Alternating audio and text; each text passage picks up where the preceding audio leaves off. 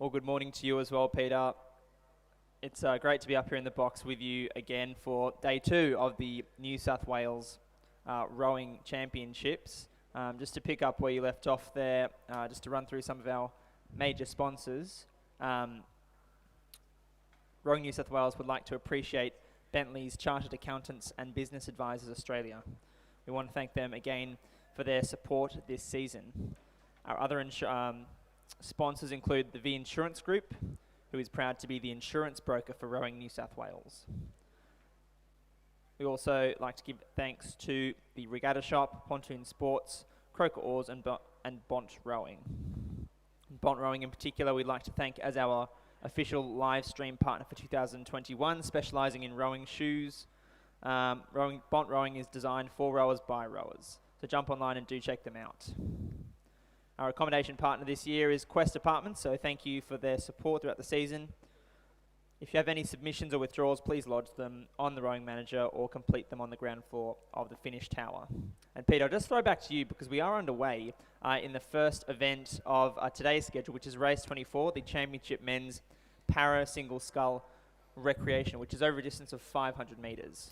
Yes, Michael, thank you, and thanks for saving me there. I seem to have lost the draw sheet before, but we're underway in this race with a 3-horse race of Balmain 1, Balmain 2 and Balmain 3. So we have Jack Calderon from, obviously, Balmain, James Johnson and Zani Tun.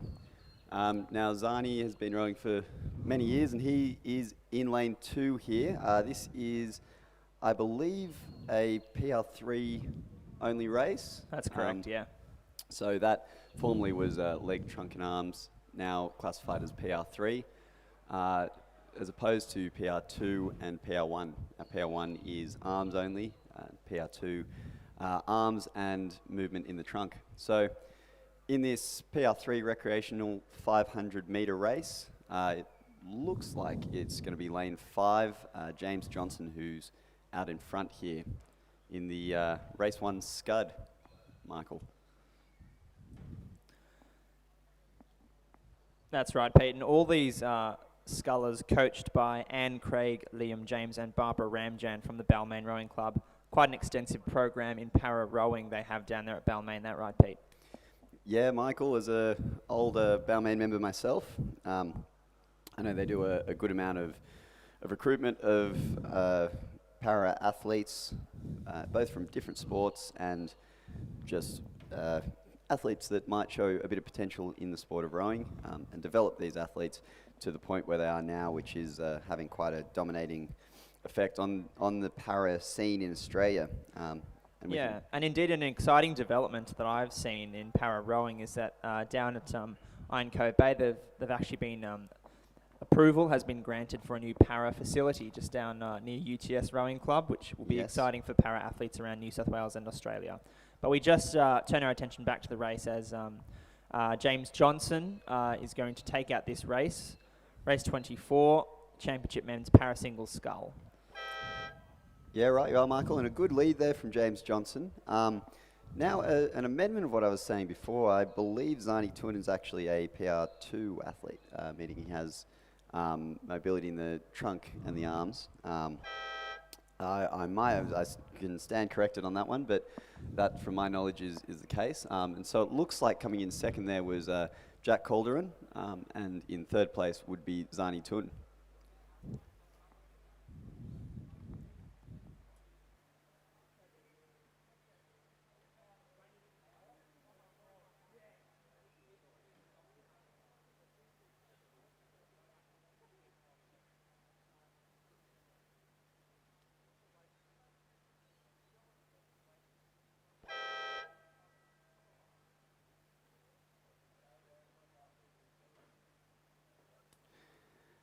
And thus concludes the Race 24 Championship Men's Para Single Scull Recreational 500. Now that was won by James Johnson, followed by Jack Calderon and Zani Tun, all from Balmain Rowing Club.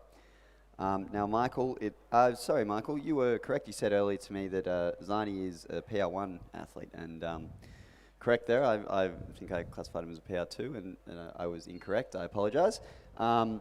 But we now follow up with race 25, which is the Championship Women's Para Single Scull Recreational 500. Now we also have on our draws the current champions for these races. So the old current champion is Amber Bailey, who is racing again in lane 5 from PLC. And she will be contested for the championship by the Balmain rower Simone Cotton. And we'll see how this race goes out. So Simone is coached by Anne Craig, Liam James and Barbara Ramjan. And Amber is coached by Sebastian Eltheridge and Felix Diu. Now Felix has been running the program there at PLC as of recently, I believe 1 or 2 years ago. It seems to be doing a great job. Some of the PLC athletes are really improving quite a lot.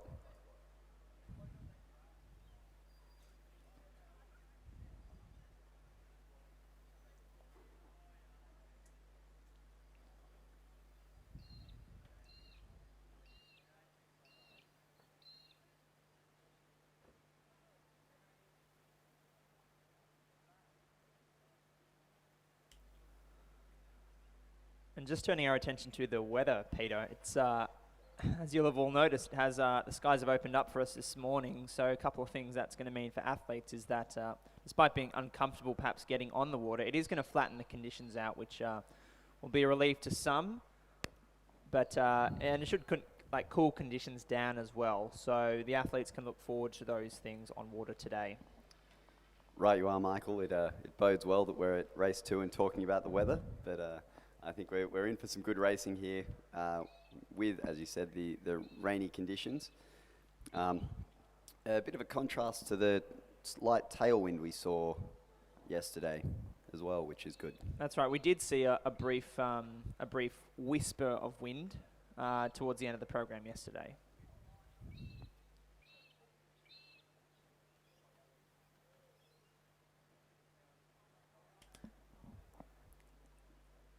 And underway now is the single scull, para single scull, recreational 500.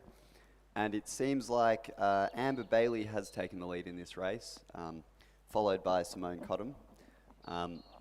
Amber Bailey had quite an aggressive start there, which is a good tactic in 500 metre racing. It's sort of the only tactic, I guess. When you are racing over 500 metres, it's not quite long enough to settle into a race rhythm. Although it does seem like she had a little bit of steering issues, so now she's corrected that. She's back on her way, but it seems like she has got quite a demanding lead there. And a high rate of striking as well, Pete. A high rate of striking, yep, and looks like by the 250 metre mark now, it looks like they're getting to. She will have a few boat lengths lead there over the Balmain sculler.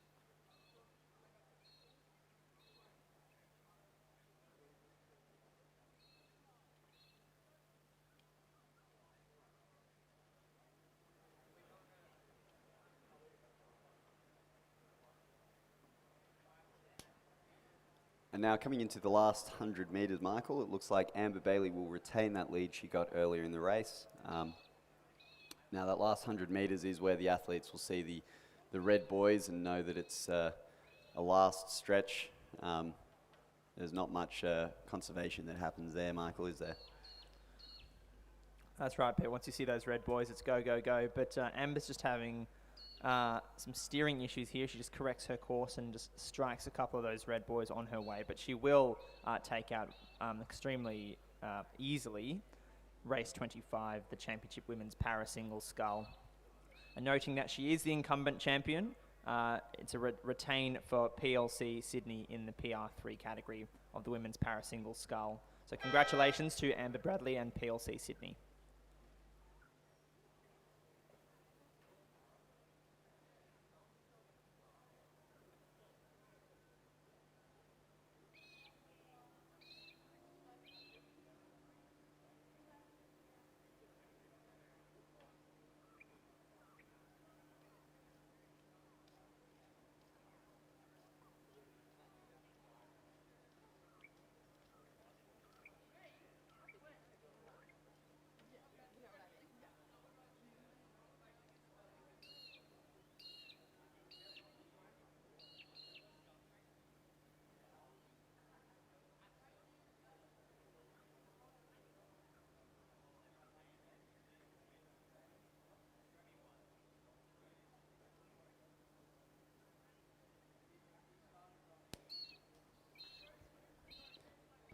And coming across the line there to finish out the championship women's para single scull is Simone Cottam.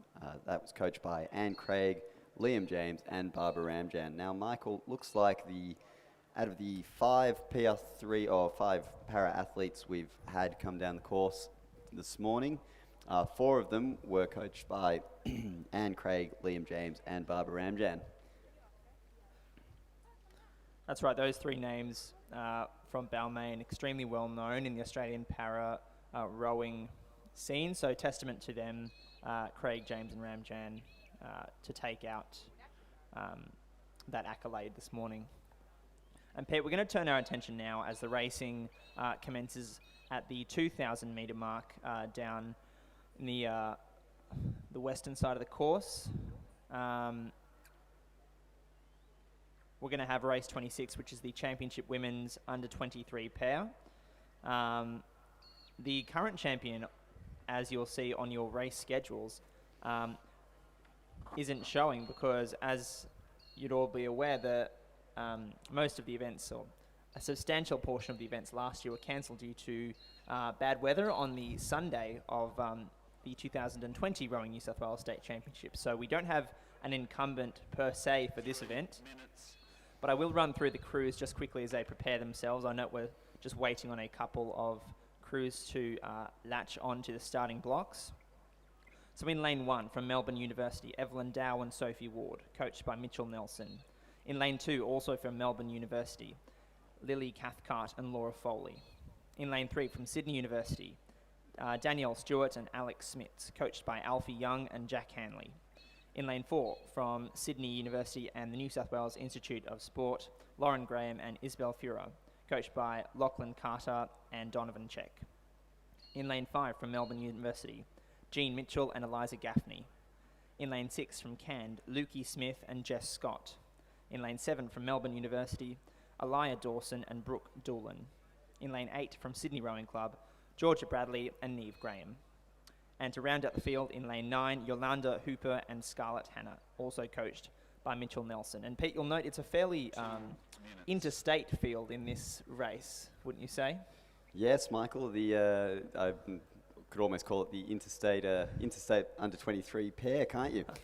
You wouldn't go that far, but it looks like that. We wouldn't go that far. We'll bring that up with the powers that be. But Michael, it looks like as you said, we do have quite a few interstate crews in this one. We've got the 5 Melbourne University crews I can see here on the list, followed by the Cand crew, all from interstate. The state crews here we have are the Sydney University crew, Sydney NSW, and Sydney. So we only have 3 crews that are actually New South Wales crews. And now, Michael, as you said, I'm sure we'll see a few of these current champion race cancelled events. I think we can all remember the Sunday last year when we had a huge blow up. Yeah, it was something of a gale, wasn't it, Pete? It really was, yep. And I know we had some great athletes out here to compete. And, the great Rod Chisholm was here, and unfortunately couldn't see him pick up an oar and make a comeback. But hopefully today holds up a little bit better for us, and Sunday as well. And so far so good. We've got a light drizzle, but it seems to be clearing.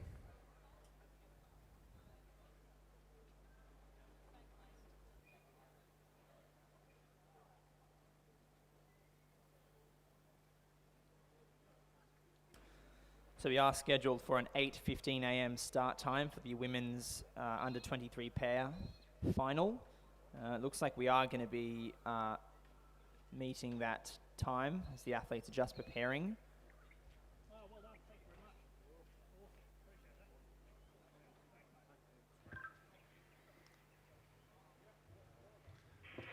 Okay, come forward, ladies. Okay, here we go. Melbourne University, Melbourne University, Sydney University, Sydney, Melbourne University, Cand, Melbourne University, Sydney, Melbourne University. Attention.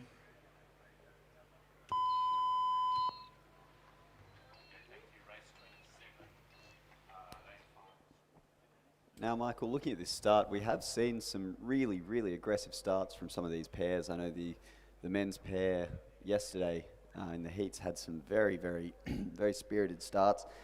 Same, it looks like here in this women's under-23 pair. Looks as though the Sydney crews are away fastest. Stylistically, both of them have shot out. That's the crew of Bradley and Graham, and also of Graham and Furrer. Those two crews in the yellow Empacker boats from Sydney Rowing Club have shot out ahead of the Melbourne Uni crews, but it's a long race. It is a long race, Michael. And as my coach tells me, you know, if you mess up the start, you've got 1,950 metres to fix it up. So it's by no means indicative of the end result of the race, but certainly crews from Sydney Rowing Club have shot out in front.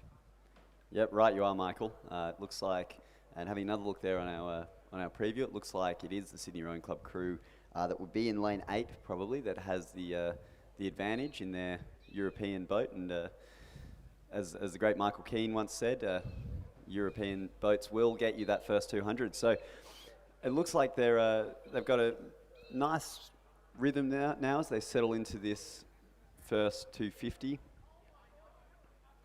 And they are retaining that lead, Michael.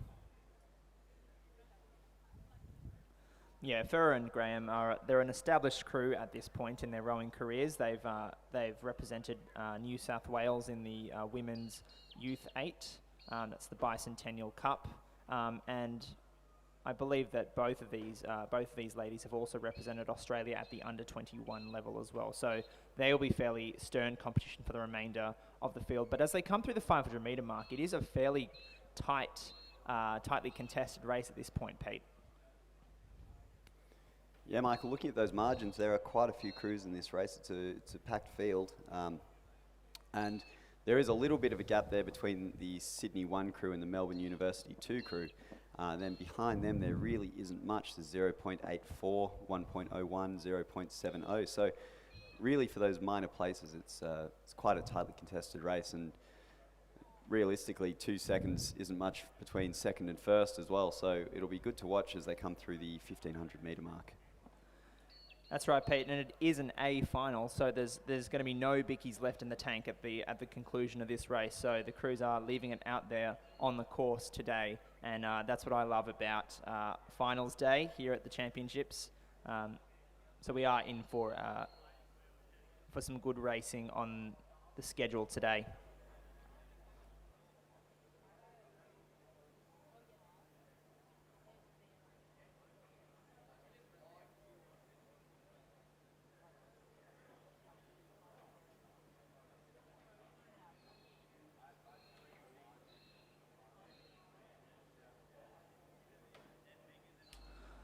We'll also mention the increased presence of Canned Rowing Club on the Australian rowing scene of late.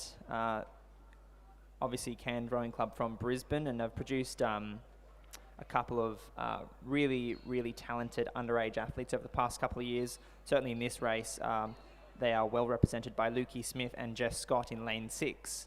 And Scott and Smith can be seen regularly training out there on the Brown Snake up in Brisbane, and they are just being pipped for the second or third position, I could say, as they come through the 1,000 metre mark behind Melbourne University. But it is tight, as you say, Pete. 1 second back to second place. That is Cathcart and Foley.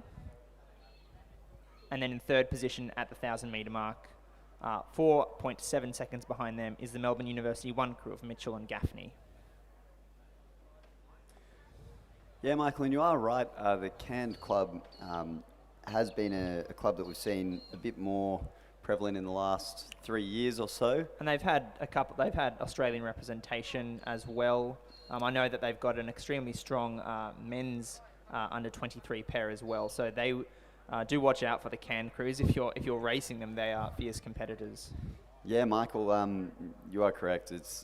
They're not that prevalent in the lower races, but in the sort of more competitive higher A finals, elite championship races, you do see these Canned crews quite a lot. So It's an interesting thing to see in these past three or so years.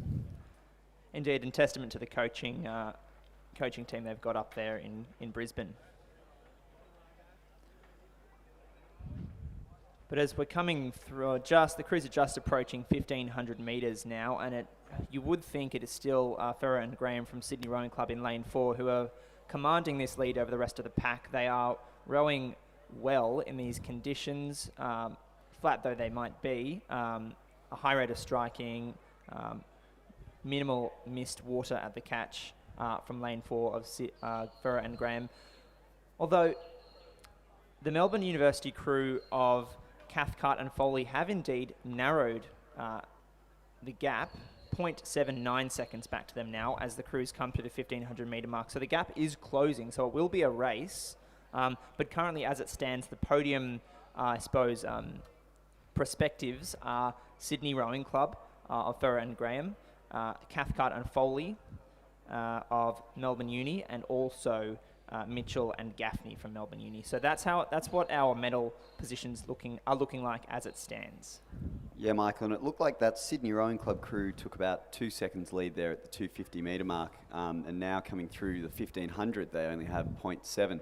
So there is that gap narrowing, and they have been banking off that advantage they got in the first few strokes. So it's by no means a clear-cut race, and it'll be very, very interesting to see how this last 250 goes. I believe it will be between the Sydney Rowing Club and Melbourne University pairs for first and second. It does look like it's coming down to the wire, though. The Sydney Rowing Club crew of Ferrer and Graham really lifting their rate there as they come through the 1750, and it will be close.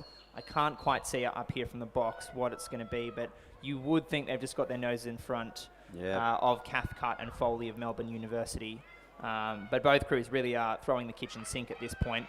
It's for the championship, ladies and gentlemen, the women's under-23 pair. Yep, and they are coming through those red boys now, Michael, and both crews are really, really raising that rate coming through to the finish. It looks like that Sydney crew has just retained that lead by about half a length.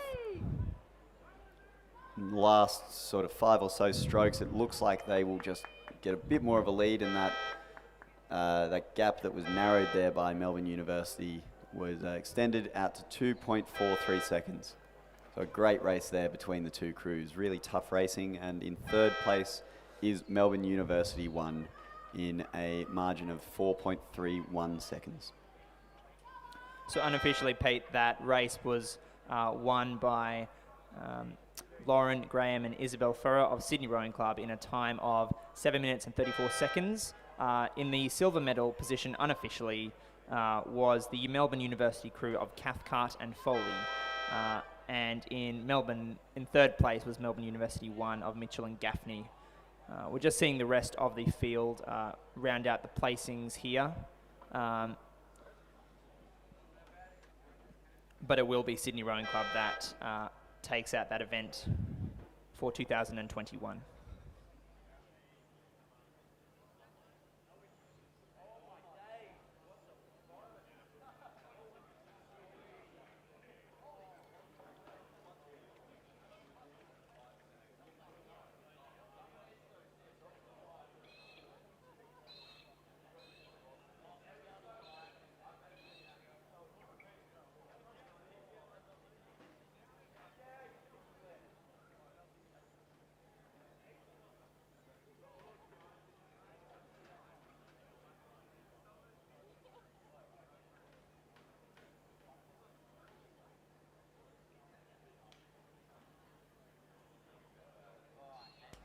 And so, Pete, now we turn our attention back to the starting blocks where the men's under-23 championship pair is going to be racing in a couple of minutes' time. Now, just to mention, the B final of the championship men's under-23 pair has been consolidated into the A final. So that's the crew of Hamish Winpope and Joe O'Connell. They will be racing in this event but won't be judged. So that's just a consolidation that's occurred overnight after the scratching of the can crew of Jared Lord and Mitch Salisbury. So to run through the field just before the athletes get underway, in lane 1 from Melbourne Uni, Charlie Petruni and Tom Hooper, coached by Matt Ryan and Zachary Smith. In lane 2, also from Melbourne Uni, is Max Cooper and Fergus Ellis. In lane 3 from Melbourne Uni, Martin Kuletza and William Ackerman. In lane 4 from Cairns, Nick Ringelstein and Miller Rowe. Lane 5 from Melbourne Uni, James Scott and Harry Fox. Lane 6 from Melbourne Uni, Tom Page and Thomas Mackey. In lane 7, Sydney Rowing Club and the New South Wales Institute of Sport, Alex Nicol and Alexander Potter. And to round out the field in lane 8, Melbourne Uni, Nick Smith and Fraser Miss Campbell. So plenty of Melbourne Uni crews once again on the course for this race, Pete, but it's a star-studded lineup and we're in for a treat. Just change the fingers for the singles.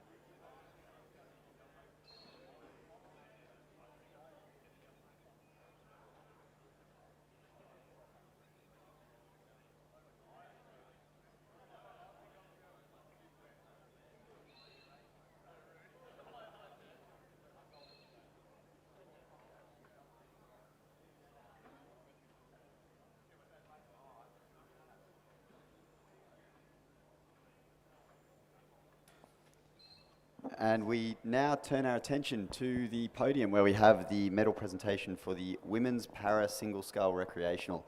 And that was retained, Michael, by Amber Bailey. So congratulations, Amber. And then second place for that race was won by Balmain's Simone Cotton.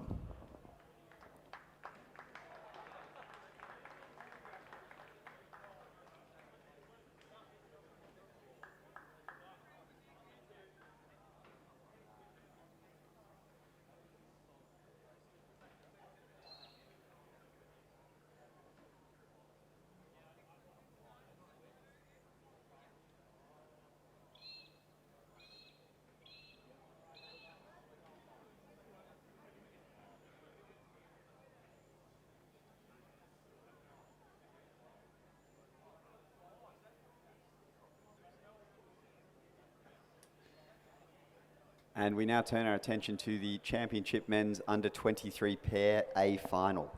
And in the lead there is the Melbourne University crew in a time of 3 minutes, 15 seconds, followed by the Sydney crew at a margin of 0.29 of a second. So another close race here, Michael, between first and second. Then also followed by Melbourne University, and we were talking before about Cairns. They're in fourth place currently, also in a margin of 0.6. Followed by 5 Melbourne University crews. And the margins there are 3.8, 0.03, and a few other close ones I've lost now. It seems like 1.17, 0.70, and 0.92. That's right, Pete. It is another close one, but it is, as it stands, the Melbourne University 5 crew of James Scott and Harry Fox in the lead.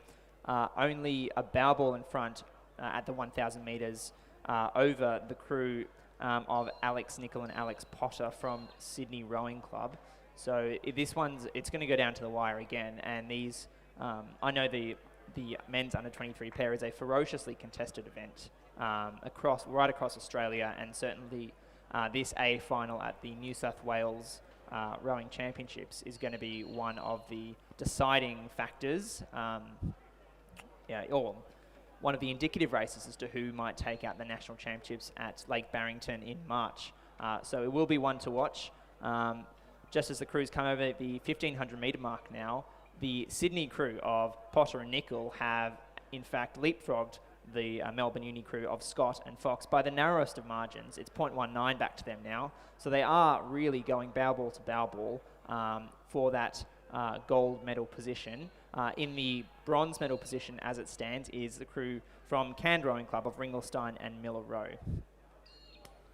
Yeah, so a bit of a mix-up there in the placings, Michael, as we come through the 1,500. A few people have overtaken some others, so it is a close bit of racing. And as you said, the blessing and the curse of the New South Wales Rowing Championships is that at the top end, as we see here in these A finals, the racing is very, very similar to what you'll find at the National Championships, Michael. So this will probably be a very similar race that these guys will be doing in Tasmania in a month and a half time. But it looks like coming through, we're still having a tussle in the last 250 between the Sydney Rowing Club and Melbourne University crew. And both crews really are throwing the kitchen sink at this point of the race. They're about to see the red boys come through for the last 100 metres, but it does look like, I can't tell from here, but Sydney Rowing Club and Melbourne Uni are going stroke for stroke, and it's really tough. Potter and Nicol lifting now, and also Fox and Scott. It's like hard to tell. Potter and Nicol might have just edged the lead by about half a canvas as they come through. Seems they're just got their nose in front, and they will take this out only just by about half a length, followed by Melbourne University. And then in third place we have Cairns, and then Melbourne University in fourth and fifth. And some great depth in this Melbourne University. A really impressive field of sweep or rowers from Melbourne University. They're a testament to Matt Ryan and Zach Smith down there in Melbourne. But that was a hotly contested race with Sydney Rowing Club's Nicol and Potter winning that event in an unofficial time of 6 minutes 39 seconds. So that's quite an impressive time, you would think, Pete, for this under 23 level. So congratulations to those guys. Yeah, agreed, Michael. That is a very impressive time. So it seems like there is good depth in the crews here.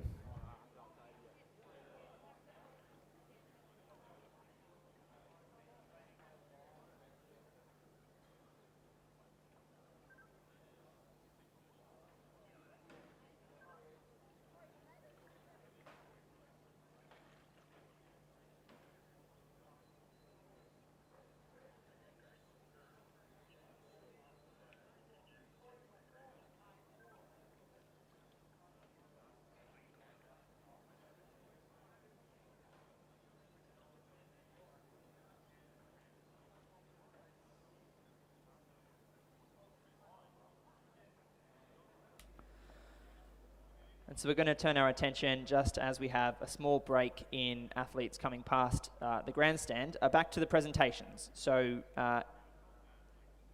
in the PR1 category, the Championship Men's Para Single Scull Recreational over 500, we have, for the PR1 category from Balmain Rowing Club, Zani Tun.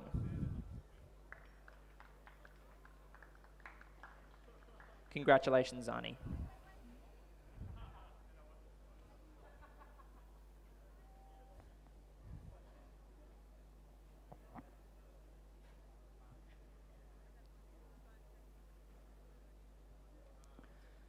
And also, while we're on presentations, we are going to present the PR3 category Championship Men's Para Single Scull over 500 metres. Both of our prize winners this morning are from Balmain Rowing Club. In second place, from Balmain Rowing Club, Jack Calderan.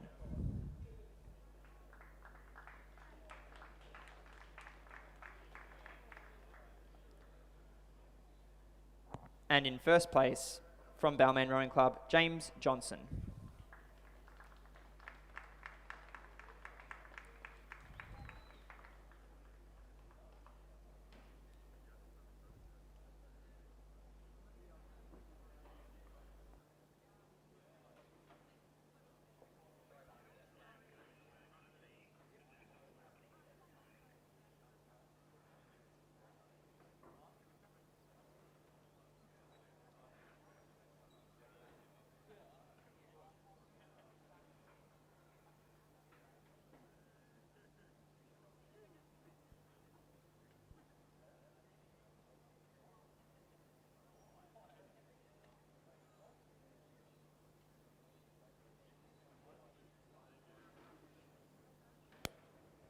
And Michael, we turn our attention now to the B final of the championship men's under 23 single. And Michael, the leader of this race at the 1500 metre mark, quite convincingly, is the Ronk. Now that's Luca Roncolato. He is from UTS Rowing Club and has been rowing for a number of years in schools.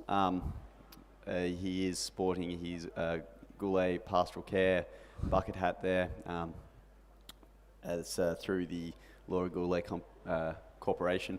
So Luca Roncolato really putting in some good strokes here. He seems to have brought his rate down to about 26 to 28.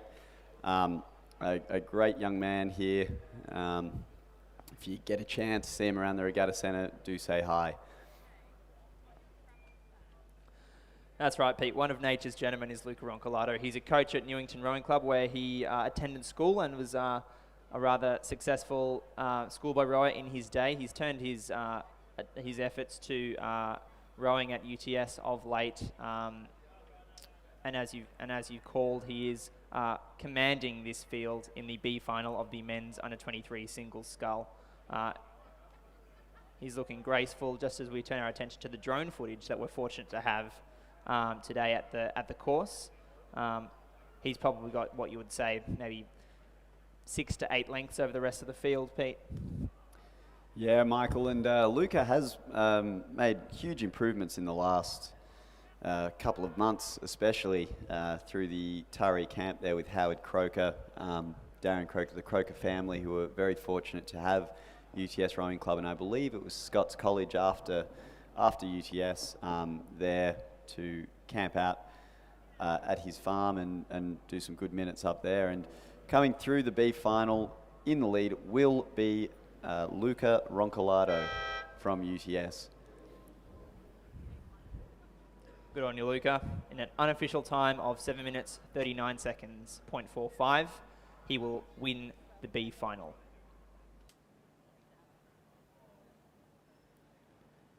And then we come to the minor placings for this race. We have Lucas Hempton.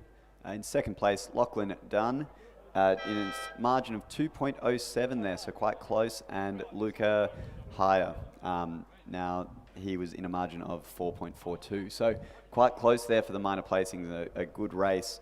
But the dominant force there in that race, the 23 single B final, was Luca Roncolato.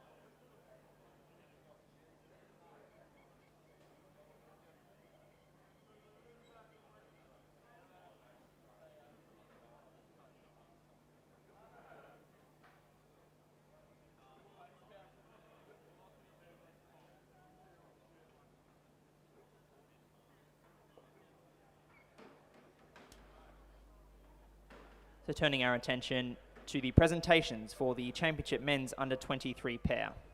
In third place from Cairns Rowing Club, Nick Rindlestone and Miller Rowe.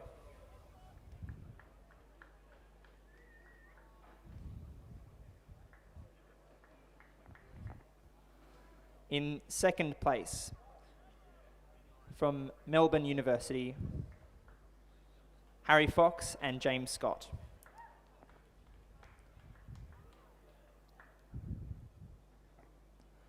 And in first place, and our New South Wales champions from Sydney Rowing Club, Alex Nicol and Alexander Potter. Please congratulate our medalists.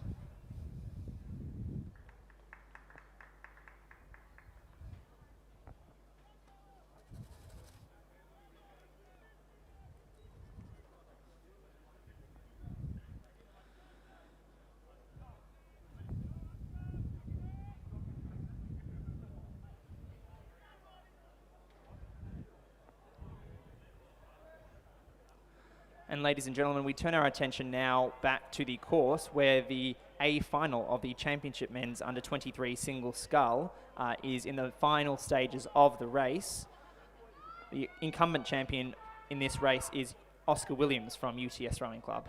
But at present, from what I can see, it looks as though it's Marcus Delamata from UTS in the lead at the moment, and he looks in a commanding position as this race in its final stages of the race, closely followed by Joseph Wilson of Bucks Rowing Club, and looks like Marcus Delamata will take out this race and win the Under-23 Championship Men's Single Scull. Wilson in second place, and it will be from North Esk, Finian Coley in third place.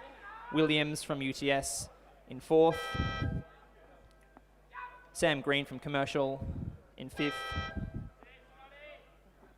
Rhodes from Tweed in lane 7. And Argent from Sydney University in 7th place to round out our field.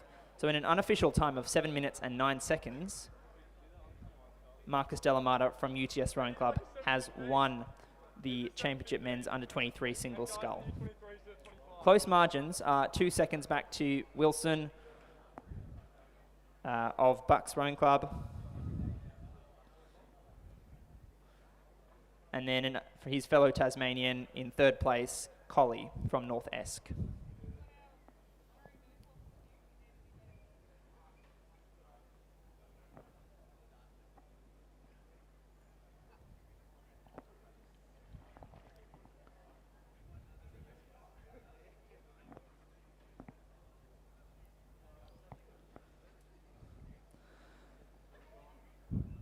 So Marcus Delamata, our champion for the men's under-23 single scull of New South Wales. Marcus has been rowing, he rowed throughout school at the Newington College and has made some substantial improvements to his rowing over the past 12 to 18 months.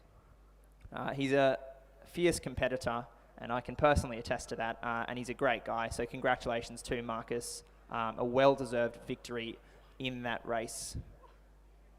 And our newest New South Wales rowing champion for 2021.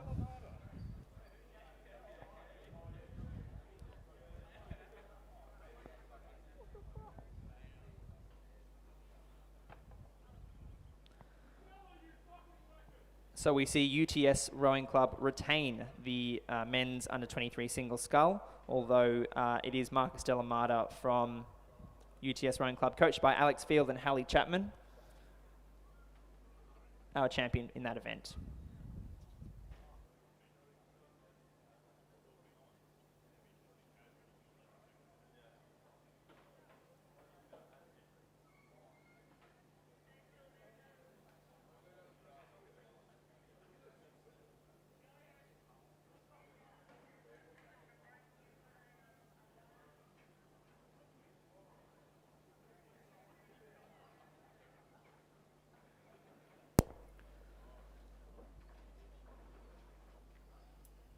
On the course now is the B final of the Championship Women's Under-23 Single Scull. In lane 3, from the Australian National University, Catherine Kahn, coached by Nigel Harding. In lane 4, from Mercantile Rowing Club, Emmy Frederico, coached by Alistair Matthews. In lane 5, also from Melbourne University, is Katie Easton, coached by Mitchell Nelson. And in lane 6, also from the Australian National University, Lily Reardon, coached by Nigel Harding. And Nigel Harding, as you'll have noted, is one of the lead coaches down at the Australian National University in Canberra, and an extremely well-established coach down there in the ACT, and has done some fabulous work with the athletes who work in conjunction with the Australian Capital Territory Academy of Sport. And they're always fierce competitors.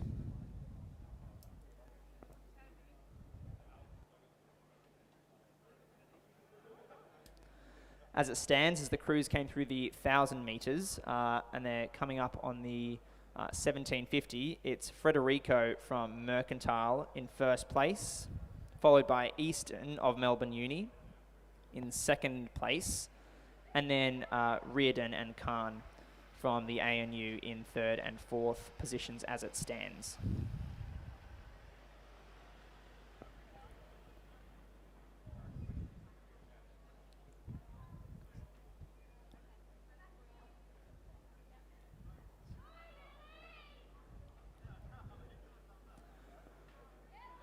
And so, short of a disaster, it does appear as though it will be Frederico from Mercantile who will take out the B final, and she's looking relaxed and smooth as she approaches the finish line in this race.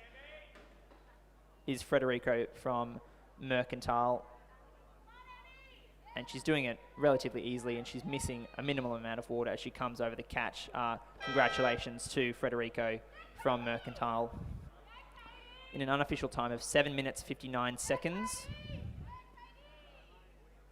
And Easton from Melbourne Uni lifting the rate of striking as she comes over the line in second place, followed by Reardon from the ANU.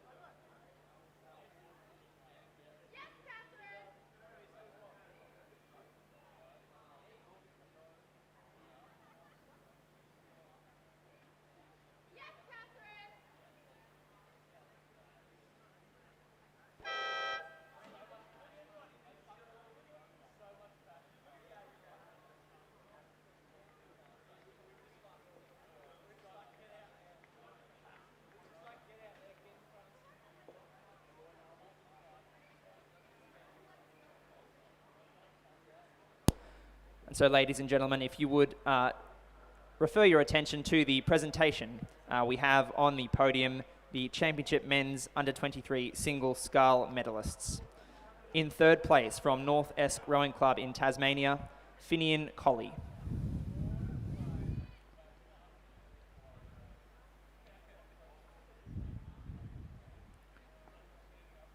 In second place, and silver medalist from Bucks Rowing Club, Joseph Wilson.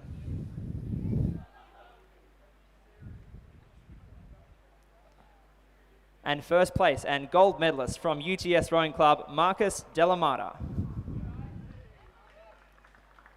Please congratulate our medalists. Congratulations, fellas.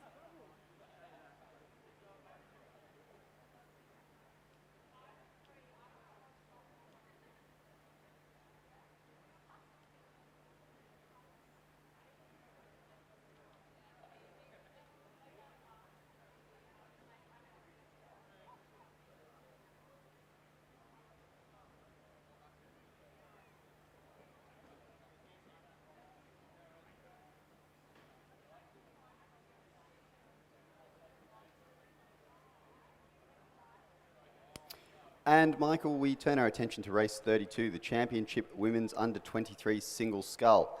Now, the current champion for this is Tara Rigney, and in this race we have Ella Martinez, India Thompson, Nicella Martin-Kick, Sky Frobel, Sophie Houston, Nicola Greenland, Eleanor Price, and Jamie Ford.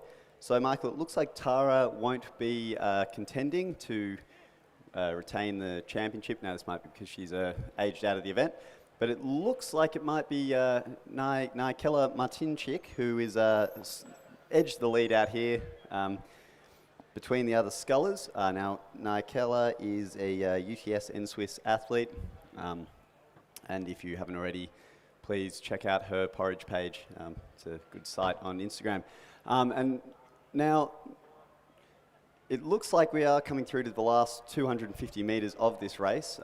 Quite a quick A final, Michael. All athletes really having a good crack at this one. But it does still look like Nikela is edging out in front. That's right. As they came through the 1,000 metres, it was Nikki Martinick in first place, followed by Houston and Frabel from Sydney University Boat Club.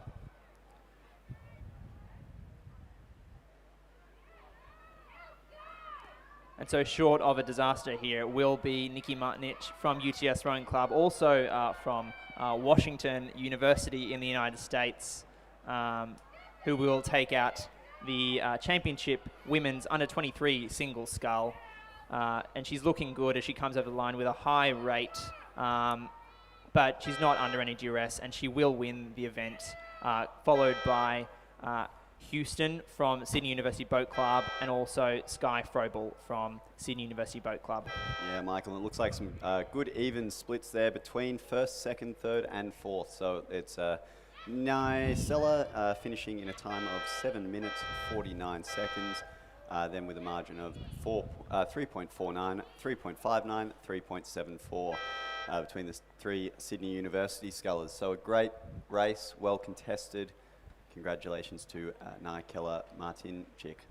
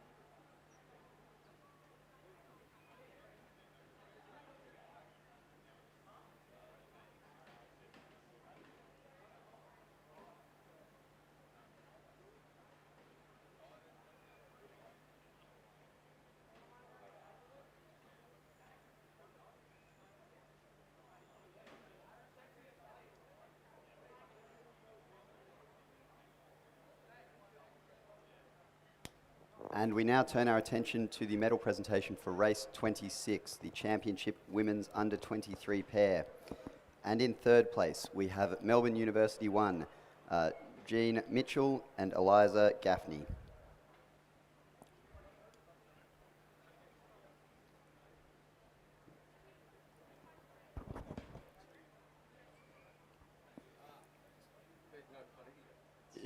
In second place, we have Melbourne University 2, Lily Cathcart and Laura Foley.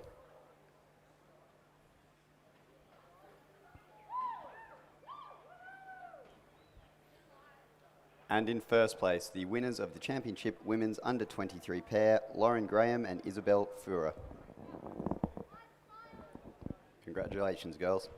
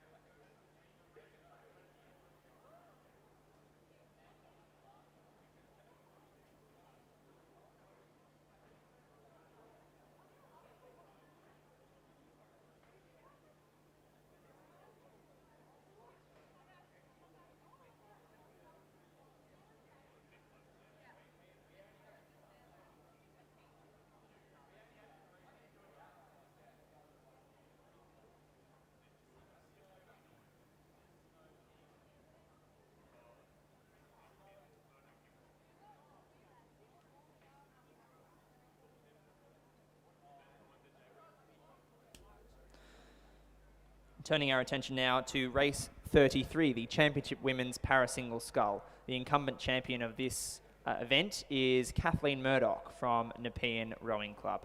Kathleen hasn't returned today to contest the championship today. She's scratched from this event.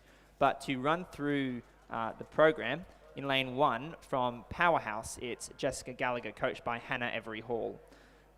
In lane 4 from Balmain, Lauren Webber, coached by Craig, James and Ramjan. In lane 5 from Drummoyne Rowing Club, Stephanie Walker, coached by Kathleen Hextell and Ashley Brooking. In lane 6, also from Drummoyne Rowing Club, Ruby Sutherland. And in lane 7 from Balmain, Eleanor Taylor, coached by Anne Craig, Liam James and Barbara Ramjan. And to round out the field in lane 8 is Bronte Marshall, also from Balmain Rowing Club. And just a piece on Jessica Gallagher from Powerhouse Rowing Club. We've been reliably informed, Pete, that Jessica is Australia's first dual Olympic winter and summer medalist ever.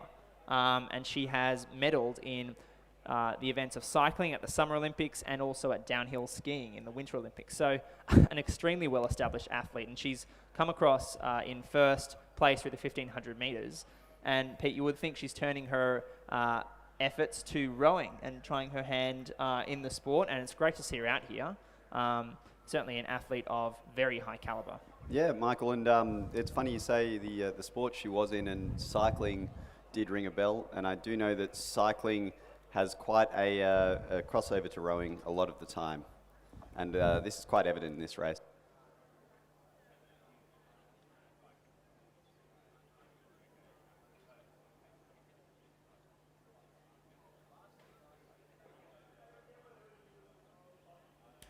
And turning our attention now to the presentations for the Championship Women's Under-23 Single Scull.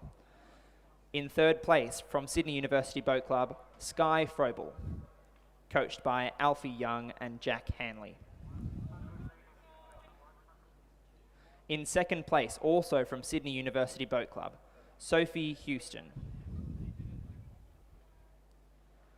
And our winner and gold medalist for the Championship Women's Under-23 Single Scull is Nikki Martincic from UTS Rowing Club. Congratulations, girls.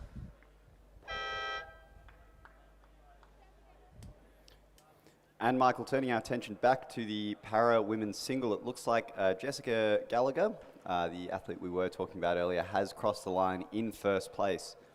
It does look like second place will go to the Balmain sculler in lane 8.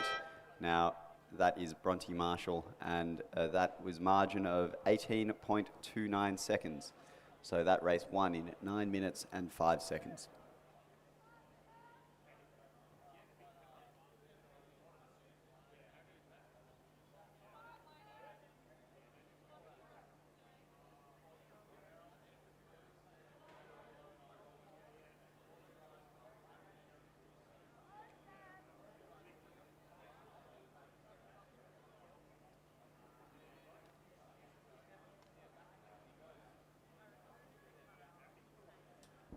And a shout out to all of our live stream viewers throughout the world. I know we have one or two in the United Kingdom, perhaps Hamish Playfair and Roderick Chisholm listening in, and the Australian-based live stream viewers as well.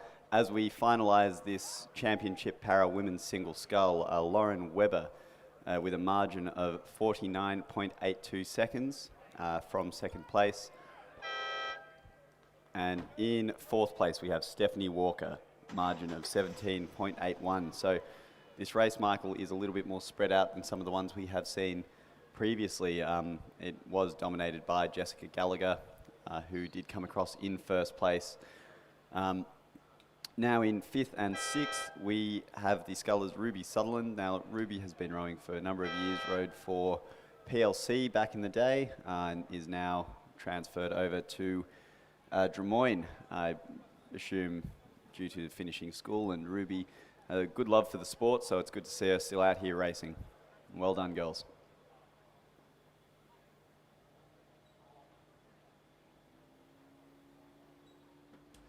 And just to add on to what you were saying before there, Pete, we are extremely grateful to have the support of Bont Rowing so that we can bring to all our spectators who aren't able to be here physically today into the event. Bont Rowing has been extremely generous with their support in financing the infrastructure needed to live stream this event across the state, the country, and indeed the world, as we've seen. So thank you to Bont Rowing for that. We are fortunate today to have even drone footage today to, I suppose, capture the event from the air. So we are very lucky, and so hello to all of you who are joining us online.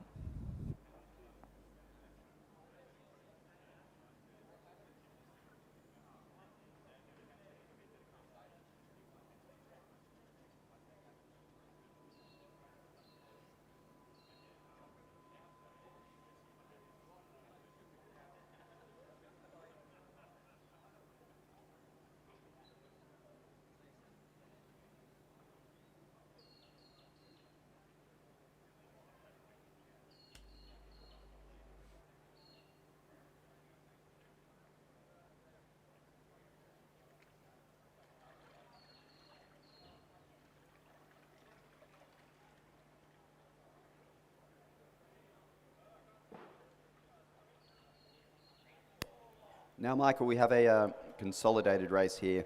The Championship Men's Single Para PR1, and PR3. And in this race, in lane 1, we have Eric Horry. Now, Eric Horry has done some great stuff on the world stage, so it's good to see him still out here, still competing. In lane 2, we have Nicholas Niels. In lane 5, my apologies. In lane 6, we have Stephen Lawler. In lane 7, we have James Talbot. In lane 8, we have Tim Birtwistle, and in lane 9, we have Ben Gibson.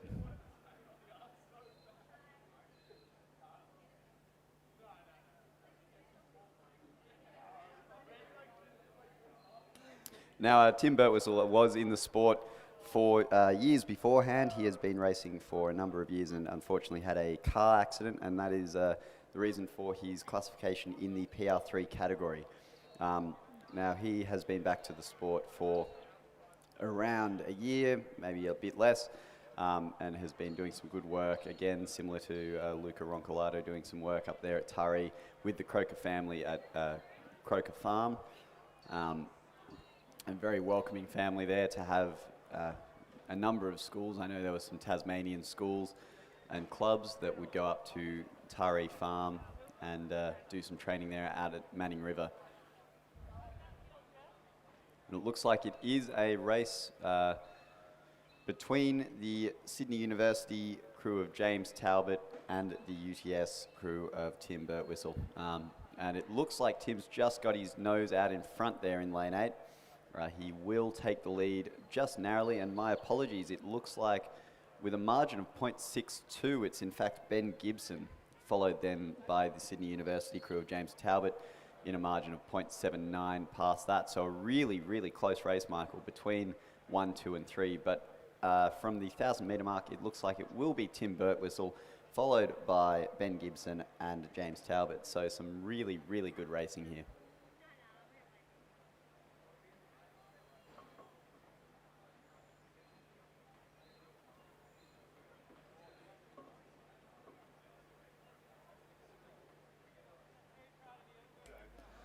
And Tim Birtwistle on your screen here for those joining us on the live stream, and he is looking good, despite the fact that he looks like he is struggling a little bit.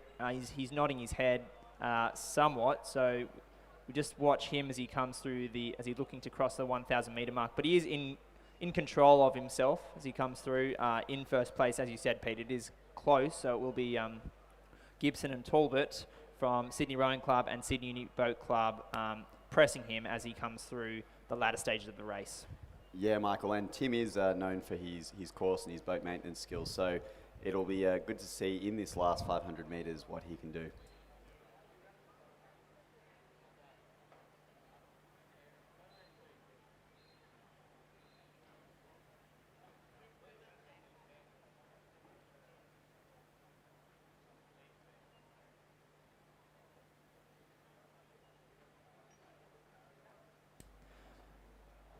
And ladies and gentlemen, if you would turn your attention now to the presentation for race 33. This is the Championship Women's Para Single Scull of New South Wales. In third place from Balmain Rowing Club, Lauren Webber. In second place, also from Balmain Rowing Club, is Bronte Marshall. And our athletes from Balmain Rowing Club, coached by Anne Craig, Liam James and Barbara Ramjan. And our champion for 2021, Jessica Gallagher, coached by Hannah Every Hall from Powerhouse. Congratulations to our medalists.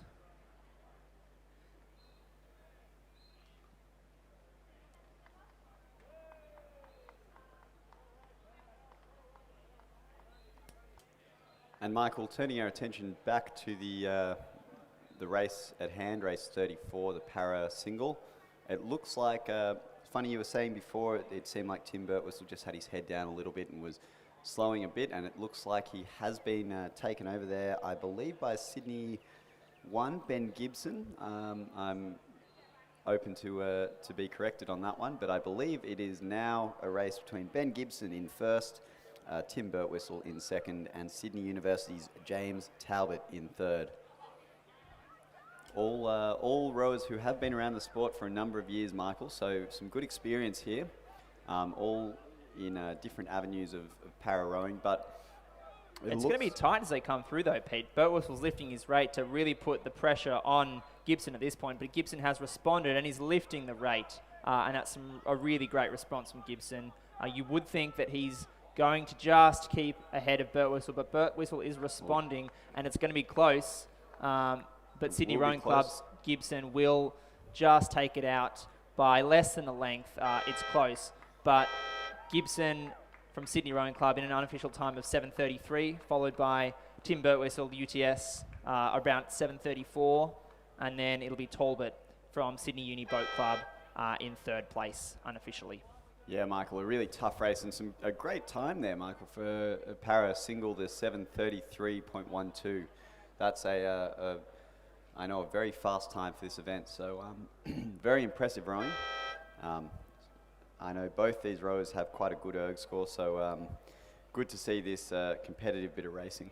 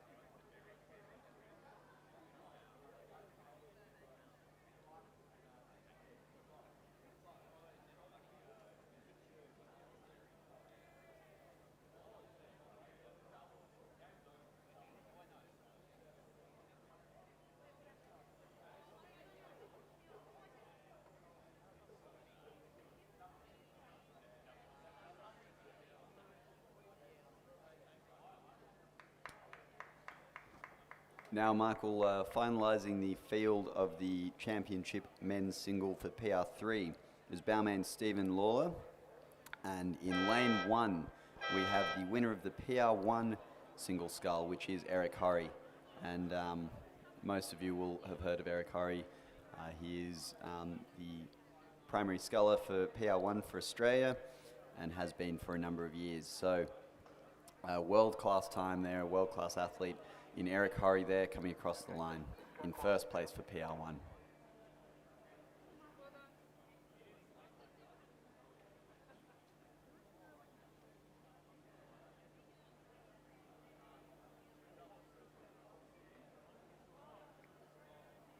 And Peter, turning our attention now back to the 2,000 metre starting blocks, where we have race 35 underway, which is heat 1 of the Championship Schoolboy 4. The progression in this event will be that the first 3 boats across the line will progress through to the final, which is race 65 on the program, and the rest will be eliminated.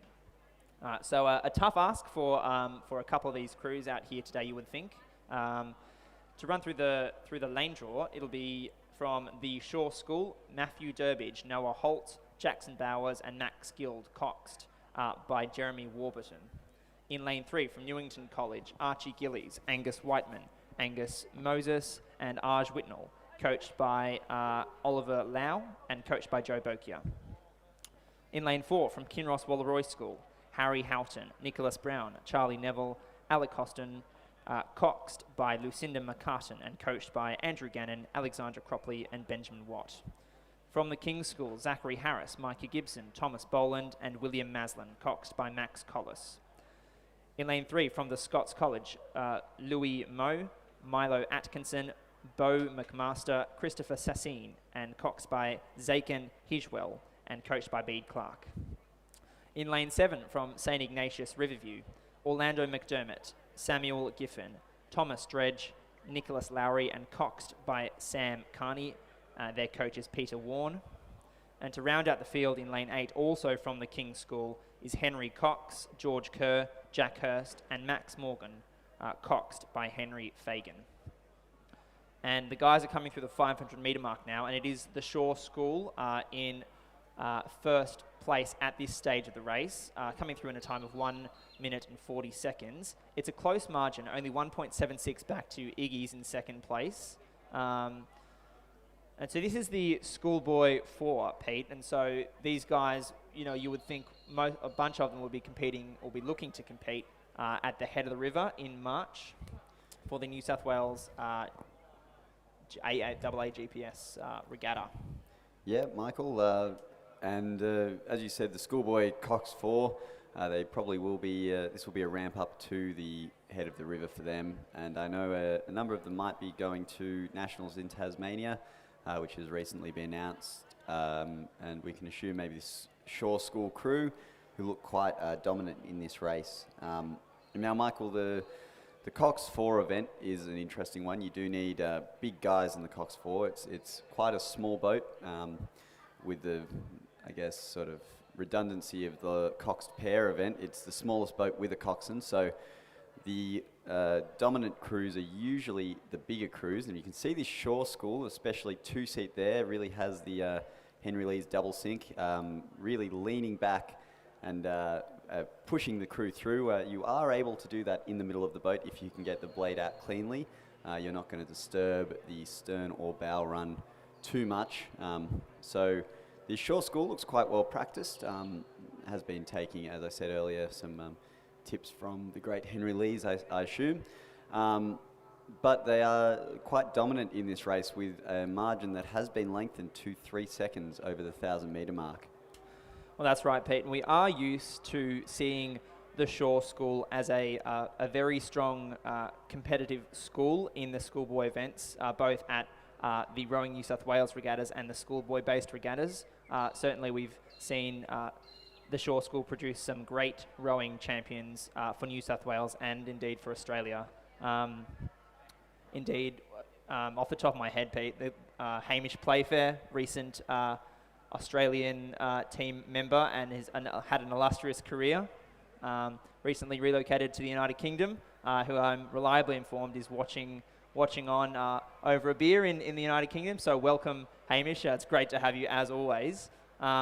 Also off the top of my head are the Purnell brothers, I believe, also from the Shore School. So it's a school with a great pedigree and a great reputation in rowing for a long time. And it is the Shore School leading this first heat of the Championship Schoolboy 4.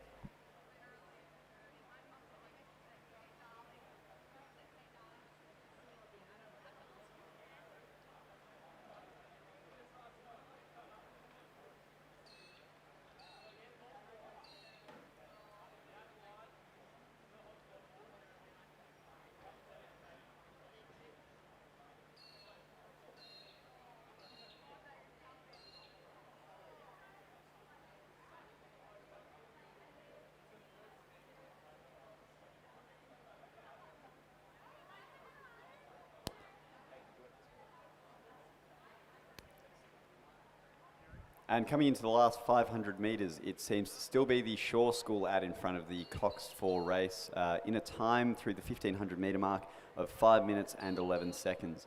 As this rain picks up, Michael, it seems the conditions are quite flat, but in second place, it seems to be the Kinross Wallaroi 1 School with a margin of 4 seconds, 0.28. And very quickly, we'll turn our attention through to the podium here, the podium for the Championship Para Men's Single Scull. And in third place, we have Sydney University's James Talbot, coached by Christopher Holliday and Jock McConley. In second place, Tim Birtwistle, coached by Hallie Chapman and Alex Field. And in first place, and the winner of the Championship Men's Single Scull, is Sydney N-Swiss Ben Gibson, coached by Donovan Check and Shane Mulvaney. Congratulations, guys.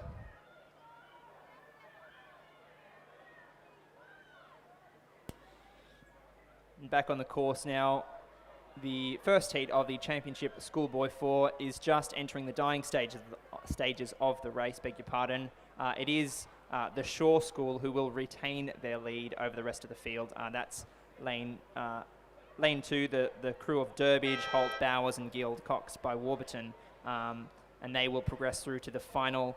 In addition, you would think, to the Kinross Wallaroi crew of Houghton, Brown, Neville and Hoskin. And then also to progress through to the final is the Newington crew of Gillies, Whiteman, Moses and Whitnall. So those three crews will progress through to the final, and the rest of these crews will be eliminated.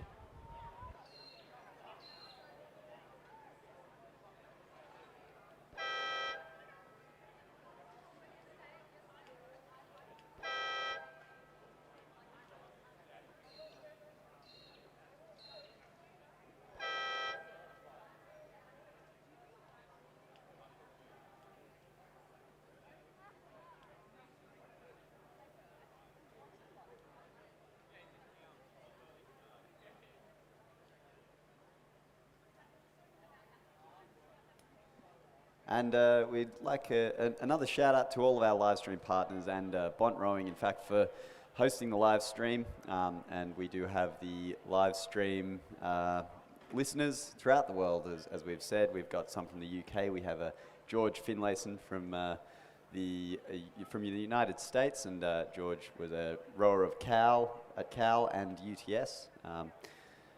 And so some great listeners through here in the live stream in these tough COVID times. It's good to see that rowing has prevailed and still has some a great cult following.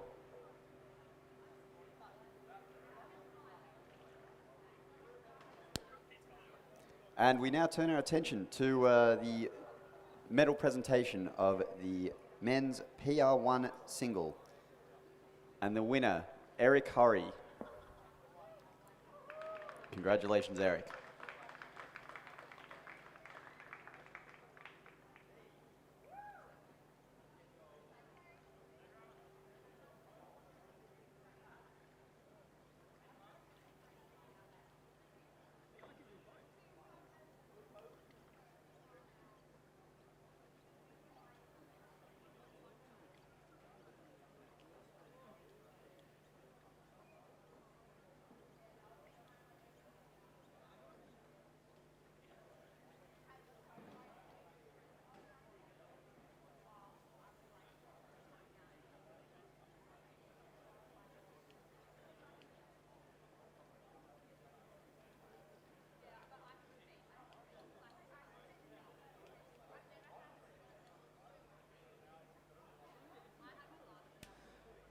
And so race 36 is underway. It's the second heat of the championship Schoolboy 4.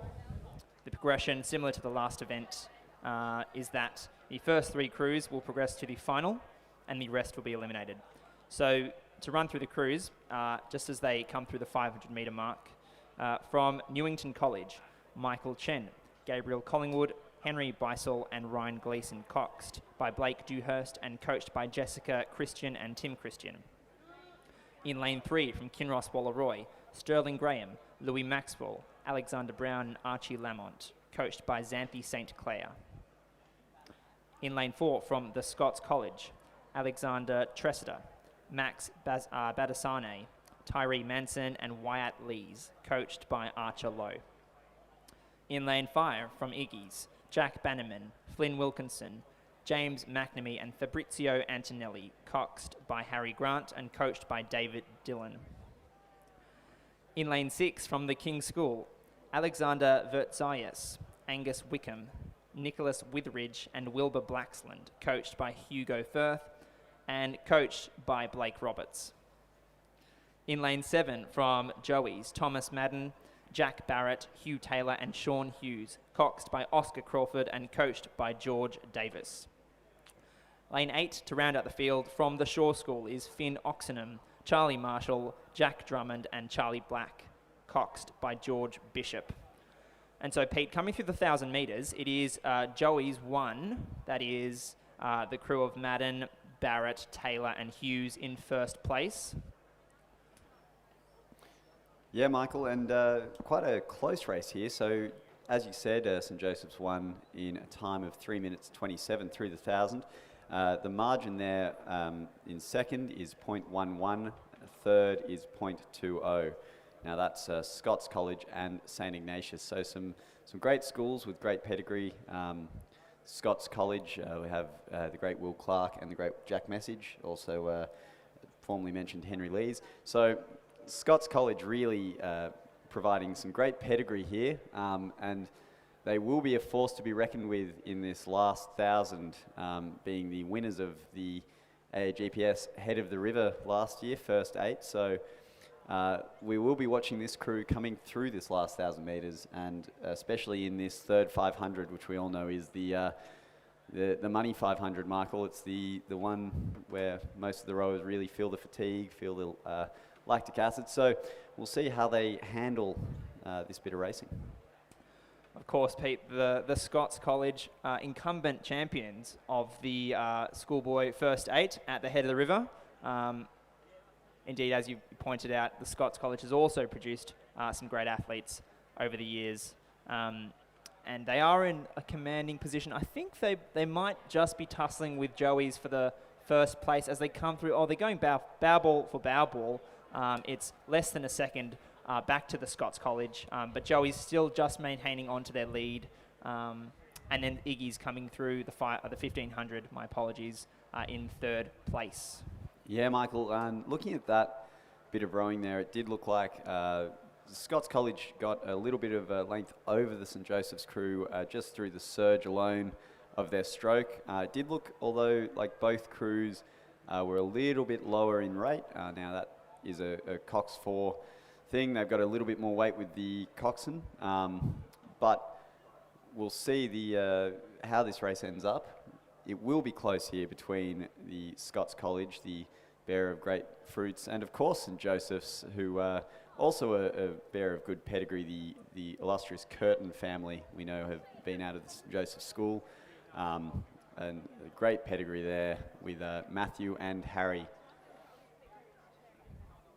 And these two crews at opposite sides of the course, which does make racing difficult. The coxswains will want to look around, which might put the boat out of balance a little bit. So you will need a competent bowman, Michael. That's right, and Pete, you know about confident bowman, don't you? Confident and competent, Michael. Yes, I would. And as we come through to the last 100 metres, it looks like it will still be St. Joseph's. However, the Scots College is raising their rate and look like they might have edged ahead here in the last stretch. And yes, they have. They've edged just about half a boat length to a boat length ahead. So a really, really powerful... Good last 500 from Scots, that's for sure. Powerful Lee's double sink last 500 from Scots College. And they're really doing a great job here as they've taken out the Schoolboy 4. And in second place of the Schoolboy 4 race, we will have St. Joseph's College. And in third place, St. Ignatius with a margin of 3.67 seconds. And ladies and gentlemen, that wraps up my time commentating for this morning with Peter Waldersee.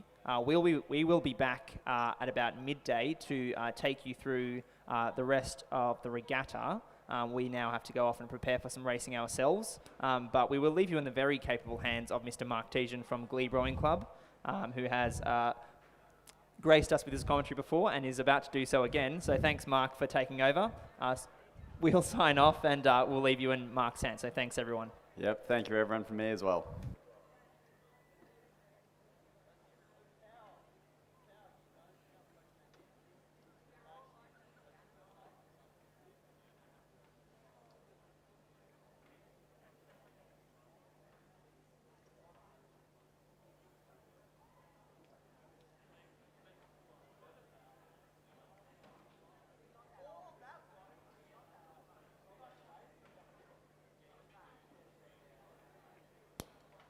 Good morning, ladies and gentlemen. So we have race 37 on the course in lane 2, which is the heat 3 of the Schoolboys coxed 4. In lane 3,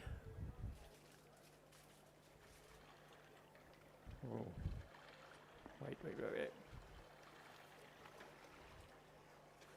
Here we go. In lane 2 from Grammar, we have Stuart Goldsack, Jack Sprouts, Daniel Maynard, Finn Brownlow Zerson, coxed by Bryn Potter, coached by Peter Stroud. In lane 3 from Scots College, we have Olaf Muller, William Kelly, William Farquhar, Jacob Alcock, coxed by Edison Lowe.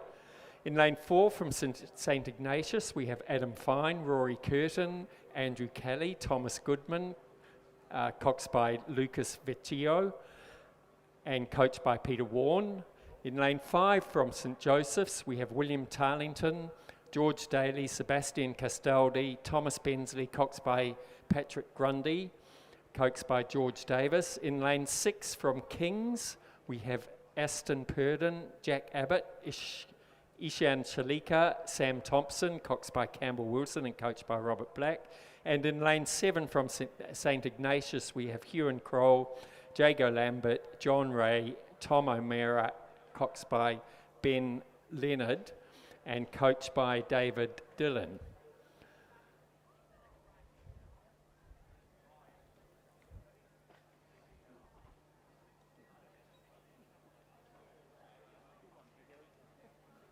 So they've come through the 500 metre mark. The Scots College crew was out in front. We're just waiting for them to pass through the 1,000 metres. Oh. Okay, they've gone through the 1,000 metre mark. The Scots crew is still out in front, followed by St Ignatius and in third place Kings. It's all very close, those three races. The St Ignatius boys are only 0.48 of a second behind Scots College. The Kings boys are only 1.4 seconds behind them, and St Ignatius in fourth place across the 1,000 metres was only 1.2 seconds behind them. Then there's a slight gap back to St Joseph's with 3 seconds. And they've just gone through the 1,500 metres in a time of 5 minutes 20. So Scots is still holding their lead by 1.33 second margin back to St Ignatius, and another 1.3 margin back to Kings. And the second St Ignatius crew is giving them a really good run with only a margin of 0.51. So I think we're going to see a very close finish.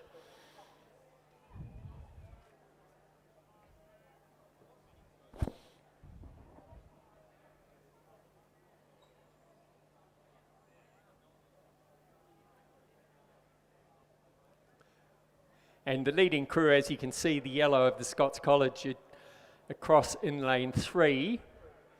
But the boys over here in lanes 6 and 7 look like they're really going to try as hard as they can to make up that slight lost ground.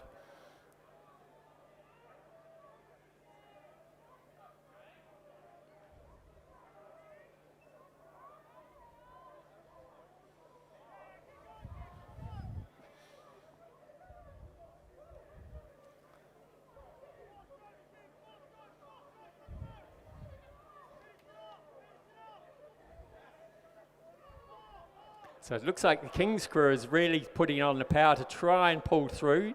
I think they're probably going to come in at second place. Scots has a comfortable lead, they just need to hold it. They're being pushed very hard by the St Ignatius 1 crew. Final surge from the other St Ignatius crew, and I think it's going to be a photo finish for third and fourth, but Scots clearly in the lead there, followed by the King's crew, I think.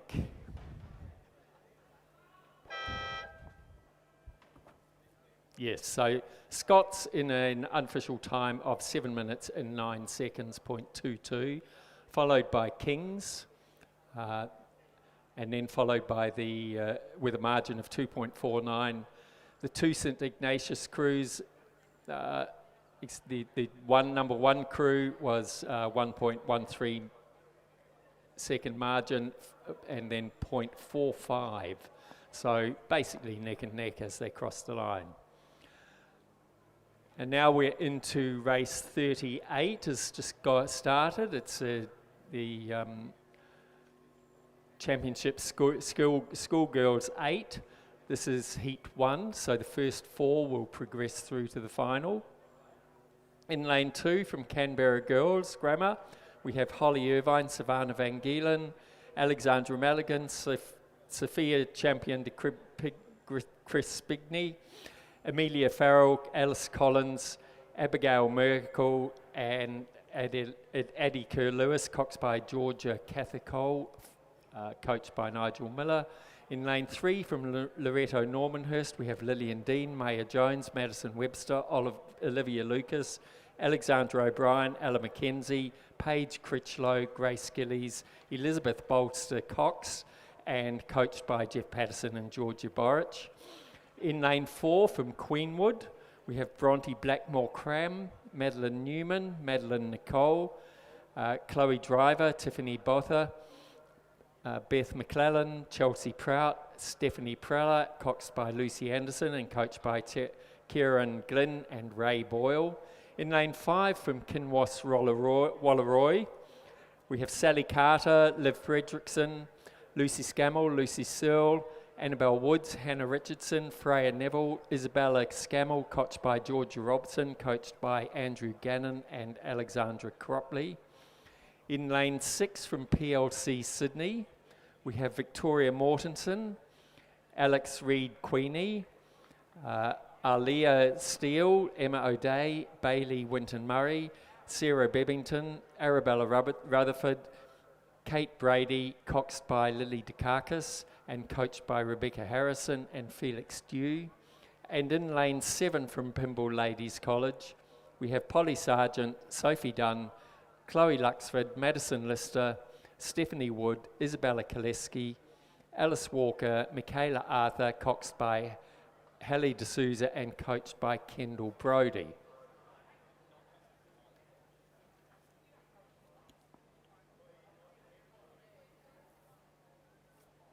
And at the 500 metre mark, the Kinross Rolleroy crew was in the lead, but only by a very small margin of 0.71 over Queenwood, followed through 2 seconds behind with Loretta Normanhurst. So it seems that at 500 metres the field is starting to spread out.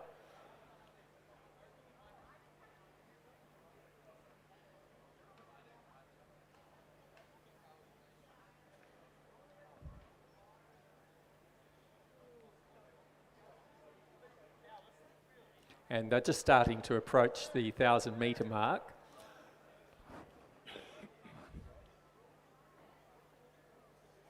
So the Kinross Walleroy crew has crossed over first with a margin of 1.3 seconds over Queenwood. So still very close for those first two. Then it's dropped back by 5 seconds to the Loretto Normanhurst crew. Then Canberra Girls, Pymble Ladies and PLC Sydney some distance behind.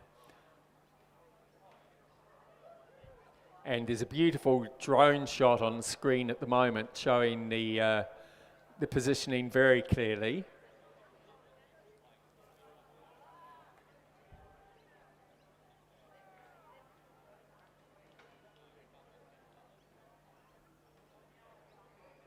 So beautiful conditions here.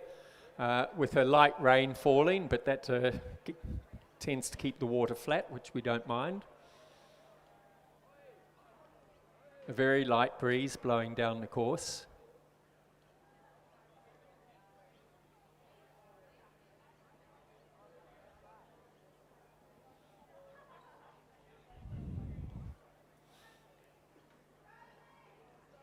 And they're just about to come through the 1,500 metre mark. And it looks like the Kinross Walleroy crew is holding their lead.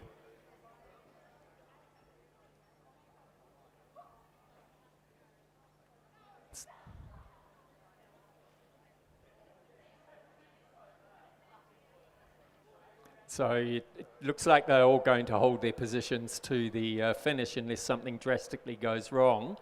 Although the Queenwood girls, if they gave it a real push, you never know. But at the moment it's Kinross Walleroy out in front, followed by Queenwood by a margin of 3.2 seconds at the 1,500 metre mark, then followed by Loretta Normanhurst, another 5 seconds back, Canberra Girls Grammar, Pymble Ladies, and some distance back to the PLC crew.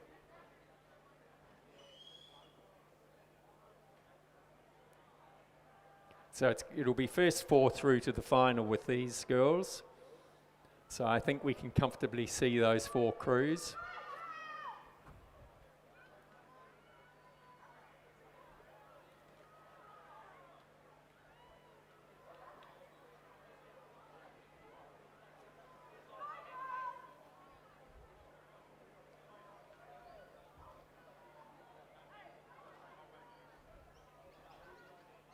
So it looks like the Kinross Walleroy girls are giving an extra push just to cement their lead, pushing away, try and get some clear water between them and the Queenwood crew behind them.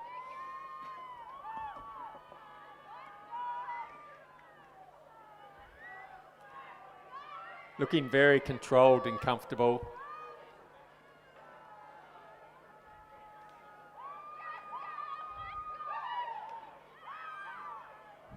Schoolmates screaming from the stands.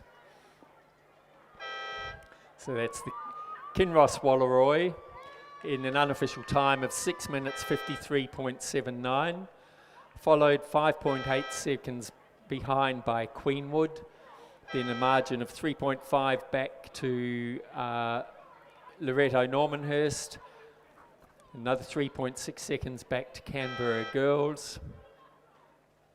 Pymble Ladies some distance behind at 8.92 seconds, and coming through the Pymble Ladies,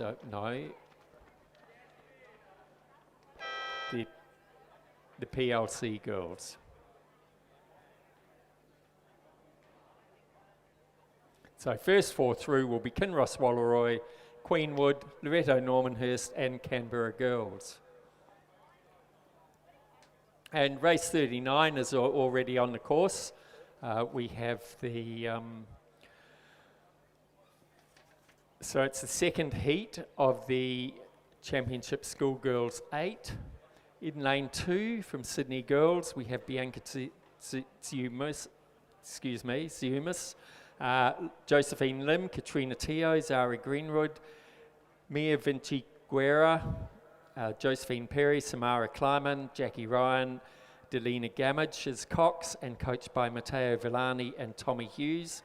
In lane 3 from Queenwood, we have Sienna Williams-Bush, Isabel Sanderson, Brooke Lancaster, Eliza Cook, Francesca Cabanas, Abby McClellan, Heidi Boyd, Emerson Stock, Ali Hindmarsh is cox and coached by Max Stanistreet and Eric Rowan. In lane 4, Pymble Ladies, we have Georgina Seymour, Liesl Page, Tilly Morgan, Georgina Erickson, Philippa Austin, Jessica Colburn, Lillian Huntley, Sophie Graham, coxed by Mirren Khan, coached by Ali Williams and Stephen Evans. In lane 5 from Loretto Kirribilli, we have Lauren Moran, Elizabeth Kira, Isabel Constantian, Alyssa Fickers, Caitlin L, Charlotte Cadman, Alex McMillan, Emma Jones, coxed by Mietta Jones and coached by Michael Bernarius. In lane 6 from Canberra Girls Grammar, we have Neve James, Lauren Goldie, Olivia Natty, Charlotte Gross, Georgina Wallace, Jenna Order, Ashley Burns, Madeline McGuinness, Andrea Newham is the cox and coached by Carolyn Pipers. And in lane 7 from Roseville, we have Samir Chirara, Grace Bennett, Ava Kassar, Phoebe Herdman, Alice Bennett, Caitlin Coleman, Sienna Meany, Hannah Alexander, coached by Lauren Noble and coached by Gonzalo Briones. I offer my apologies for any mispronunciations as I read through those names. So through the 1,000 metre mark, Pymble Ladies crew in lane 4 was only just in the lead by 0.7 of a second, so it's a bit of a battle over to hold off the Canberra Girls Grammar. They're followed through only 1.2 seconds by Loretto Kirribilli. Then it's 5 seconds back to Queenwood. Then Sydney Girls Grammar further 7 seconds back, and Roseville bringing up the rear. So again, first 4 crews through to the final. So it looks like it's going to be a bit of a battle between first, second and third, with the Pymble Ladies, the Canberra Girls Grammar and the Loretto Kirribilli crews. And they've come through the, that is the 1,000 metre mark, so that's the, that was the placings. They're just coming up to the 1,500 metre mark.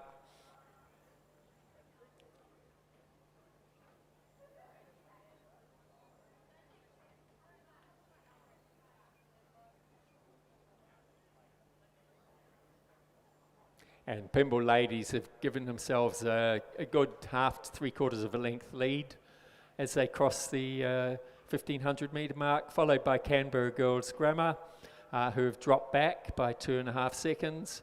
Then Loretto Kirribilli, and fourth is Queenwood, her back by 6 seconds. So it looks like that those placings will probably hold to the finish, but you never know.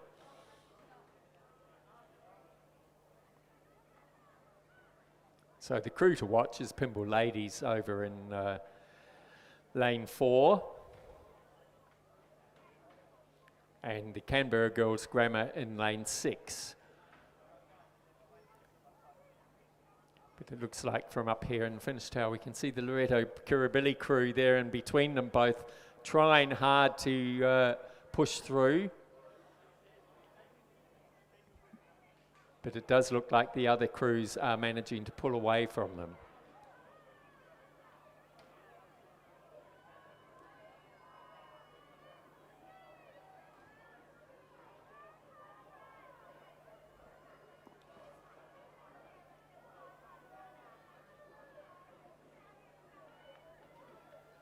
So the Pimble Ladies girls have just upped their stroke rate by the look of it. Make sure that they are comfortably in the lead.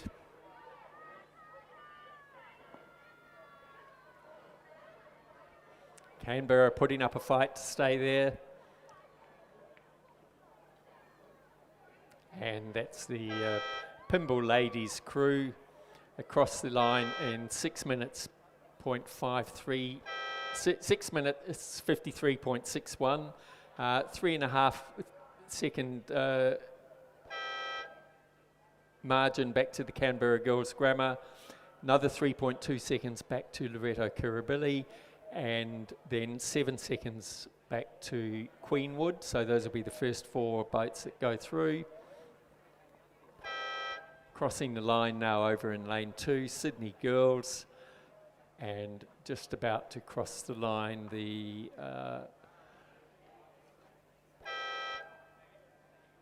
Roseville girls.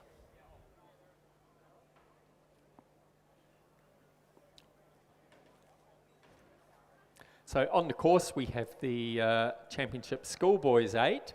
They're already, looks like, coming up to the 500 metre mark.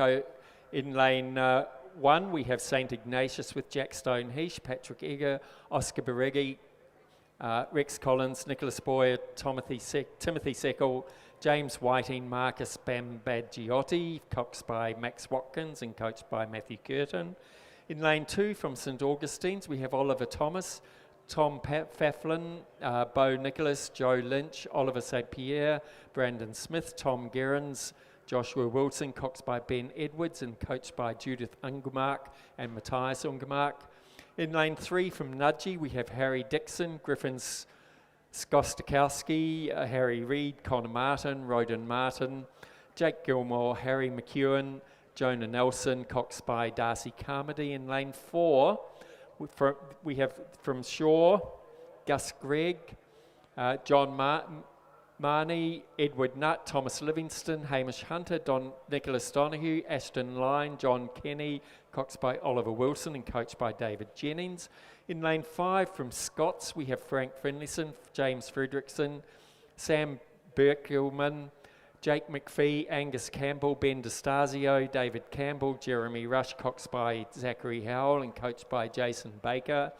In lane 6 from St Joseph, we have Jack McDonald, Riley Murphy, Oliver Maroulis, Quinn Dickinson, James Fredrickson, Charlie Hine, Joe Phillips, Maxine Maloney, Xavier Horton, coached by David Galley and Charles Rowe. In lane 7 from Grammar, they're all just starting to come through the 1,000 metre mark as I go through this very long list of names. Nicholas Ryan from Grammar, Mackley Stalker, Robert Russell, Andrew Brennan, Alex Wenzel, William Polya, Jared Bresniak, Julian Hervé, coxed by Nicholas Johnson and coached by Alan Phillips and John Russell. And finally in lane 8 from Kings, we have Noah Bradford, James Farrington, Hunter Gillies, Jack Perkis, Nicholas Horn, Alexander Cross, Louis Gilder, coxed by Nicholas Whalen and coached by Jack Cook. And they've come through the 1,000 metre mark.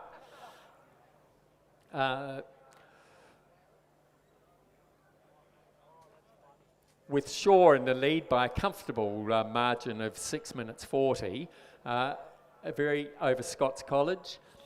Then it's a very close between Scots and Nudgee, who are only 0.57 seconds behind. Then St Augustine's with a margin 2.51, followed by St Ignatius, who are only 1.63, so if they work real hard, they could possibly get into the final. Then St Joseph's, King's, and Grammar. And you can see them coming into the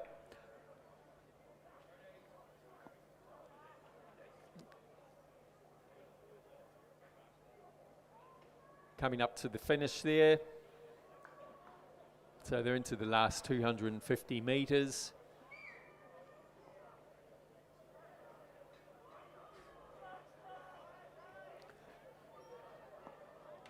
And it's the Shaw crew have a healthy lead out the front, and they are really just making sure they're going to finish comfortably as well. Looking very good. Followed by Scots over here in lane 5. Then it's going to be very close between St Augustine's and Nudgee, but I think St Augustine's might be able to hold them off. Yes, and that's St Augustine's over in lane 2, followed by Nudgee. Then St Ignatius over in lane 1. St Joseph's, King's, and then finally crossing the line will be Grammar. So the first 4 through to the final will be Shaw, Scots, St Augustine's and Nudgee. The winning time 5 minutes 56.36.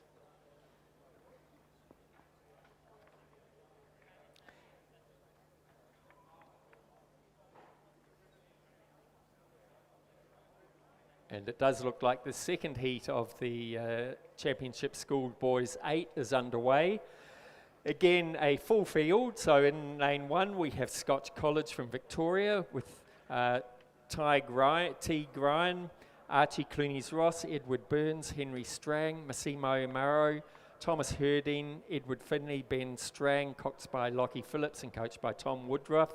In lane 2 from St Joseph's, we have Henry Moore, Tom Summers, Jackson Gersoy, Henry Worrell, Matthew McCulloch, Ryan Zauner, Xander Phillips, Oscar Crow, and coxed by Jake Cridlin, coached by Michael Lane and William O'Connell. In lane 3 from Grammar, we have Sebastian O'Connell, Benjamin Ween, Nick Wenzel, Max Collier, Jamie Penny, George Summerhays, Joshua Zhang, Henry Wilson, coxed by Jeremy Ho and coached by Michael Smith, John Russell and Alan Phillips. In lane 4 from Newington, we have Charlie Carr, Sam Bristow, Leo Burkett-Doyle, Hugh Harvey, Hamish Danks, Alexander Page, Hugo Hobbs, Harvey Jones, coxed by Ben Dewhurst, coached by Christopher Holliday and Carl Schmidt.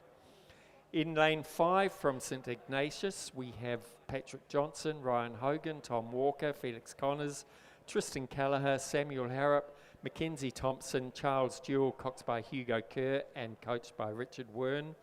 In lane 6 from Kings, we have Digby Leahy, Felix Leahy, Rory Menzies, Sam Duggan, Orlando Denton, Harry Staniforth, MacArthur Bucknell, Dimitri Duta, and coxed by Lawrence Cleve and coached by Julian Huxley and Simon Huxley. In lane 7 from Shaw, we have William Wolfe, Lachlan Thorpe, Max Deutsch, Hunter Shepherd, George Chapman, Harry Scrambler, Lockie Clayton, Henry Collins, coxed by James Smith and coached by Peter Costa. And in lane 8, from Scots, Flynn Rowlands, Harry Murfitt, William Jenkins, Jack Brand, Samuel Bickid, Luca Matani, Oliver Black, Samuel Hughes, coxed by Jack and coached by Dustin Butler. And they've come through the 2,000 metre mark with Scotch College Victoria in the lead. And followed closely by Newington with a 1.8 second margin. So will Newington be able to reel the Scotch College crew in? Then it's a battle between St Ignatius is only 1.1 seconds behind, and behind them Grammar by 0.71 of a second. and then followed by the King's crew of 0.37 of a second. So it looks like it's going to be that Grammar and King's crew who are going to be the real battle to see which crews go through into the final.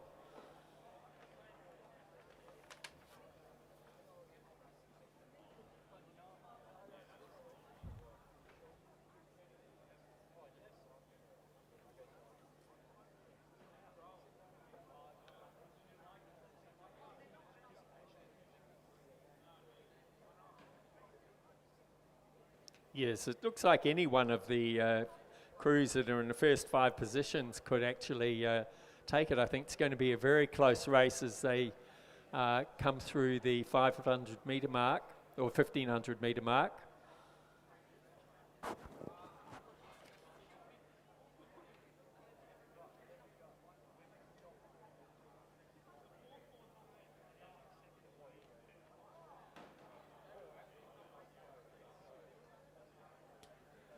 Right, it looks like Scotch College from Victoria have held on to their lead quite comfortably. They've now extended that to 3 seconds in the across the 1500 metre mark over St Ignatius, but then it's very close between St Ignatius, Newington, Grammar and Kings. So I think we're going to see a very close finish here, possibly even a photo. And the real difficult one is going to be who is going to be the 4th and 5th crews, so the ones that go through to the final. I think it's going to be a battle between Grammar and Kings. So Grammar is in lane 3 and the Kings crew is closer to the grandstand in lane 6.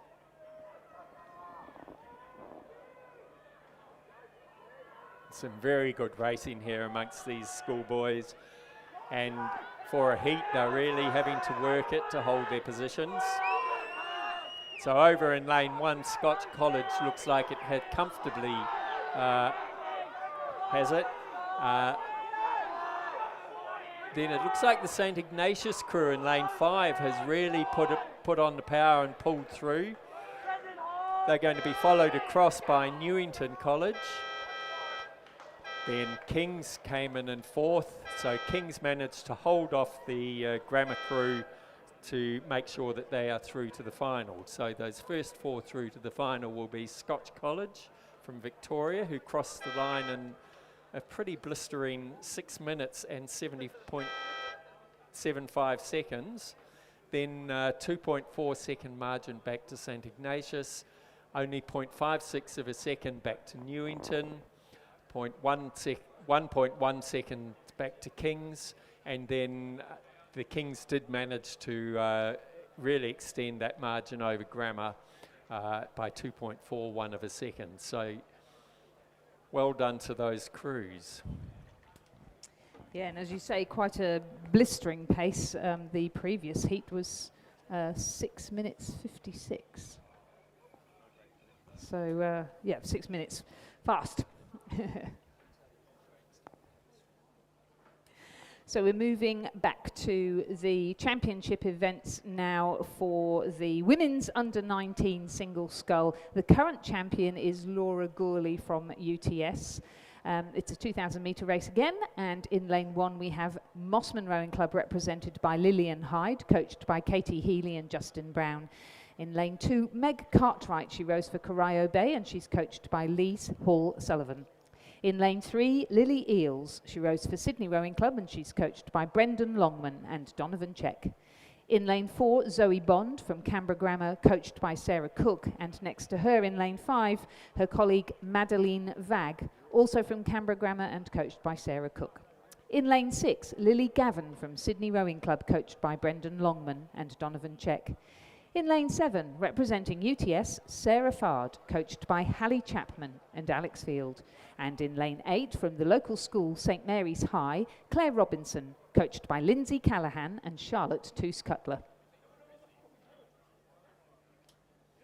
So through the 500 metre mark, and it's Meg Cartwright from Corio Bay who has taken an early lead of just under 2 seconds over Lily Eales of Sydney Rowing Club, who's in the lane next to her.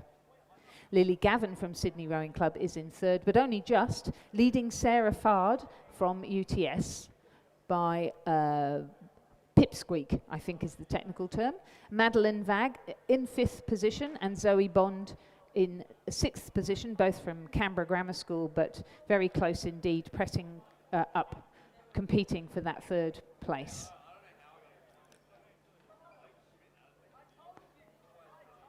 Conditions remain relatively calm. It's still overcast and occasionally raining. Just enough of a breeze to ripple the water, but not enough to affect the rowing.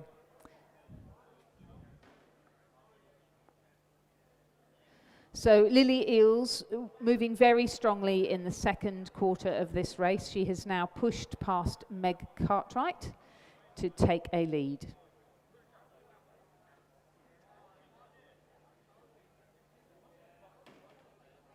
The Canberra Grammar girls of Zoe Bond and Madeline Vag in lanes 4 and 5 respectively, rowing very strongly indeed. They've gone through the 1,000-metre mark in 2nd and 3rd position. Lily Eales continues to lead. Lily Gavin now has pushed through Meg Cartwright as well. So Meg's in 5th and Sarah Fard is in 6th. Lillian Hyde in 7th. The time to 1,000 metres was 4 minutes, 4.54 seconds. Zoe and Madeline neck and neck, just 0.09 behind Lily Eales and competing strongly. Lily Gavin, however, we know from seeing her race for the last couple of seasons how tenacious she is, so there's no way she's backing off. She'll still be going for a medal, taking it the whole 2,000 metres.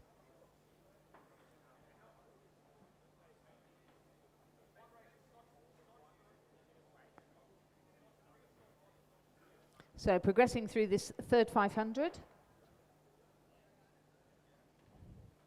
A very competitive field, 5 girls fairly close together now.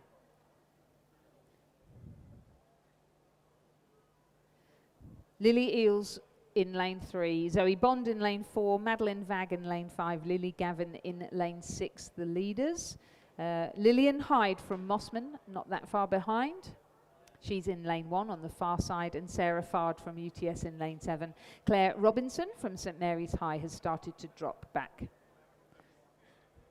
A big push coming into this 3rd 500. And it looks as though Zoe Bond has managed to sneak her nose in front.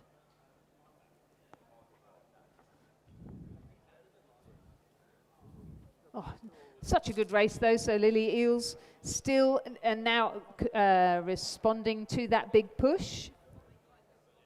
And if you are looking at the screen on the live screen, you'll see that, and now Madeline Vag has started to challenge Zoe Bond. So as they come through the 1,500 metre mark, Madeline Vag has now taken a lead.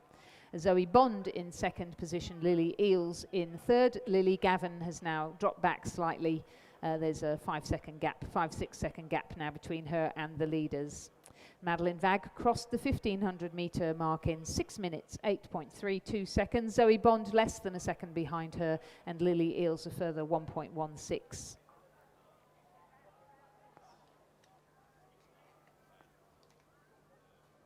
Throughout the race, these athletes have continued to keep a nice high rate of striking without losing their form.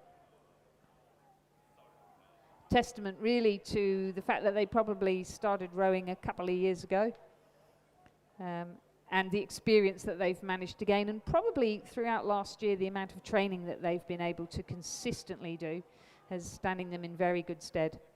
An excellent race for 3rd place, with Madeline Vag still just with her nose in front of Zoe Bond, and Lily Eales giving it everything she's got, but sitting in 3rd place at the moment. They're coming into the last 100 metres of the race.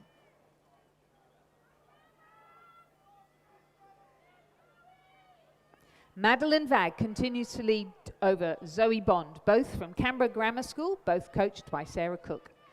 Lily Eales from Sydney Rowing Club, currently in 3rd, raising her rate of striking, pushing back strongly. Lily Gavin in 4th position. A great lift coming from Meg Cartwright of Corio Bay now as they come into the closing stages of the race. A big push from Madeline Vag sees her get out by a length in front of Zoe Bond of Canberra Grammar.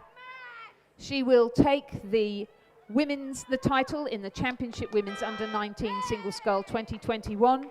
The silver medal will go to Zoe Bond of Canberra Grammar School, and third bronze medal to Lily Eales of Sydney Rowing Club. Unofficial time 8 minutes, 8.2 seconds. Lily Gavin from Sydney Rowing Club crossing in fourth. Sarah Fard of UTS fifth. Meg Cartwright of Corio Bay sixth. Great row from her, possibly paid for her early sprint. But hey, if you don't try, you don't know, do you?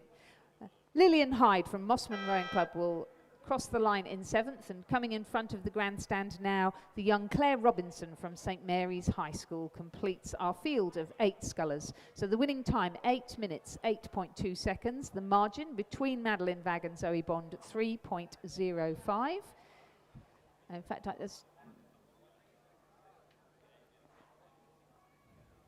and Claire Robinson coming across the finish line now to complete that heat. And hot on their heels are the men's under 19 single scull championship final. So in lane 1 from Mossman we have James Scott Brown, coached by Judith Ungermark. In lane 2 from Penrith we have Liam Taylor, coached by Lindsay Callahan and Charlotte Toos Cutter. In lane 3 from Nepean, Hugh Harold, coached by Daniel and Jason Waddell. Thomas Faflin from Mossman is scratched. In lane 5 from TUBC, which I imagine is Tasmania. Angus Painter, coached by Sean Finlayson. In lane 6 from Sydney, we have Gordon Applecrin, coached by Brendan Longman and Donovan Check. In lane 7 from Mossman, we have Evan Lloyd, coached by Justin Brown and Bjarne Ungermark. And in lane 8 from the Tasmanians again, Harry Bevan and coached by Sean Finlayson. It's a Tasmanian uni, and they're just coming into the last 250 mark. They've certainly racked and stacked them for us today. So in the lead is Harry Bevan, as they came through the 1500 metres, neck and neck with his other Tasmanian uni, Angus Painter. There was only 1.15 of a margin. So they're followed by Sydney across in lane 6, Gordon Applecrin.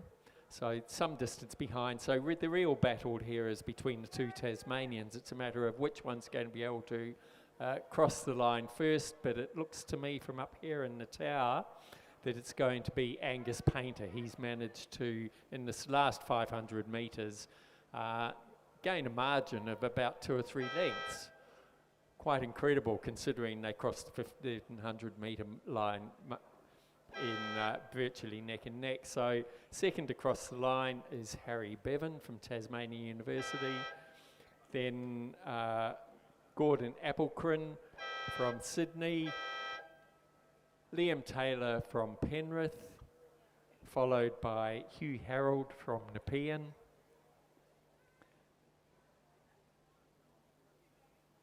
Evan Lloyd from Mossman. Could be a bit of a photo between, no, I think it's going to be James Scott Brown from Mossman over in lane 1, and then Evan Lloyd from Mossman. The finish time was 7 minutes 33.1 to Angus Painter from Tasmania University, and followed by Harry Bevan with a margin of 6.53 in the silver medal place, and then Gordon Applecrin with a margin of 6.22 from Sydney Rowing Club. On the course now is race number 44, the Championship Women's Under-21 Single Scull. The current champion, Sydney Rowing Club's India Thompson, who of course has moved up to Under-23. We mentioned in the Under-19 Single Scull that the title holder was Laura Gourley of UTS, and she features in this race in lane 2. In lane 3 is Eloise Lambden from ANU, coached by Nigel Harding and Edward Bian. In lane 4, as I say, Laura Gourley from UTS, coached by Hallie Chapman and Alex Field. Katerina Bitsios from Melbourne University Boat Club is in lane 5. She's coached by Mitchell Nelson. Elizabeth Gregory from Australian National University and the ACT High Performance Programme, coached by Renee Domichens, is in lane 6. And in lane 7, Grace Turner from Sydney University Boat Club, coached by Alfie Young and Jack Hanley. At the 1500 metre mark, Laura Gourley had made her intentions clear. She wants that under-21 title, and she leads by 22 seconds over Grace Turner from Sydney University Boat Club. Wow.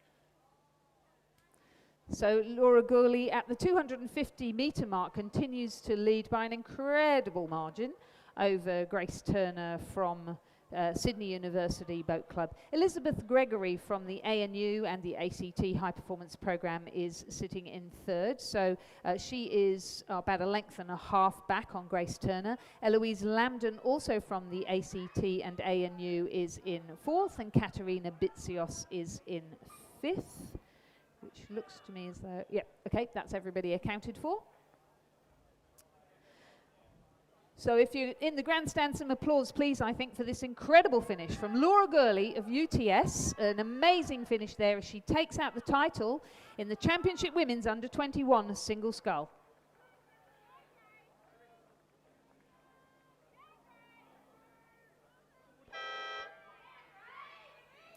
So Grace Turner from Sydney University Boat Club will be 2nd in the under-21 women's single. Elizabeth Gregory from ANU and the ACT programme will be 3rd. Eloise Lambden from ANU will be 4th, and Katerina Bitsios from Melbourne University Boat Club will be 5th. That finishing time for Laura Gourley, a very impressive 7 minutes 56.12.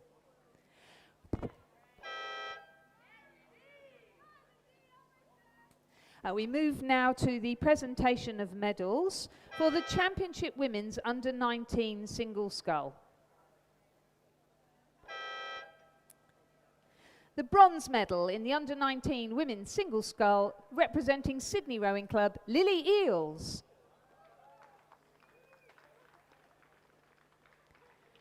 The silver medal, representing Canberra Grammar School, Zoe Bond. Zoe is coached by Sarah Cook. And the gold medal, also representing Canberra Grammar School, Madeline Vag. Ladies and gentlemen, please congratulate all our medalists in the Championship Women's Under-19 Single Scull. And on the course, coming into the last 500 metres, is the Men's Championship Under-21 Single Scull Final. In lane 1, we have Sydney University, Tom Anderson. In lane 2, representing Nepean, Miles Harold. In lane 3, representing Commercial, Sam Green. In lane 4, Lucas Wigston from Bucks. In lane 5, Elliot Simpson from Sydney University. In lane 6, Xavier Hall-Sullivan from Corio Bay. In lane 7, Jared Lord from Cand. In lane 8, Henry Blackwell from UTS, and in lane 9, William Delaney from Sydney University. Yeah.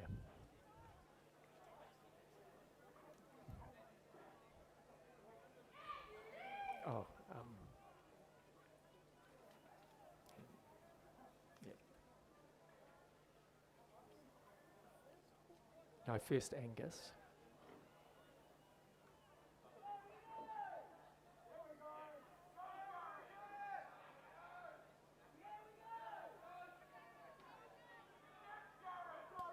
So an exciting finish coming up here.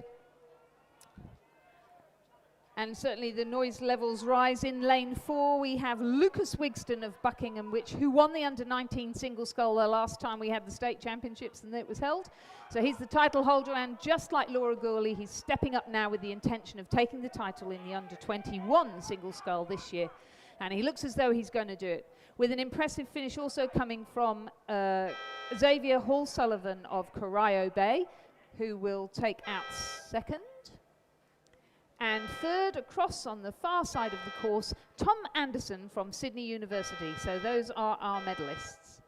And there'll be some disappointed people here to miss out on medals. Third, Jared Lord from Cand. Fourth, Miles Harold from Nepean. Fifth, Elliot Simpson from Sydney University Boat Club. Seventh, Sam Green from Commercial. Eighth, William Delaney from Sydney University Boat Club. And ninth, Henry Blackwell from UTS. The winning time for Lucas Wigston was 7 minutes 14.07. The margin between him and second place Xavier Hall-Sullivan, 4.36, and a further margin of 2.63 back to Tom Anderson. And on the course, we have the B final of the women's championship, the championship women's elite single scull. In lane 2 from Griffith Uni, we have Nicole Constable. In lane 3 from North Esk, Sarah Ashland. In lane 4 from Mercantile, Anna Kirkwood. In lane 5 from the University of Queensland and Queensland Institute of Sport, Lily Elton. In lane 6 from Sydney University, Georgie Gleeson. In lane 7 from Griffith University Surfers Paradise, Morgan Reamer. And in lane 8 from Sydney University, Kelly Druth.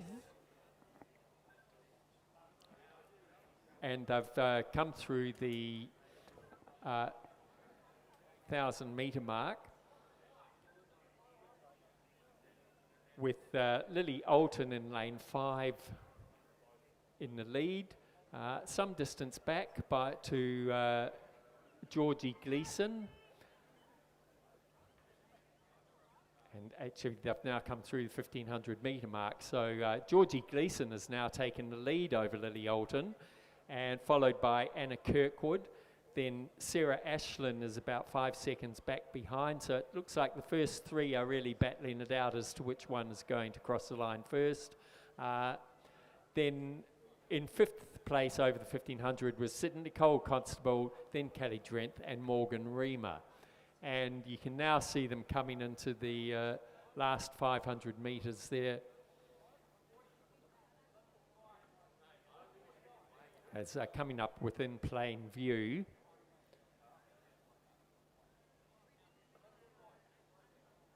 And it does look like Georgie Gleeson from Sydney Uni has, over here in lane 6, has holding on to her lead and pushing hard to make sure she maintains that.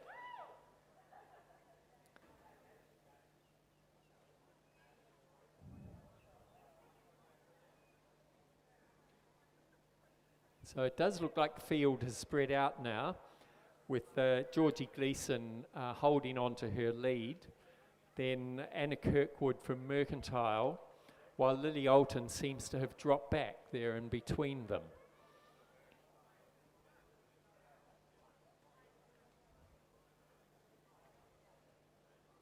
So Georgie Gleeson is managing to hold off Anna Kirkwood. But Anna's giving a real push. I think Georgie's just realised and upped her rating to make sure that she's staying well ahead, and she's going to cross the line a good length over Anna Kirkwood.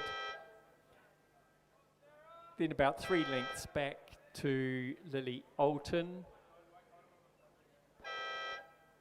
Over in lane 3, 4th place will be Sarah Ashland, then Nicole Constable,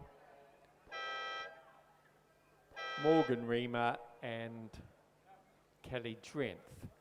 So a finish time there of 7 minutes 55.61 to Georgie Gleeson, so she'll take the gold medal with this. And we'll move now to the presentation of medals for the Championship Men's Under-19 Single Scull. The bronze medal representing Sydney Rowing Club, Gordon Applecrin. Gordon is coached by Brendan Longman and Donovan Check. The silver medal representing Tasmanian University, Harry Bevan. Harry is coached by Sean Finlayson. And the gold medal champion in the men's under-19 single scull for 2021, representing Tasmanian University, Angus Painter. Angus is also coached by Sean Finlayson. Ladies and gentlemen, please congratulate our medalists in the men's under-19 single scull. And on the course now, we have the A final of the Championship Women's Elite Single Scull. The current champion is Rowena Meredith from Sydney University Boat Club, and Rowena is in lane 1 today, representing Sydney University Boat Club and the National Training Centre. In lane 2, Caitlin Cronin of the University of Queensland and the Queensland Academy of Sport. In lane 3, from Mercantile, Amanda Bateman from Mercantile and the National Training Centre. Harriet Hudson, also from the National Training Centre and representing Sydney Rowing Club, is in lane 4. In lane 5, the clear leader yesterday, Cara Greskoviak from Canberra Rowing Club. In lane 6, Tara Rigney, representing Sydney University Boat Club and the New South Wales Institute of Sport. Tara is coached by Alfie Young and Jack Hanley. In lane 7, Kate Rowan from Sydney University Boat Club and the New South Wales Institute of Sport. And in lane 8, Georgina Gotch from Sydney University and the New South Wales Institute of Sport. Kate and Georgina are coached by Don McLaughlin. And it was Harriet Hudson who led at the 1500 metre mark. She led at 1,000 metres as well. She is leading now as we come into the closing stages of this exciting race. Tara Rigney has worked her way through the field and is currently sitting in 6th position. She has overtaken the sculler Amanda Bateman from Mercantile. Caitlin Cronin has dropped from 2nd to 4th. And Rowena Meredith is also in the mix, sitting in 5th position. There are only 3 medals, and as we come into the last few strokes of the race, Harriet Hudson continues to lead over Tara Rigney, but Tara is closing very strongly indeed, and with a final push, she takes out the Championship Women's Elite Single Scull for 2021. So, I'm afraid Harriet Hudson from Sydney Rowing Club and the NTC will have to settle for silver, and Amanda Bateman for bronze. 4th position, a very creditable row there from Caitlin Cronin, coming back from injury. Rowena Meredith unable to squeeze her way through those 4, and so she will have to settle for 5th. After a great row yesterday, I know Cara thoroughly enjoyed her row yesterday, and she was just out to have some fun again today. So 6th amongst that field is pretty impressive. Kate Rowan in 7th position and Georgina Gotch in 8th. The winning time, 7 minutes, 35.43 seconds. The margin, 0.86 and 0.54.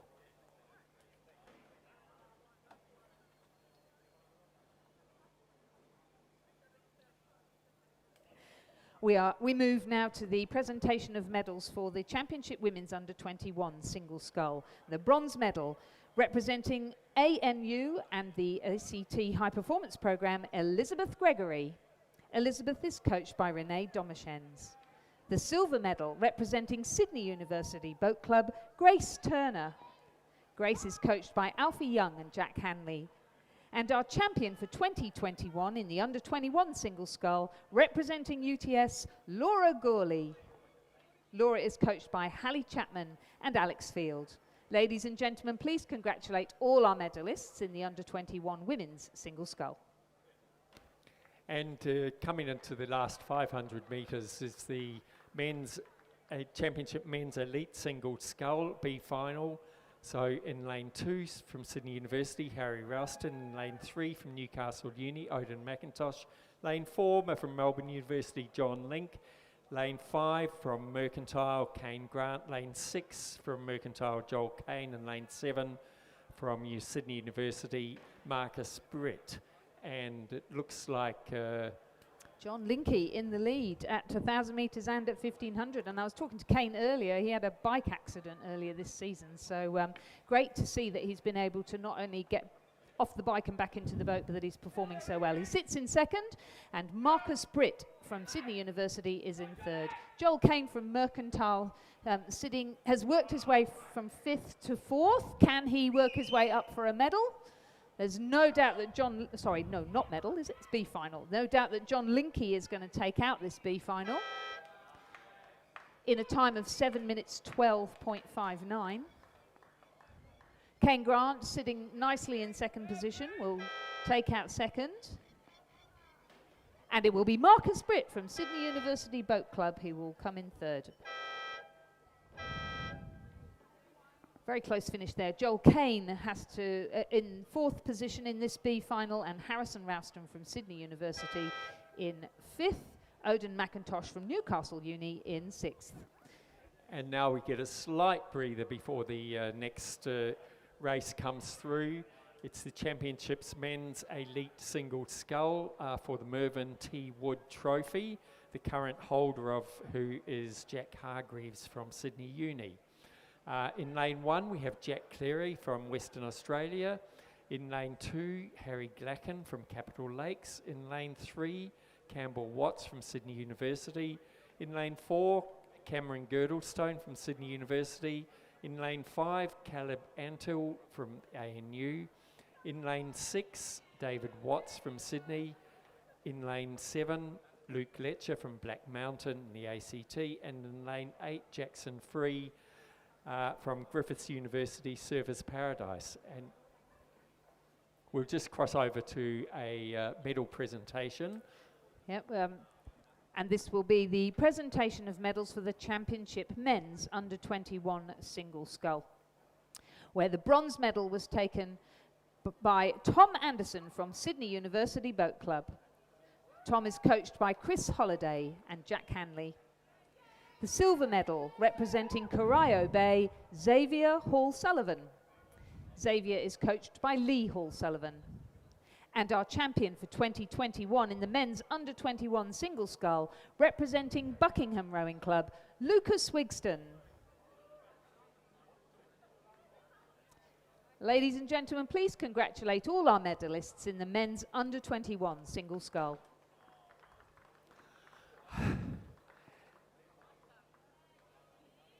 And in the elite men's final, Cam Girdlestone is holding a lead over the through the 1,000 metre mark of 3.4 seconds over David Watts. They've actually just come through the 1,500 metre mark, so Cam Girdlestone has extended his lead over David Watts by 4.5 seconds, and it's very close back to Caleb Antill by 0.5 of a second, then Campbell Watts by 0.5 of a second. The battle in this race is definitely going to be for third place. Luke Letcher very close behind with 0.3 of a second. Then coming through with Jack Cleary, Harry Glacken and Jackson Free. So if they hold their positions, which it does look like it, it's going to be a real battle for, well, it could even be for second. Caleb Antill was very close behind David Watts. So Caleb is in lane 4.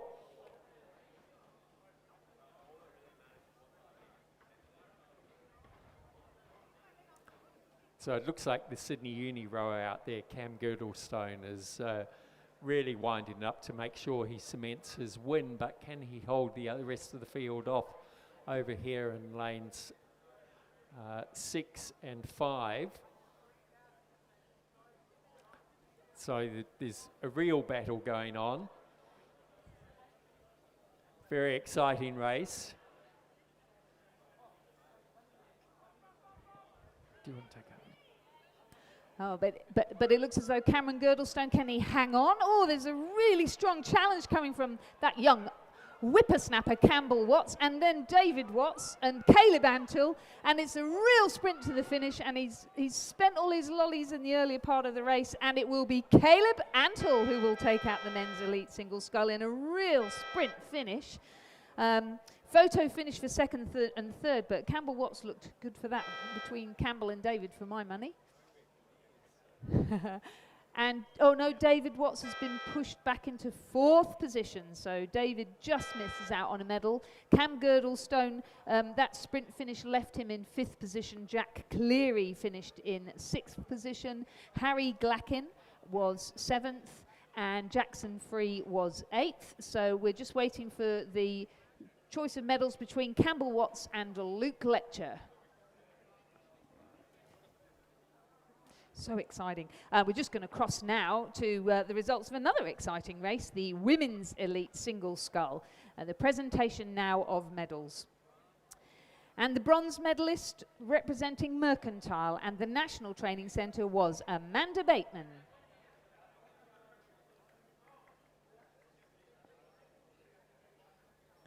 The silver medal representing Sydney Rowing Club and the National Training Centre, Harriet Hudson.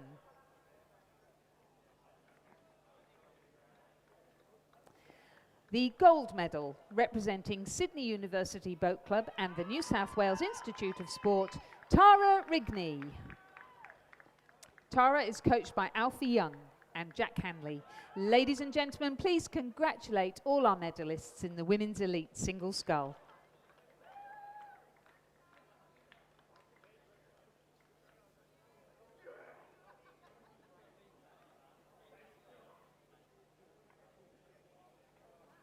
Well, we're still waiting for the results of the photo finish in that amazing sprint finish for the Championship Men's Elite Single Scull. So we'll just bring you a little bit of news now about the next race, which is the Championship Women's Elite Pair.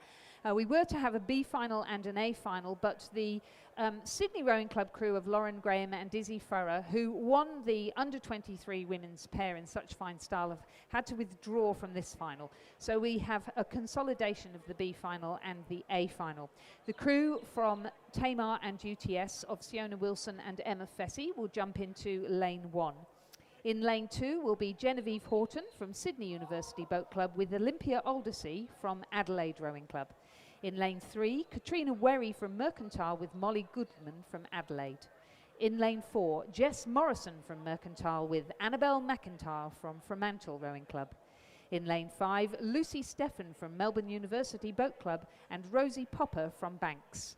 In lane 6, Sarah Hoare from Huon Rowing Club, rowing with Georgia Patton from West Australian Rowing Club.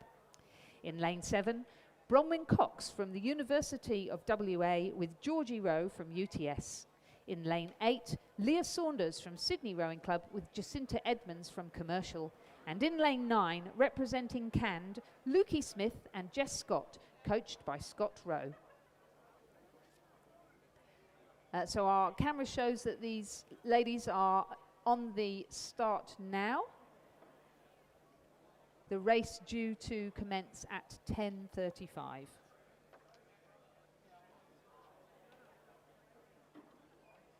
We can now bring you the final results of the Championship Men's Elite Single Scull, and it was a win for Caleb Antle in a time of 6 minutes 56.56.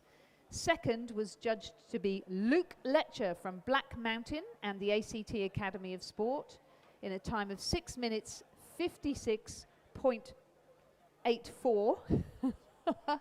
And equal second, sorry, they couldn't split them. So also winning a silver medal, Campbell Watts from Sydney University Boat Club and the NTC, also a time of 6 minutes 56.84.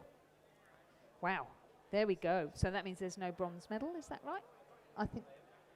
Yes, I presume not. And then just confirming then that fourth was David Watts from Sydney Rowing Club. Fifth was Cam Girdlestone from Sydney University Boat Club. Sixth, Jack Cleary from West Australian Rowing Club. Seventh, Harry Glacken from Capital Lakes. And eighth, Jackson Free from Griffith Uni Surfers Paradise. That was an exciting race then, blimey. Oh, right, we're off in the pairs. So all 9 lanes being used in our women's pairs. The camera there on Kat Werry and Molly Goodman, who are racing in lane 3. Both of these girls, of course, will have worked their way through the pathways here in Australia up to the elite level and into the National Training Centre. Kat Werry, an absolute expert at the pair. And now the camera moves across to lane fours, Jess Morrison and Annabelle McIntyre, who of course won the silver pair at the 2019 World Rowing Championships in the pair, as well as then rowing in the 8 and winning a bronze medal. Here we have very neat pair indeed. Lucy Steffen from Melbourne University Boat Club with Rosie Popper in the pink colours of Banks in the stroke seat. Half of the women's 4 from 2019. And now we span it across now to Georgia Patton in the red of West Australian Rowing Club and Sarah Hoare of Huon.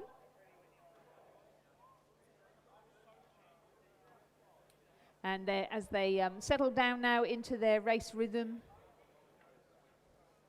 working their way up to the 500 metre mark, is very close indeed between those crews covered by the camera earlier, but it will be our world silver medalists Jess Morrison and Annabelle McIntyre who have a very slight lead over the crew from Adelaide and Mercantile of Kat Werry and Molly Goodman, and then a further second and a bit behind them the other Adelaide and Sydney Uni crew of Jen Horton and Olympia Aldersey. Found it very strange seeing them with pairs of riggers on their boat yesterday when I normally see those two out in a double together.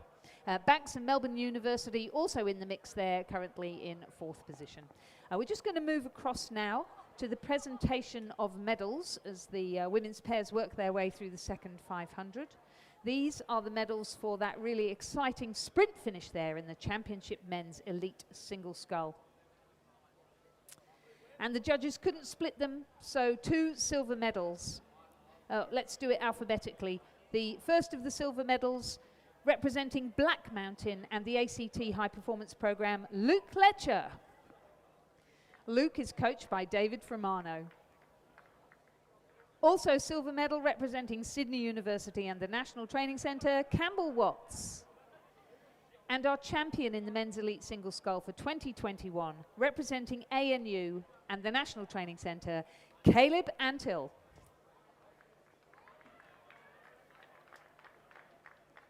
Caleb will now receive the Mervyn T. Wood Trophy. Ladies and gentlemen, please congratulate our medalists in the Championship Men's Elite Single Scull.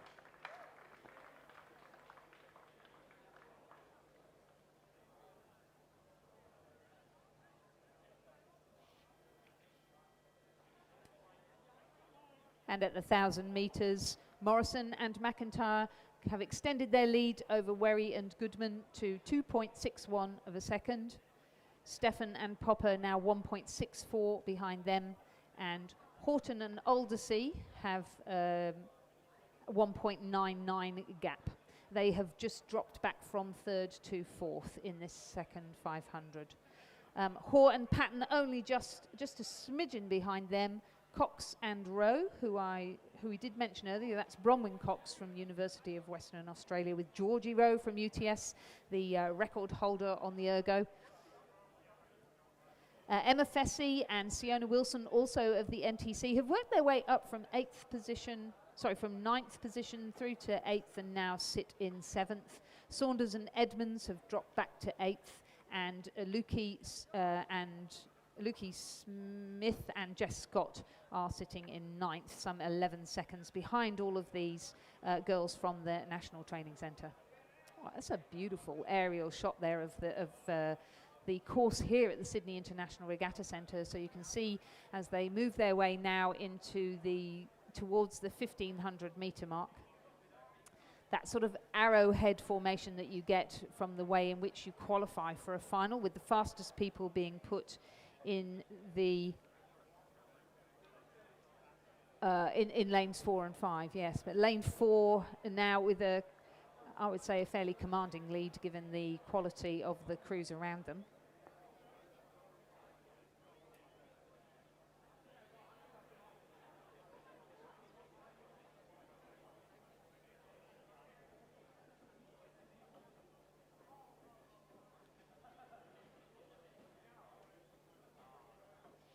So 1,500 metres, and it is Jess Morrison and Annabelle McIntyre who continue to lead. They've now extended their lead to 4.47 of a second, almost 5 seconds. They crossed in a time of 5 minutes, 17.44. Banks and Melbourne University crew of Lucy Steffen and Rosie Popper sitting in third, 1.49 of a second behind.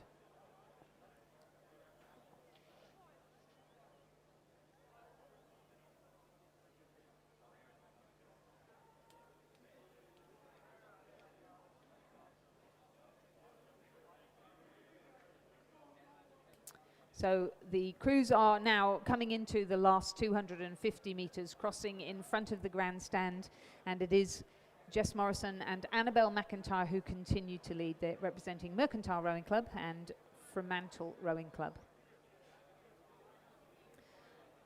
And a really good lift now coming from Rosie Popper and Lucy Steffen.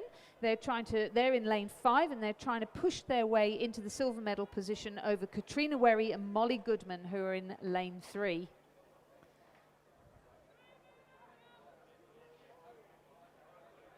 A very impressive finish here from Morrison and McIntyre, who, gosh, you have to wonder whether we'll see them at the Olympics in this pair. It's a fine pair. They're really pushing their way, pushing away from the other crews to take out the championship in the women's elite pair in a time of 7 minutes 5.16, so even faster than yesterday despite there being less of a tailwind. Steffen and Popper did take out the silver medal, some 4.89 seconds behind, and that means that Werry and Goodman have to settle for the bronze medal. They'll be happy with that, I would imagine. The margin was just 1.75. Then Hoare and Patton had worked their way through into 4th position by the end, pushing Horton and Aldersea into 5th. Our 6th crew to cross the line was Bronwyn Cox and Georgie Rowe from lane 7. 7th, the Tamar UTS composite of Emma Fessy and Siona Wilson. So we're from lane 9. 8th, the commercial Sydney composite of Edmonds and Saunders. 9th, Smith and Scott from Cand. And on the course now we have the championship men's elite pair B final. In lane 1 from UTS we have Peter Waldersea and Andrew Brown. In lane 2, Melbourne University composite with Mercantile for Alexander Wolf from Mercantile and Frederick Roper from Melbourne University. In lane 3, we have Jack Robertson from Mercantile and Paddy Holt from UTS. In lane 4, from UTS, we have Ben Coombs and Rowan Lavery from Melbourne University. In lane 5, from Western Australia, we have Benjamin Cameron from Mercantile and Sam Marsh from Swan River.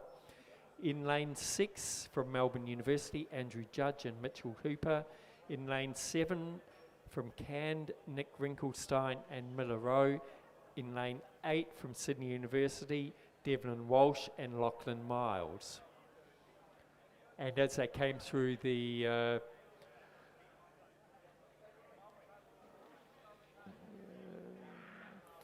1,000 metre mark, the Swan River Mercantile crew of Canham and Marsh was only just in the lead by 0.767 of a second over Coombs and Lavery, then further 2 seconds back to Robertson and Holt, and fairly close back to Judge and Hooper, then Wolf and Roper, and Walsh, Myers and Waldersea Brown coming up the rear. So you can see now from the drone view the Fremantle Mercantile crew, the Swan River and Mercantile crew of Cameron and Marsh holding their lead, but being pushed very closely by Coombs and Lavery in lane 4. Then further back on Yarrowhead there,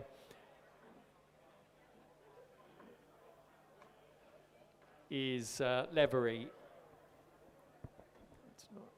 is Robertson and Holt. Actually, they've come through the 1,500 metre mark now, and Canham and Marsh have held their lead, opening it up from Coombs and Lavery by nearly 3 seconds, and then nearly 3 seconds back to Holt and Robertson, and followed by Judge and Hooper by a further 2.5 seconds. So the placings have widened out, but as they come into the last 250 metres here and everybody starts to push very hard, we see if they can hold these placings. So the Swan River Mercantile crew of Canterman Marsh holding their lead. Being pushed very hard by Coombs and Lavery, but it looks to me like Canterman Marsh are actually managing to hold them off very well and probably extend their lead. They seem to be about a length or a length and a half in front. So it looks like the placings are going to be Canterman Marsh, then Coombs and Lavery, then Robertson and Holt, although over there in lane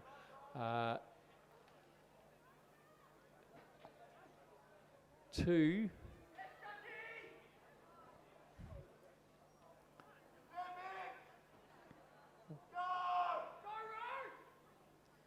no, it's the Swan River composite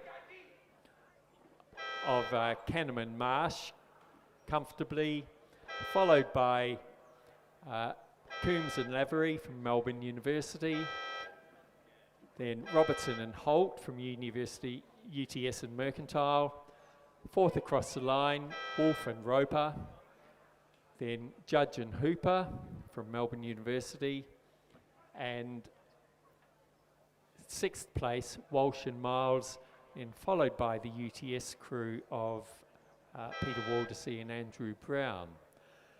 The winning time of 6 minutes 39.5, then a margin of 3.9 and 2.6.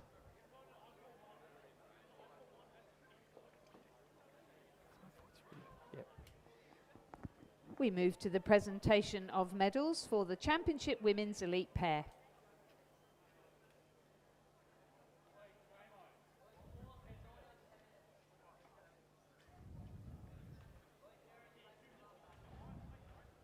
Yeah. Okay.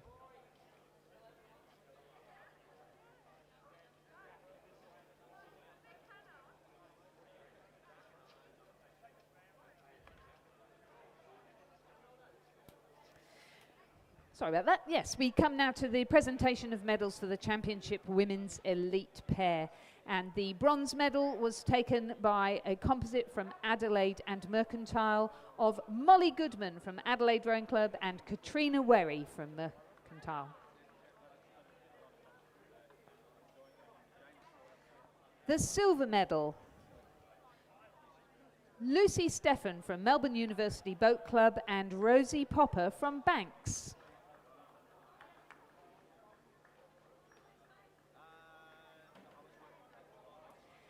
And our champions for 2021 in the Women's Elite Pair, Jess Morrison from Mercantile and Annabelle McIntyre from Fremantle Rowing Club.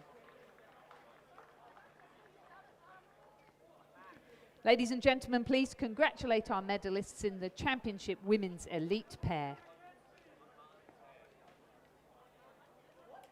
On the course now, we have the A final of the Championship Men's Elite Pair racing for the Spencer Grace Trophy. The current holders of the trophy are Jack Hargreaves and Jack O'Brien from Sydney University Boat Club. In lane 1, representing Adelaide and Mercantile, Fergus Hamilton and Angus Dawson. In lane 2, representing Sydney Rowing Club, Sam Hardy and Josh Hicks. In lane 3, Nick Lavery from UTS with Alex Pennell from Sydney University Boat Club. In lane 4, Spencer Turren from Sydney Rowing Club and Alexander Hill from Adelaide Rowing Club. In lane 5, our current champions, Jack Hargreaves and Jack O'Brien from Sydney University Boat Club. And in lane 6, Josh Booth and Simon Keenan from Melbourne University Boat Club. In lane 7, Nick Pennell from Sydney University Boat Club with Angus Widdicombe from Mercantile. In lane 8, Jackson Kench from Sydney Rowing Club and the New South Wales Institute of Sport with Will O'Shannessy from Sydney University Boat Club and NSW, coached by Don McLaughlin. In lane 9, a composite of Liam Donald from Mercantile and Tim Masters from UTS. And at the 500 metre mark, it was Spencer Turren and Alexander Hill, the composite in lane 4 of Adelaide Rowing Club and Sydney Rowing Club, who were in the lead. and they continue to lead at both the 1,000-metre mark and the 1,500-metre mark. It's a very narrow margin that they have, though, over last year's title holders, Jack Hargreaves and Jack O'Brien, just 1.81 of a second. And in third position, Sam Hardy and Josh Hicks, who won a bronze medal in the men's pair at the World Championships in 2019. They are some 4.18 seconds further back. Nick Lavery and Alex Pennell sitting in fourth position. Kench and O'Shaughnessy, the under-23 pair, currently in fifth. Donald and Masters in sixth. Purnell and Widdicombe were in sixth. Hamilton and Dawson in eighth. Booth and Keenan, unusually for them, in ninth. Well, as we come towards the finish line, Alex Hill and Spencer Turren looking very relaxed, a much lower rate of striking than we are used to. A clear length over Jack Hargreaves and Jack O'Brien. A fine win for them, an excellent race. And bronze again for the pair of Sam Hardy and Josh Hicks, all of those guys from the NTC.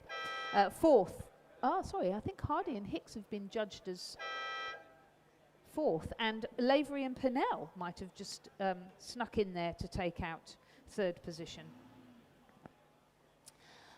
Fifth, Mercantile Sydney Uni, Purnell and Widdicombe. Sixth, Sydney University, Sydney Rowing Club, Kench and O'Shaughnessy. Seventh, UTS Mercantile, Donald and Masters. Eighth, Adelaide Mercantile, Hamilton and Dawson. And ninth, Melbourne University Boat Club, Booth and Keenan. Winning time, 6 minutes, 27.95.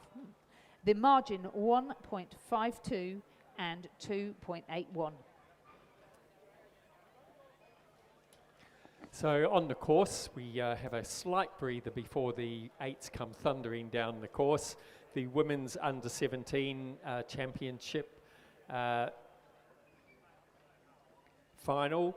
So in lane 3 from Queenwood, we have Sienna Williams-Bush, Phoebe Campbell, Brooke Lancaster, Reese Harvey, Maya Billingham, Abby McLennan, Heidi Boyd, Emerson Stock, coxed by Ali Hindmarsh and coached by Max Stanistreet and Eric Rowan. In lane 4 from Radford College, we have Eliza Lilly, Siobhan Hall, Mia Cluth, Zoe McIntosh, Hannah Sampson, Josephine Truswell, Hannah Hardy, Nikita Crabb, coxed by Stuart Ward and coached by Maggie Noonan and Vicky Spencer.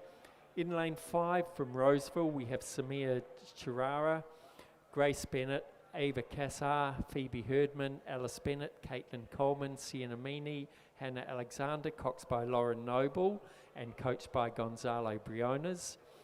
In lane 6 from Loreto Kirribilli, we have Claire Flanagan, Claudia Callaghan, Lucy McDougall, Alice Watkins, Matilda Damien, Elizabeth Carey, Lauren Moran, Alyssa Fickers, coxed by Caitlin Gately and coached by Michael Benarius, Elliot Hunt and William Foxton. And lastly in lane 7 from St Catherine's, we have Cameron Fituris, Charlotte Skeffington, Annabelle Beckett, Jade Bliss, Missy Callahan, Erin Cara, Lara Webber, Madeline Griffiths, coxed by Charlotte Wadds and coaxed by Jared Watson, Crystal Piper and Diarmid O'Driscoll. And they have come through the 500 metre mark with the Radford College girls with only a very slight lead, virtually neck and neck with Loreto Kirribilli. It'll be interesting to see who takes the lead as they come up to the 1,000 metre mark, which has just occurred. So the Radford College have held their lead, but it's only by half a canvas over Loreto Kirribilli. Then quite a gap back to Queenwood crew, and who are going neck and neck with Roseville.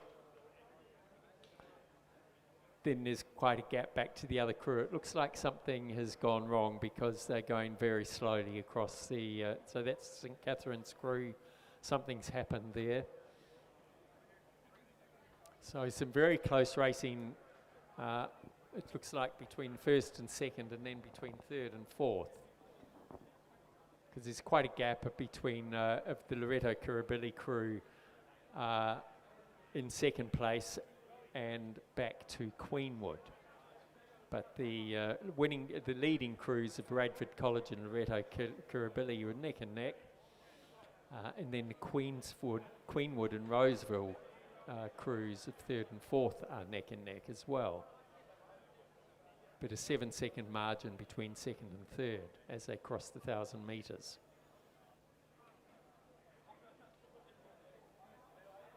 So they're coming up to the 1,500 metre mark.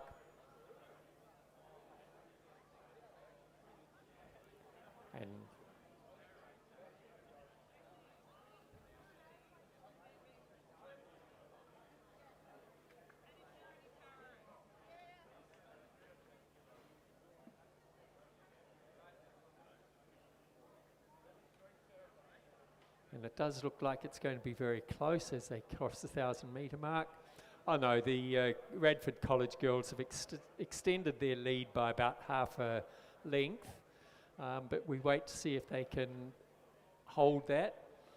Then quite a margin back to, over the Loreto Kirribilli, then quite a margin back to Roseville, who have extended their lead over the Queenwood crew. And I think something happened to the St Catherine's crew back early in the start in the race, so they're well behind.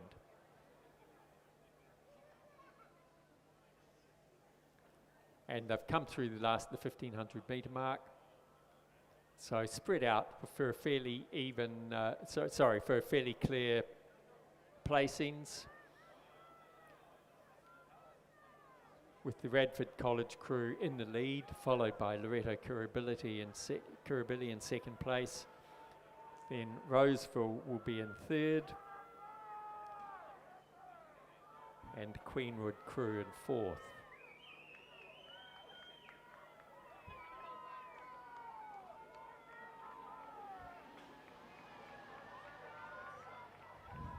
So we can hear all the schoolmates certainly egging their crews on. We can see a bit of flag waving down there. Always exciting to get the schools along, isn't it? And for some people, this will be their first state championships. A very impressive last 500 there, isn't it, from Radford College. They've extended to Clearwater now over that very plucky crew from Loreto Kirribilli. Championship Women's Under 17-8. The title transfers from Loreto Kirribilli to Radford College from the ACT. Loreto Kirribilli having to settle for a silver medal this year, and Roseville taking the bronze. With Queenwood in fourth, and St Catherine's now have regrouped, got themselves back together, and actually look very neat indeed, coming across the line now to complete our Championship Women's Under 17-8.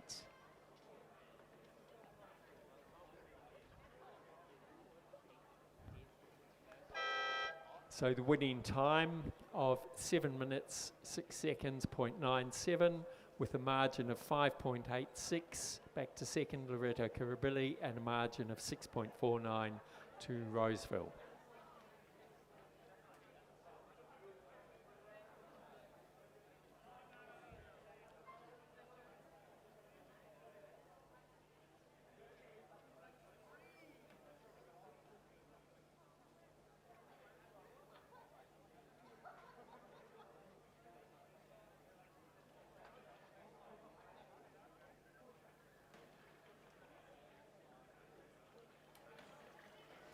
We move now to the presentation of medals for the Championship Men's Elite Pair and the presentation of the Spencer Grace Trophy.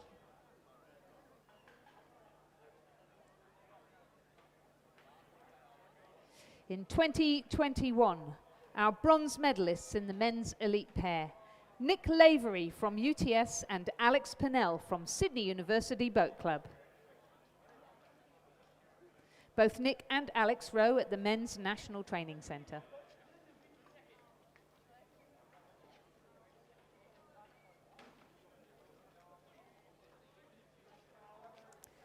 Our silver medalists representing Sydney University Boat Club, Jack Hargreaves and Jack O'Brien. Jack also row at the National Training Centre. And our champions for 2021 in the men's elite pair. Spencer Turren from Sydney Rowing Club and Alexander Hill from Adelaide Rowing Club. And again, both Spencer and Alex row at the National Training Centre. Steve Donnelly has now presented them with the Spencer Grace Trophy.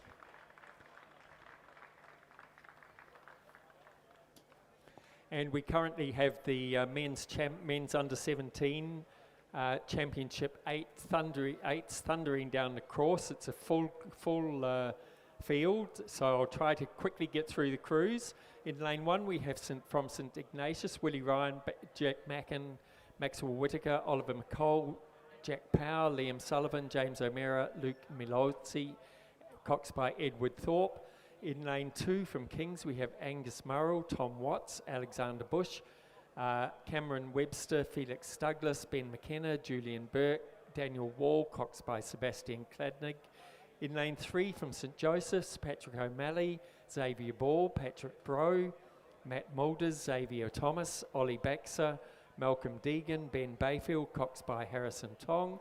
In lane 4 from Scots, Angus Tremlett, George Teffrey, Jock Malla, Ned Houghton, Toby Linton, Ewode Ellis, Maxwell Holiday, George Caligeros, coxed by William Chang.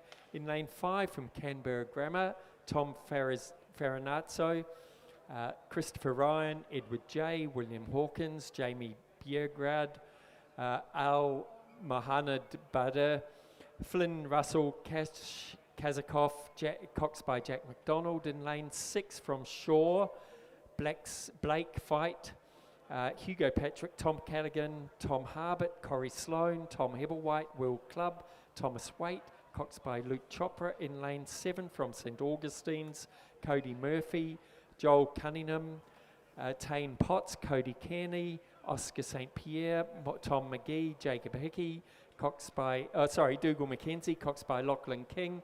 In lane 8 from Newington, Noah Tainch, Morgan Jones, Jamie de Botton, Tom Carlisle, James Gizdakovsky, Oscar Sutherland, Tom Chanter, James Blackman, coxed by Will Nicholas. And in lane 9 from Scots, Hugo Hart, Charles Brand, Jake Scotts, Ryan Cunningham, Michael Geisler, Billy Hanson, Rock Barraquette, Henry Pursehouse, coxed by Charlie Small. And they've come in through the 1500 metre mark there, and I'll pause for breath.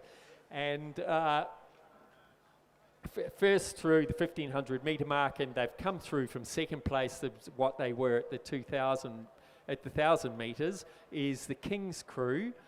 They've got a fairly healthy margin over the Shaw crew of 1.9 seconds, and then they're very closely followed by St Ignatius and then St Augustine's, very close with very close margins. Coming in at 5th place at the moment is St Joseph's, then Newington, Scots, Canberra, and the other Scots crew. So the winning crews here, look, the real battle is going to be the King's crew over on the far side in lane 2. And over on this side in lane 6, the Shaw crew. But the real battle is going to be, I think, for second, third, and fourth place between Shaw, St Ignatius, and St Augustine's. So the two crews here in lane 6 and 7, and across on the other side in lanes 2, the Shaw crew and the King's crew. Sorry, the crew in lane 2 is King's. Yes, they seem to be holding on to or have pushed out into the lead. Followed closely by St Ignatius over the far side there in lane 1. Then the real battle over here is in Shaw in lane 6. And, yes, I think the Shaw crew has just managed to pip the St Augustine's crew. So the winners there were the King's crew across in lane 2. Second across the line, the St Ignatius crew, and they've called a photo finish for 3rd and 4th. They were followed in 5th place by St Joseph's, 6th by Newington, 7th by Scots, and 8th Canberra Grammar. And the second Scots crew has just crossed the line. So the winning time, 6 minutes 19.22 to the King's crew. Then the margin back to St Ignatius of 2.69 seconds.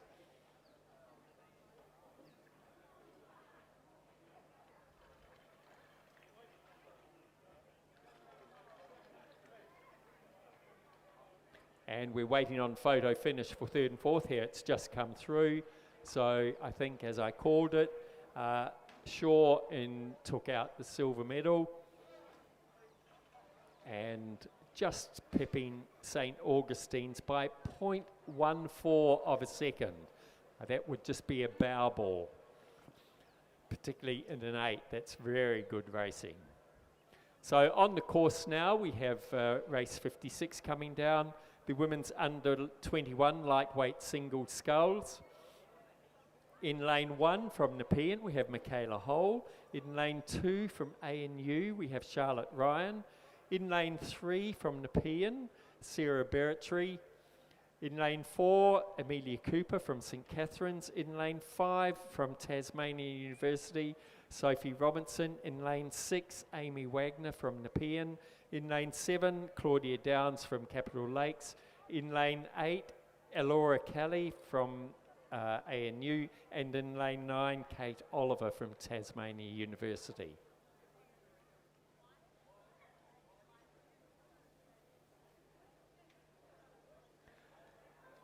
So, and we're now going to a medal presentation for the women's under 17 8s, and the silver medalists are Roseville, Samaya Trara, Grace Bennett, Ava Cassar, Phoebe Herdman, Alice Bennett, Caitlin Coleman, Sienna Meany, Hannah Alexander, and their coxswain, Lauren Noble, coached by Gonzalo Briones.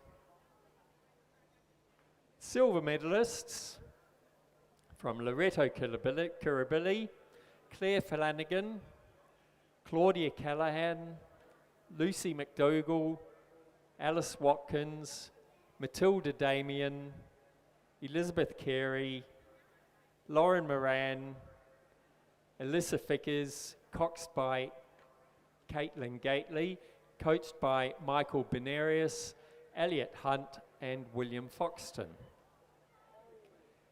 And the gold medalists, representing Radford College, Eliza Lilly, Sibon Hall, Mia Cluth, Zoe McIntosh, Hannah Sampson, Josephine Truswell, Hannah Hardy, Nikita Crabb, and coxed by Stuart Ward, coached by Maggie Noonan and Vicky Spencer.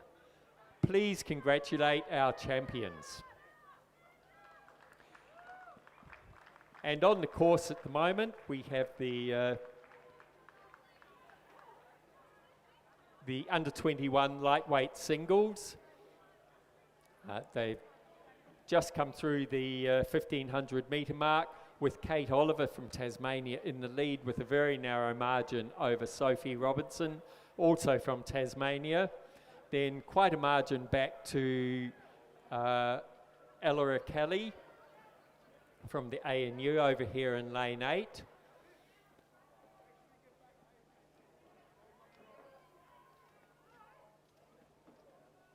Oh, sorry, it's as you can see, closest to the stand, Kate Oliver in lane 9 has a very comfortable lead, and she's looking across to see where her teammate Sophie Robinson is. It's going to be between these two. Then it drops back to Elora Kelly, but Michaela Hole over there in lane 1 is also making a real push to try and take out third place. So as they come up to the finish line,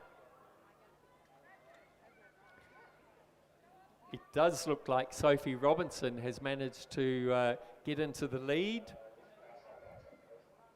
So yes, I think she's going to, yes, crossing with about half a boat length over her teammate Kate Oliver, who managed to hold the lead most of the way through the course. Then Ella Kelly from ANU, and over on the far side, Charlotte Ryan.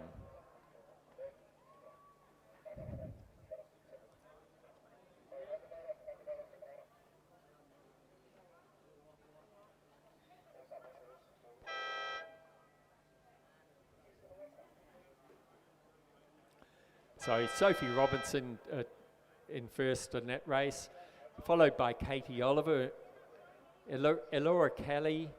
Then fourth place went to Charlotte Ryan, fifth Amy Wagner, sixth Michaela Hole, seventh Claudia Downs, and eighth Sarah Berretry. The winning time, 8 minutes 25.27. Then a margin of 1.53 and quite a gap of 9 seconds back to third place, but fourth place was only 0.54 of a second behind. So good racing there.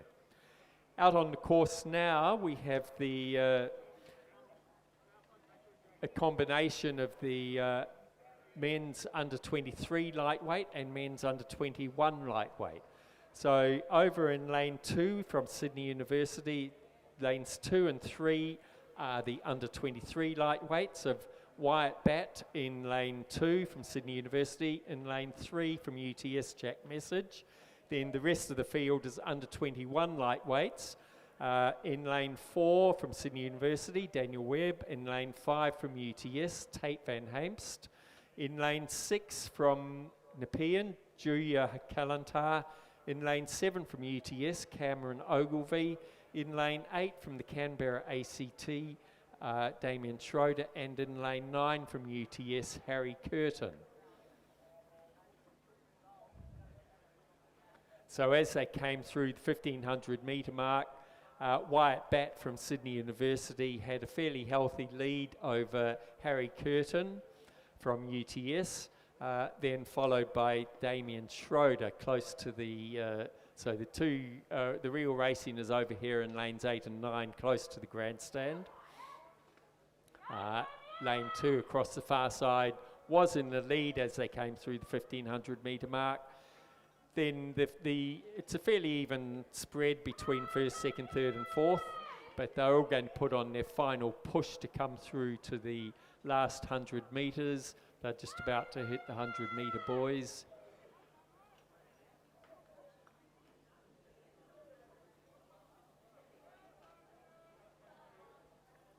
So over in lane 2, Wyatt Batt is going to comfortably take the under 23 lightweight race. So there's 2 races in one in this one. And then across here in lane 8, we'll have Damien Schroeder, who will take the under 21 lightweight race. And followed closely by Harry Curtin from UTS. Then across in lane 4, we have Daniel Webb from Sydney University. So he's 4th overall, but 3rd in the under 21 lightweight. Then Jack Message, Cam Ogilvie, Joy Kalanta, and Tate Van Heemst coming up the rear. So now we, ladies and gentlemen, we have a medal presentation for the Championships men's under 17-8. In 3rd place with the bronze medal will be Shaw, Blake Fight, Hugo Patrick, Tom Callaghan, Tom Harbert, Corey Sloan, Tom Hebblewhite, Will Clubb, Thomas Waite, Luke Chopra, as the cox and coached by Tim Morrison.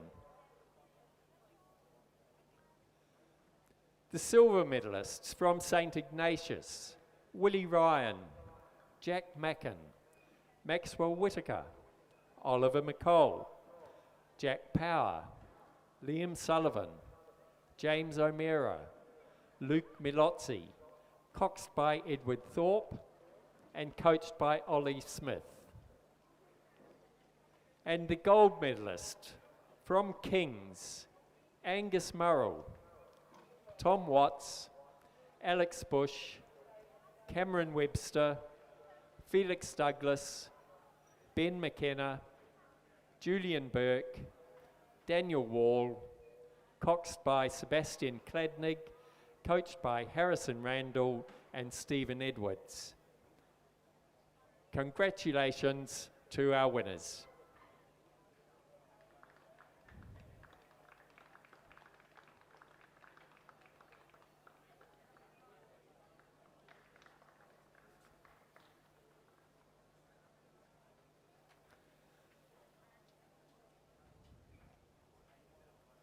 So on the course we have the championships women's under 23 lightweight single scull. In lane 1 from Sydney University, Annalise Isaacs. In lane 2, so there's no lane 1. In lane 3 from Melbourne University, Sophie Walmsley. In lane 4 from Sydney, Grace Cipher. In lane 5 from ANU, Louisa Richards. In lane 6 from Corio Bay, Maggie Foley. In lane 7 from ANU, ACT, Alexandra Moylan. And in lane 8 from Huon in Tasmania, Kate Hall.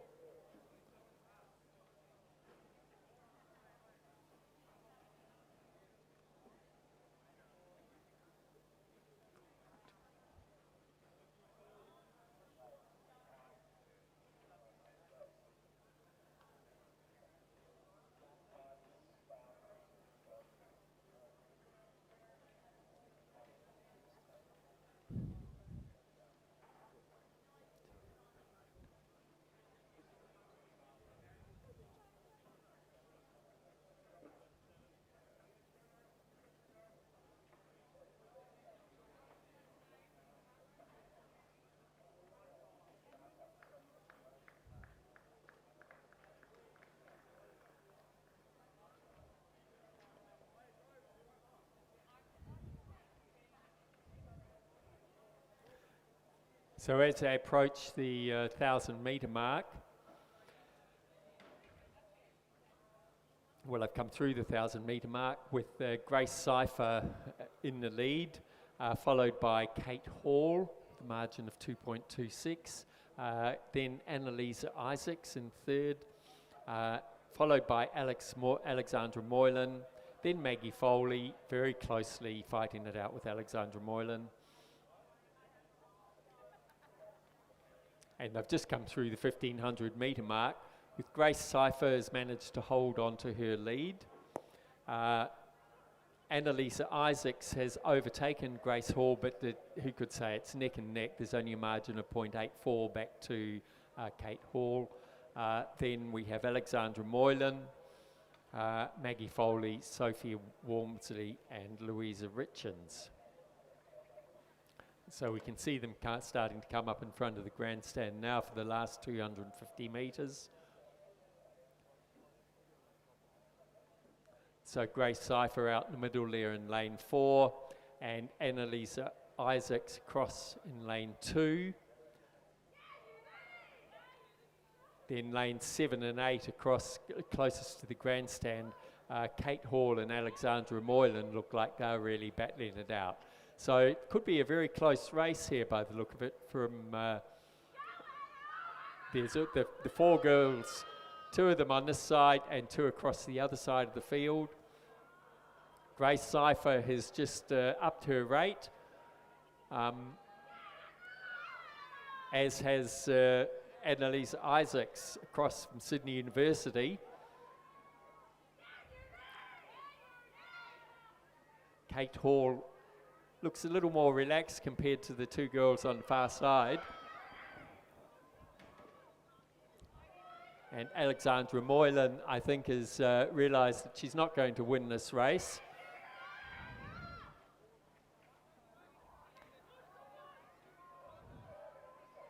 So Grace Cypher is making a very strong finish.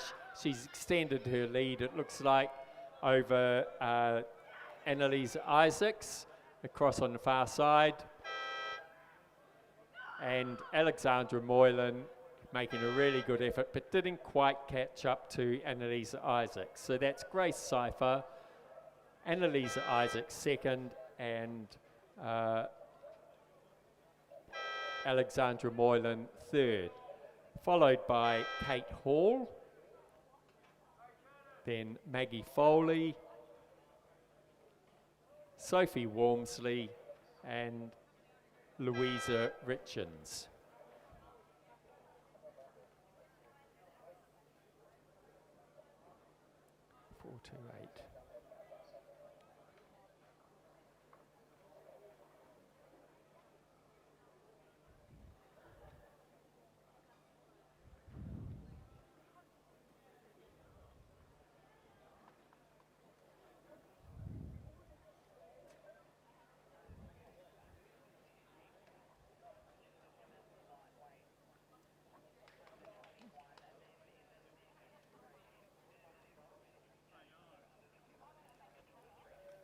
Okay.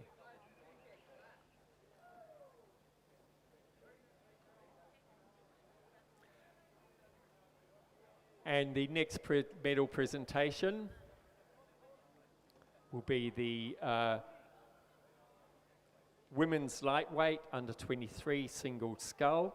Oh, sorry, no, it's not. It's the women's under 21 lightweight single scull.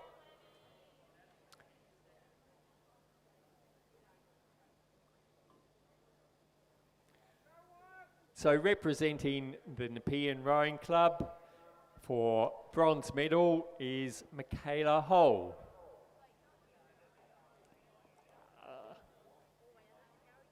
Sorry, I've got that wrong.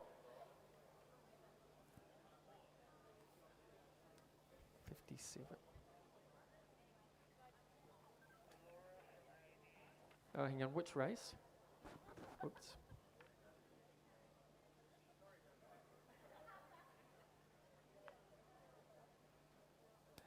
My apologies. So for bronze medal representing ANU, Laura Kelly.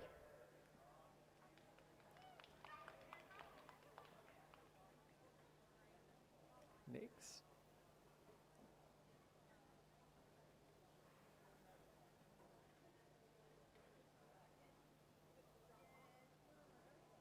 Sorry, silver medal representing, I hope I've got this right,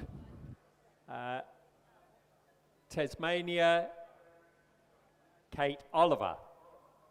And gold medalist representing Tasmania University, Sophie Robinson.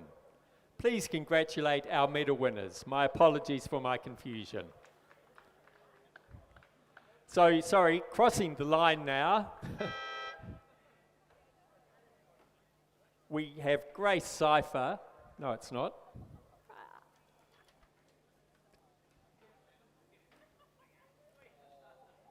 We have Gemma Dane for the women's elite lightweight B final. My apologies.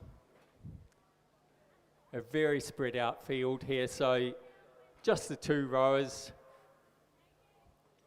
Gemma Dane has had a clear win over Christy Hinton from the women's elite final.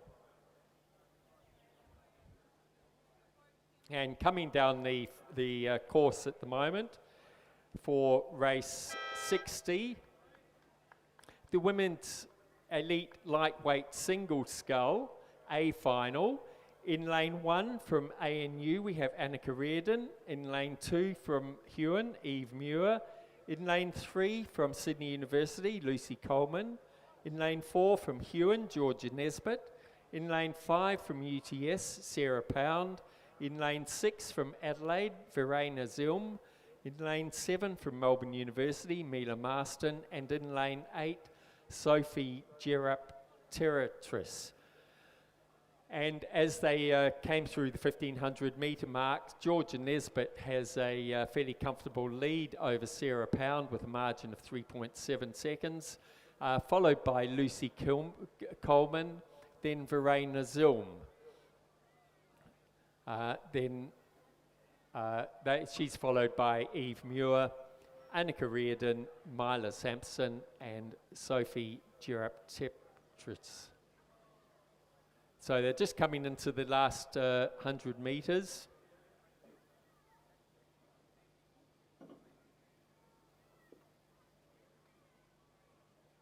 And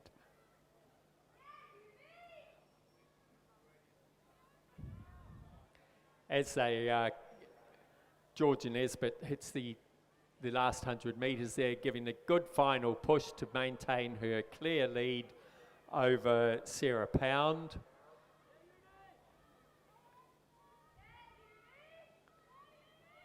And Lucy Coleman from Sydney University giving a good push to try and push through, but I think the placings are going to hold, where we have Georgia Nesbitt crossing the line in a time of 7 minutes 44, followed by Sarah Pound. Then in third place, Lucy Coleman. Fourth place, Verena Silm. Fifth, Annika Reardon. Sixth, Mila Marston. Seventh, Eve Muir. And in eighth place, Sophie Gerap-Teratris.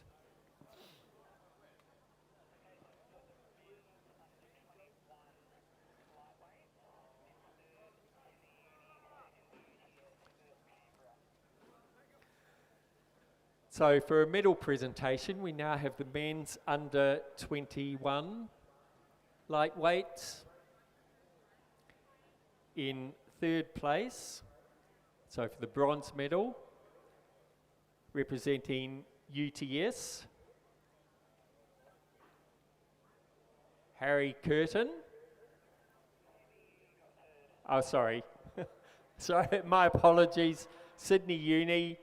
So Daniel Webb.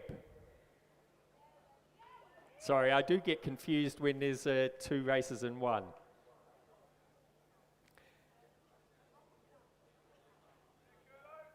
So the silver medalist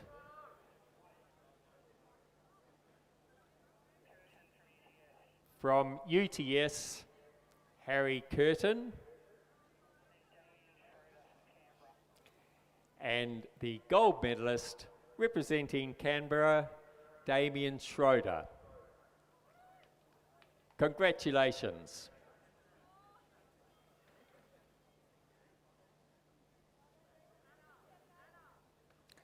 And just before we go to the men's under 23 lightweight medalists, we have a race just about to cross the line. This is the men's elite lightweight single scull, I think.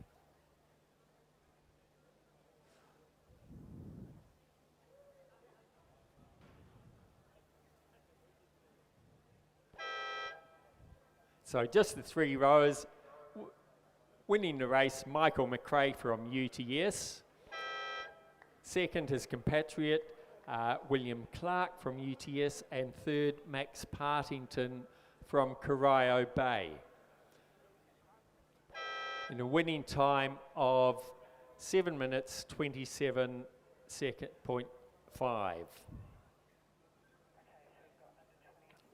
God. So, for the lightweight presentations, the men's under 23, representing Sydney University, gold medalist Wyatt Batt. Congratulations.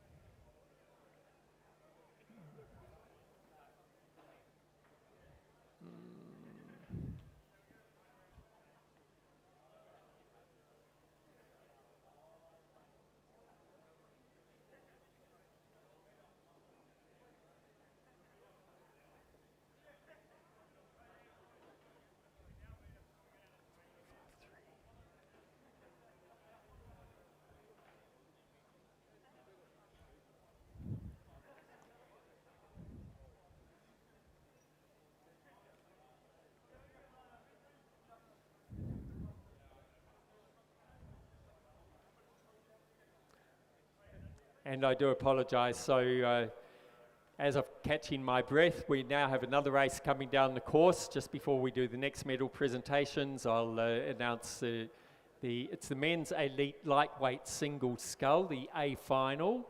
In lane 1 from Toowong, we have Tom Williamson. In lane 2 from Adelaide, Oscar McGuinness. In lane 3 from Mossman, Sean Murphy. In lane 4 from Toowong, Hamish Parry. In lane 5 from Mercantile, Red Matthews. In lane 6 from ANU, Hamish Harding. In lane 7 from Bucks, Alec Patterson. And in lane 8 from North Esk, Connor Ryan. And I expect this is going to be a very good race. As they've come through the 1,000 metre mark, they are very close together. Sean Murphy holding a slight lead over Hamish Parry, Red Matthews, and Tom Williamson. It is very close. So there's just less than 2 seconds between the first 4 and then less than a second between all the rest. And we're just going to squeeze in another medal presentation. So, you know, so for the women's elite lightweight single scull,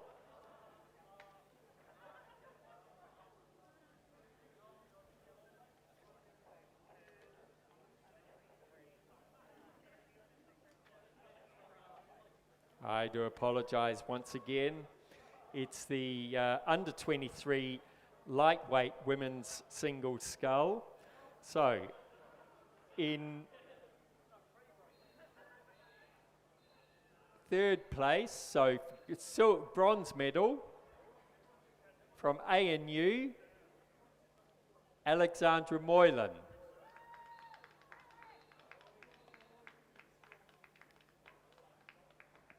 Silver medalist from Sydney University, Annalisa Isaacs. And the gold medalist from Sydney Rowing Club, Grace Cypher. Congratulations to our medalists.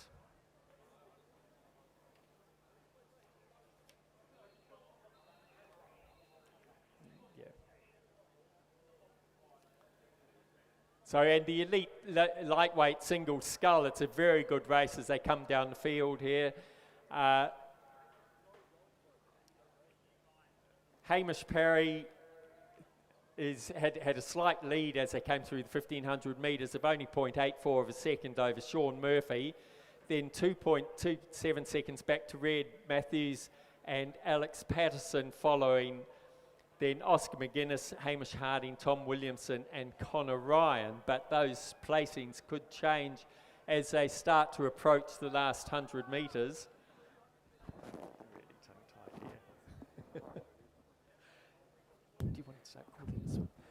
Yeah, Mark, and I've just joined in here to help you out with a bit of commentary, and we've got the men's elite lightweight single, and it looks like it will be Hamish Parry leading against Sean Murphy. Now, Hamish Parry and Sean Murphy are looking to be the lightweight double for Australia. They will be the Olympic hopefuls, and Red Matthews will be behind them. Now, these three scullers are real top-level scullers. As they come through, Hamish Parry crossing the line there in a time of 7:03, a fantastic time for the lightweight single. Very rare to see lightweight scullers get in that low 7-minute mark, let alone breaking the 7-minute mark. And it looks like we have a really hotly contested A final there where most scullers are below that 7:10 mark. We've got Hamish Parry, Sean Murphy, Red Matthews, Alec Patterson, Hamish Harding, Oscar McGuinness, Tom Williamson and Connor Ryan.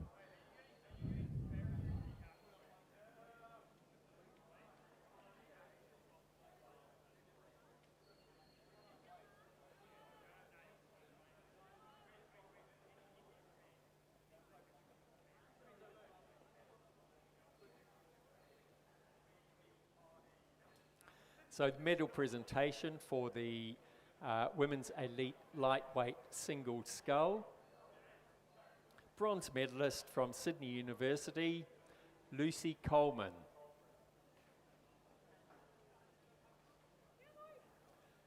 Silver medalist from UTS, Sarah Pound.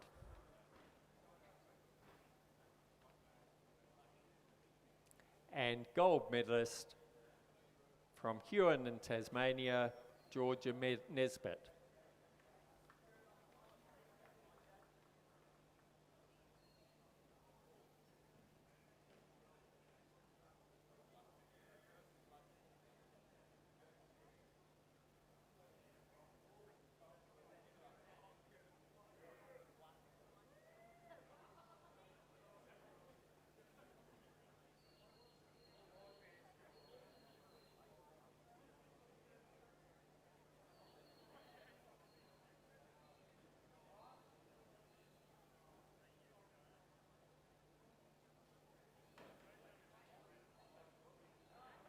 Yeah. Wow.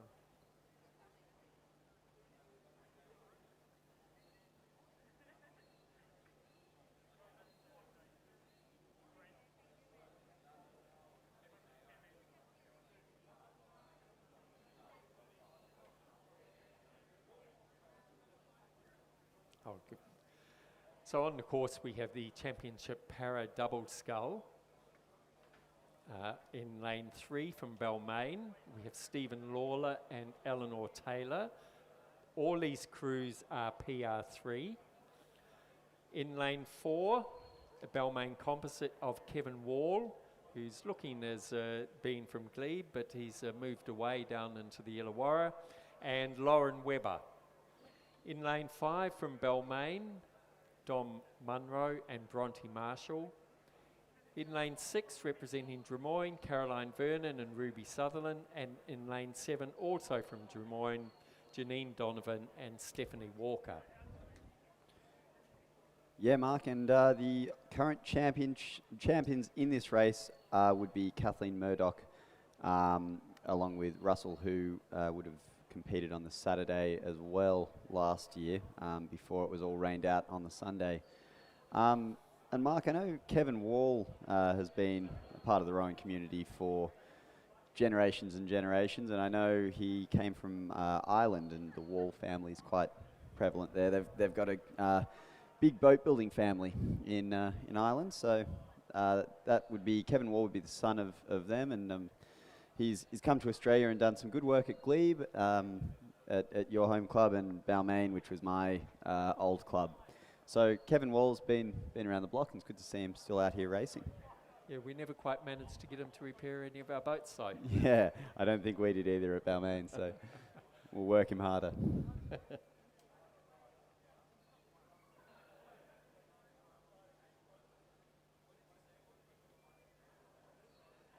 So as they're coming up to the 1500 metre mark, Kevin Wall and Lauren Webber have a clear lead over the others. So followed by the crew of Janine Donovan and Stephanie Walker. Then a margin back to Stephen Lawler and Eleanor Taylor. Then Caroline Vernon and Ruby Sutherland.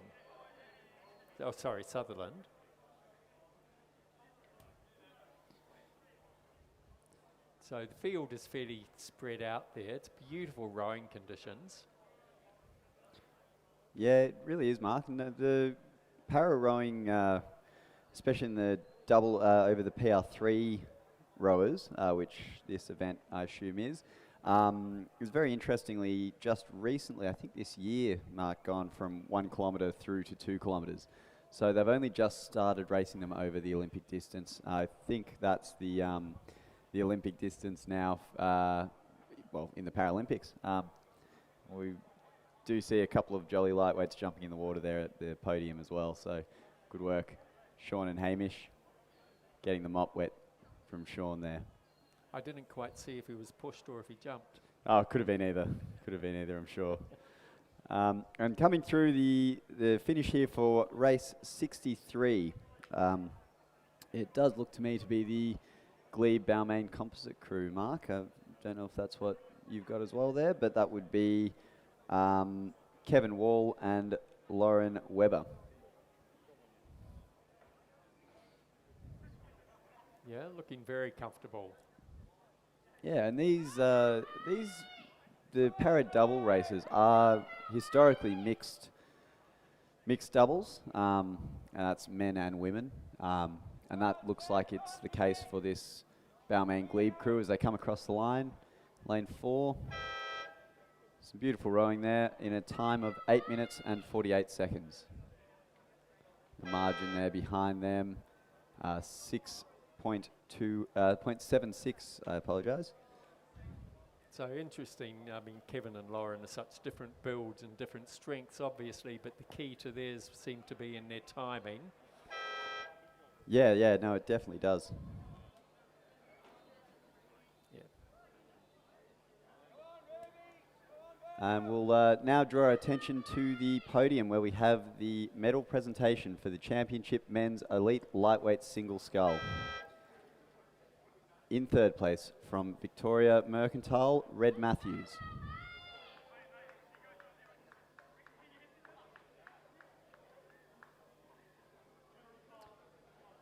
And second place from Mossman Rowing Club, the great Sean Murphy.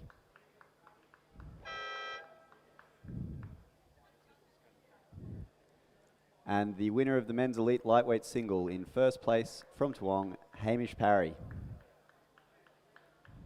Well done, lads.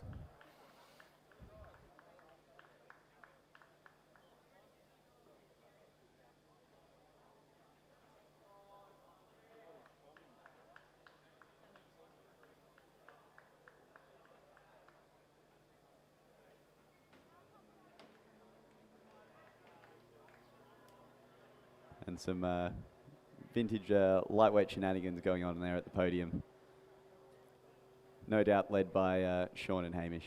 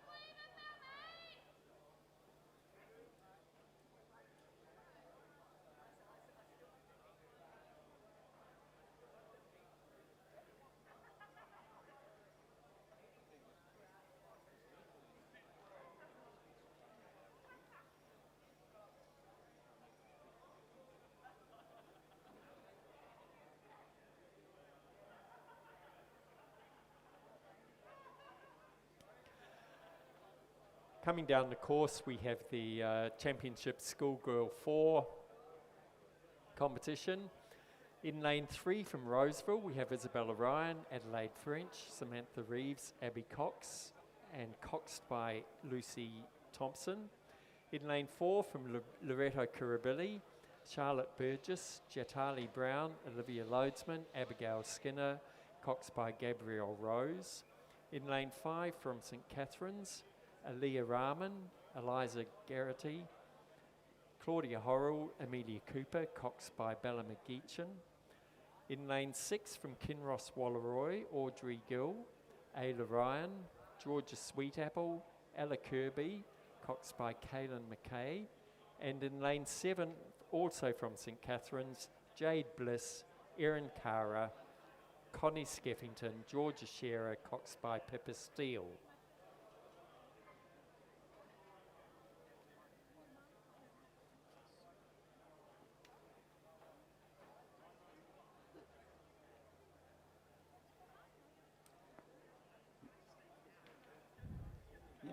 Yep, and Mark, it looks like coming through the 1500 metre mark of race 64 there, we have the leaders Kinross Wallaroi School in a time of 5 minutes 47 through the 1500.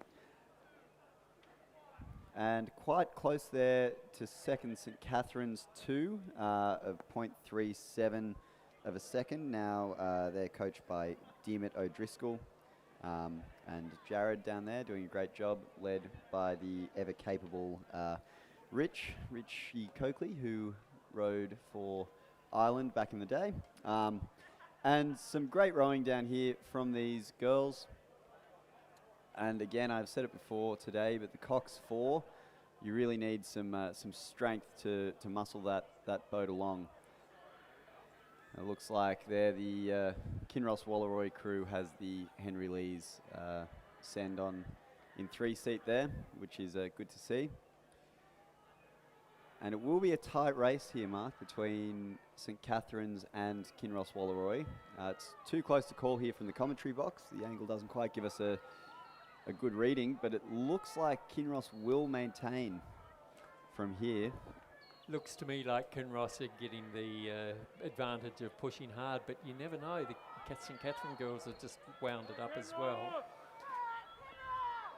Yeah, the St Catherine girls have wound the rate up. They've seen the red boys and they're going, but it looks like that Kinross crew, I think, will just maintain the lead coming into the last 100 metres.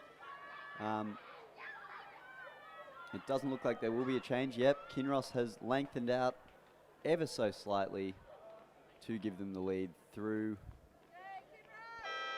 this A final of the Schoolgirls 4, Cox 4.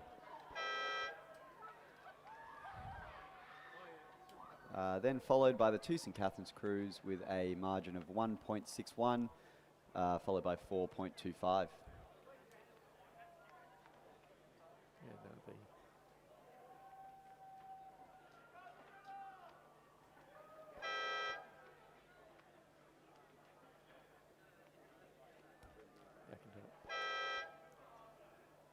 So the medal presentation for the Championship Para Double Scull, PR3. The bronze medalists representing Balmain, Stephen Lawler and Eleanor Taylor, coached by Anne Craig, Liam James and Barbara Ramjam.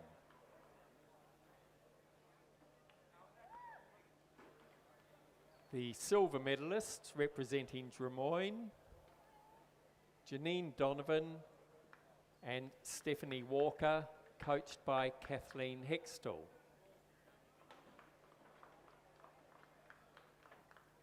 And our gold medalists representing Glebe, Kevin Wall and Balmain, Lauren Webber, coached by Anne Craig, Liam James and Barbara Ramjam. Congratulations to all our medalists.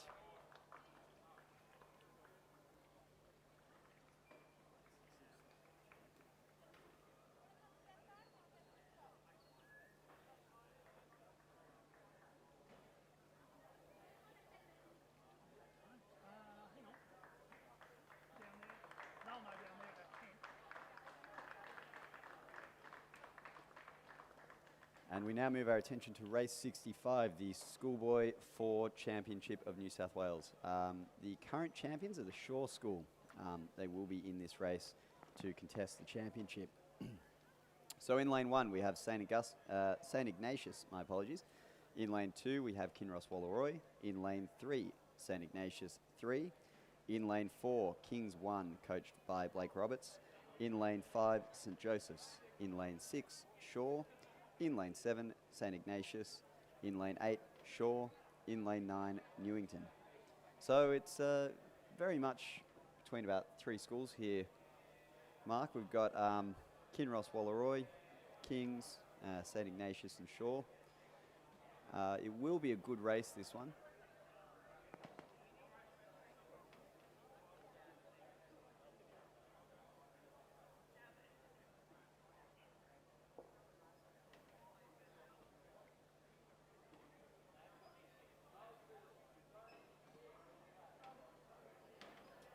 I think the big knob.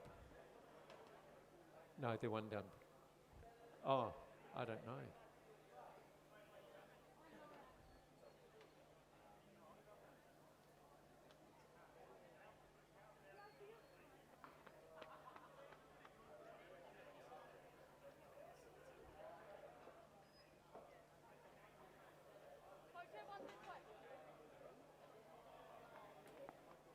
Yeah, and Mark, you just pointed out to me there, we've got quite a tight margin, close margin here. We've got Kinross Wallaroi 1, followed by Shaw School, and that's 0.22 of a second. Very close bit of racing. So it looks like Shaw will fight to retain this one, but they haven't quite got it yet. They've got that Kinross Wallaroi crew just pipping up in the lead, and Kinross Wallaroi historically, Mark, have some very strong athletes, and I have said before, the coxed 4, you do need a lot of strength. So we'll see which crew is able to muscle through in this last 500 metres. They were certainly very close as they crossed that line. You can see looking out now as they come into the clear view of the grandstand that the real battle is on. So between that crew over there in lane 5, 6, the Kinross Wallaroi crew, and across here in lane 7. Yeah, that looks spot on, Mark. It looks like it will be Kinross Wallaroi and Shaw, I believe. So Shaw here in the middle, they do have a few lanes in between them, which does make it difficult, but they are fighting for that lead. And Mark, it looks like the Shaw School might have muscled ahead. We do have the Henry Lee's double sync there in 2-seat of the Shaw School, but it looks like they might just get the lead here. Shaw School. Shaw's over. And we have had a crab here in Shaw. But they're managing to hold it. But it looks like they have just been able to get that, just been able to pip it at the line, Mark. That was a great one to watch, wasn't it? I'll be looking at the highlights reel on that. But Shaw School in first, followed by Kinross Wallaroi. Great racing there.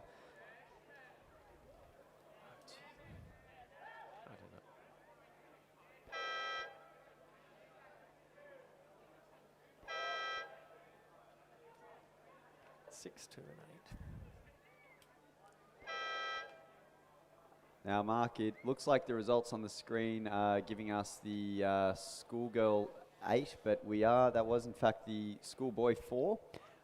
It was Shaw that took that out in a great time there.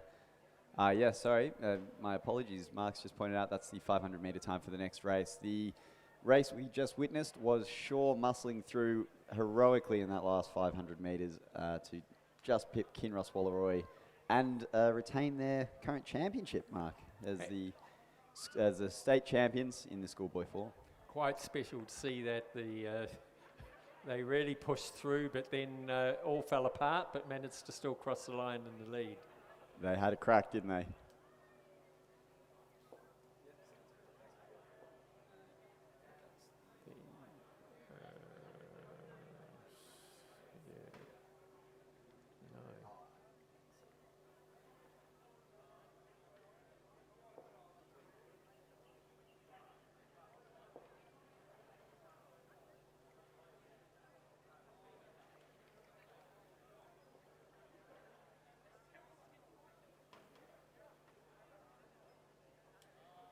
And we now draw our attention to the podium, where we have the podium for the Championship Schoolgirl 4.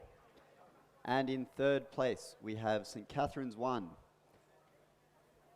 And in that crew, we have Aliyah Raman, Eliza Gerhardy, Claudia Horrell, Amelia Cooper, and Bella McCargan. That was coached by Diarmuid O'Driscoll and Jared Watson.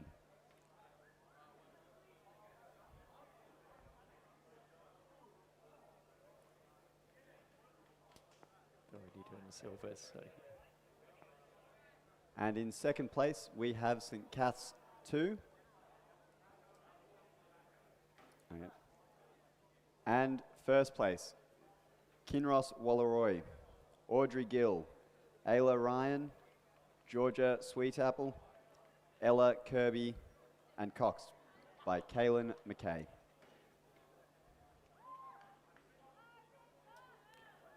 Congratulations to all our medalists, and coming down the course, thundering down the course, is the Championship Schoolgirls 8.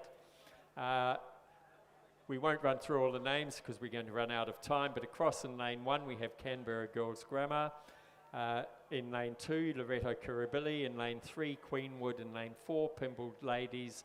In lane 5, Kinross Wallaroi. In lane 6, Canberra Girls Grammar. In lane 7, Loreto Normanhurst. And then lane 8, Queenwood.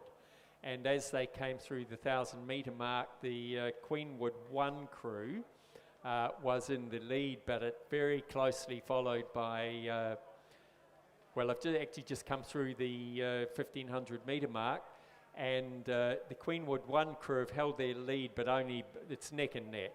There's only 0.23 of a margin back to Kinross Wallaroi, then Pimble Ladies and Canberra Girls. Field is fairly spread out after that, with Loreto Normanhurst, followed by Loreto Kirribilli, Canberra Girls and Queenwood. But they're just coming into the probably the last 300 metres out there. And will Queenwood hold their lead over Kinross Wallaroi? That's going to be a good race. Yeah, Mark, it definitely will. And in the, especially in the 8s, the margins realistically, when they are this close, it's much different racing to these smaller boats. It's quite unpredictable. I know in the AAGPS Schoolboy first 8 race, Scots were able to muscle through in the 1250, and now usually in an 8 the rule is if you're leading at the first 500, it's quite difficult to get back because you do just have that maintained speed. But it looks to me, Mark, like the Kinross Wallaroi crew is just slowing a touch in this last 100, and might be the Pimble crew there that is nudging ahead, just nudging ahead, and doing that with a quicker rate, which in the 8 is absolutely crucial. And they will, won't they? They will just nudge ahead in the last 100 metres, and it is not much. It's a canvas, and in an 8 that is nothing, and it will be Queenwood, my apologies, followed by Kinross Wallaroi, and a margin of 0.73. Now that margin at the 1500, I think, was 0.2 something. 0.22 or something. Yeah. So that's lengthened out, not by much, but in an 8, a second in 500 metres is still quite commanding. So congratulations to Queenwood there. Really tough bit of racing, and finishing that race in a time of 6 minutes 50.05.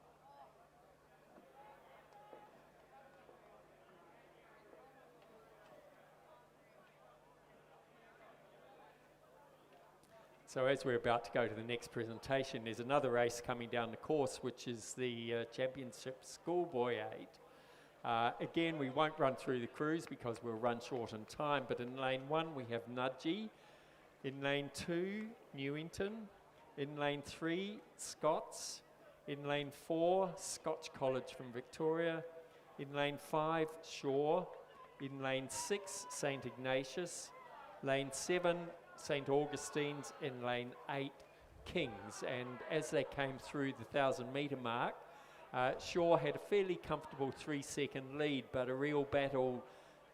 It's showing 0.04 of a second to Kings between Scotch Victoria and Kings for second and third. So that's a very close.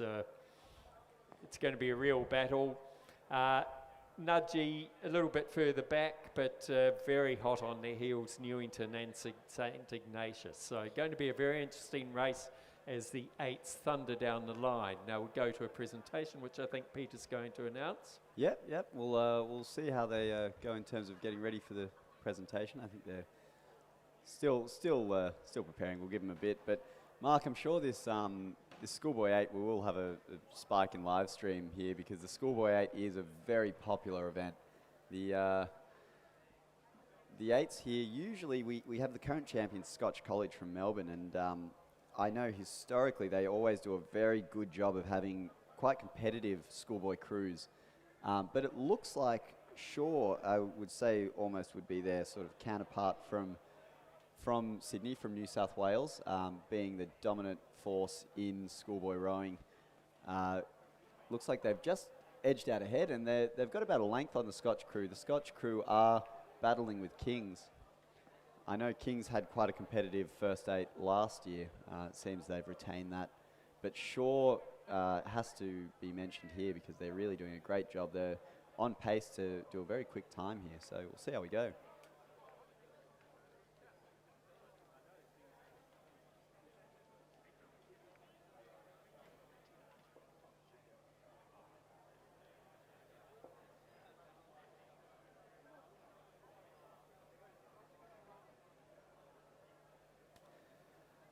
And Mark, it looks like Shaw School will maintain the lead.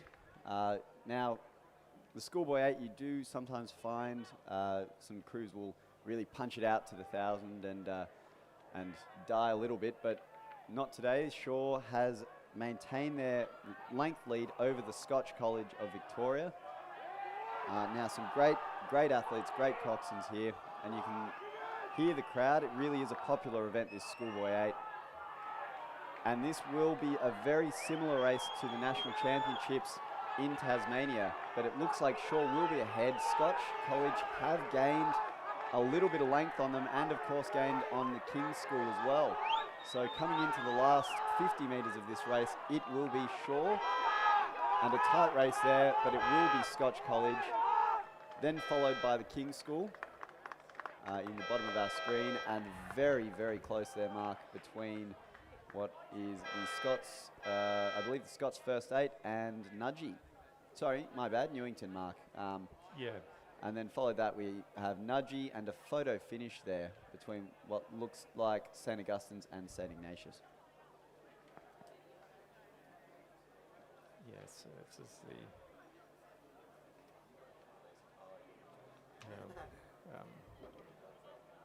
it's this one, is it? Yeah. Yeah, okay. Yeah, I'll do it.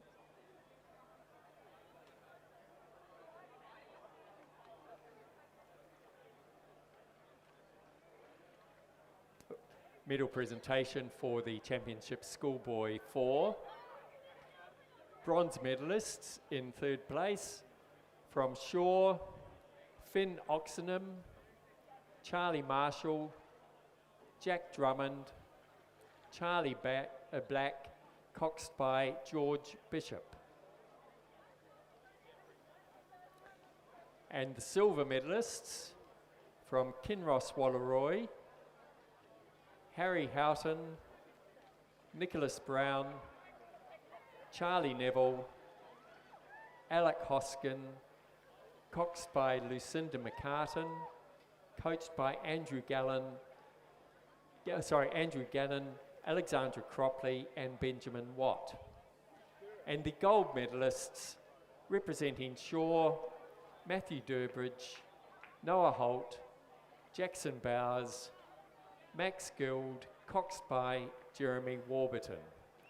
Congratulations to all our medalists.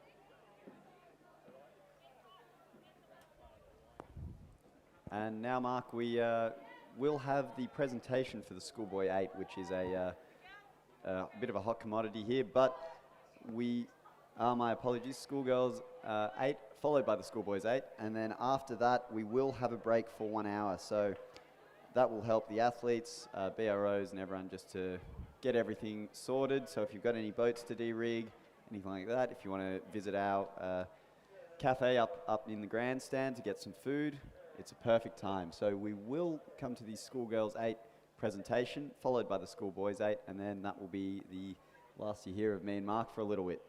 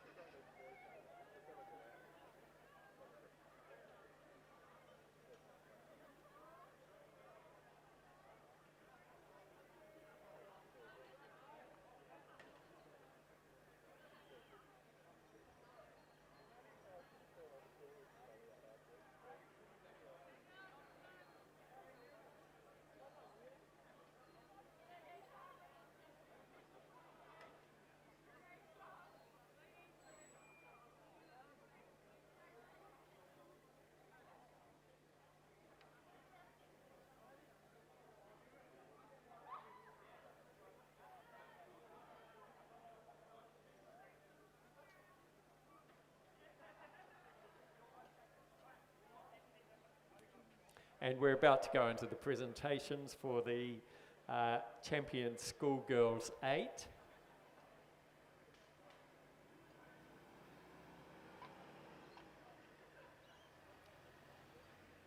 So, bronze medalists representing Canberra Girls Grammar, Neve James, Lauren Goldie, Olivia Natty, Charlotte Gross, Georgina Wallace, Jenna Erda, Ashley Burns, Madeline McGuinness, coxed by Andrea Newman. And coached by Carolyn Pipers. The bronze medalists from Kinross Wallaroi, Sally Carter, Liv Fredrickson, Lucy Scammell, Lucy Searle, oh sorry, I said bronze medalists and it's actually silver medalists. Lucy Searle, Annabelle Woods, Hannah Richardson, Freya Neville, Isabella Scammell, coxed by Georgia Robson, coached by Andrew Gannon and Alexandra Cropley.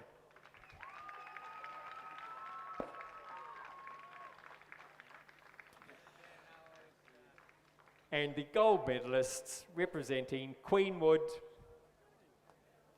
Bronte Blackmore Cram, Madeline Newman, Madeline Nicol, Chloe Driver, Tiffany Burta, Beth McClellan, Chelsea Prout, Stephanie Preller, coxed by Lucy Anderson and coached by Karen Glynn and Ray Boyle.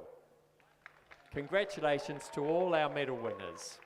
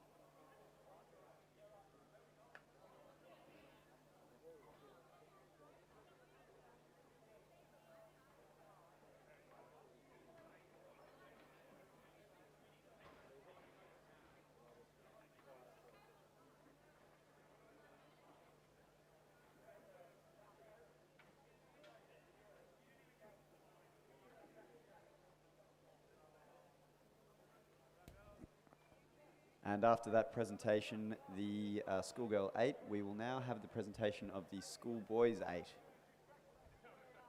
We'll invite them onto the podium once the schoolgirls have cleared and begin the presentation.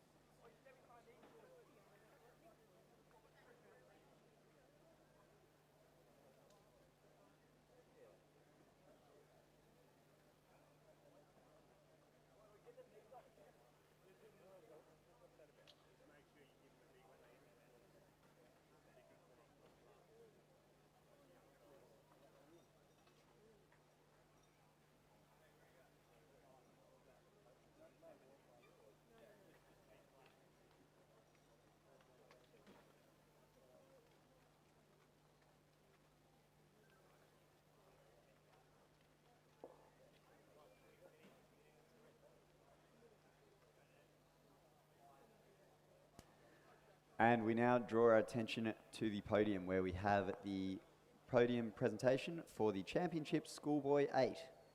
And in third place, Kings 1, Dibby Lear, Felix Lear, Rory Menzies, Samuel Dugan, Orlando Denton, Harry Staniforth, MacArthur Bucknell, and Dimitri Duta, and Coxed by Lawrence Cleve.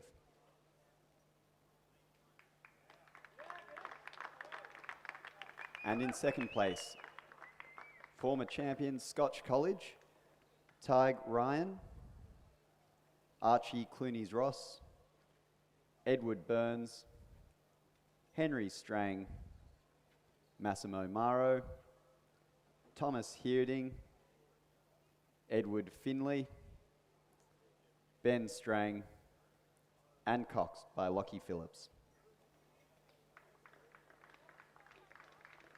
And champions of the Schoolboy 8, the Shaw School, Gus Gregg, John Money, Edward Nutt, Thomas Livingston, Hamish Hunter, Nicholas Dongu, Ashlyn Ling, John Kenny, and Coxed by Oliver Wilson.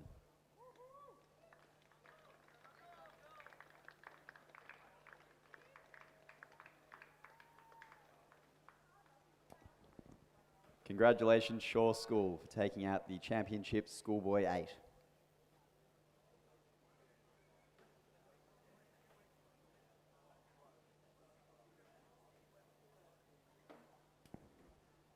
And that concludes the commentary until the conclusion of the lunch break. Race 68 will commence at 12:55, so me and Mark will go get some lunch ourselves, and we'll see you back here at around 12:50.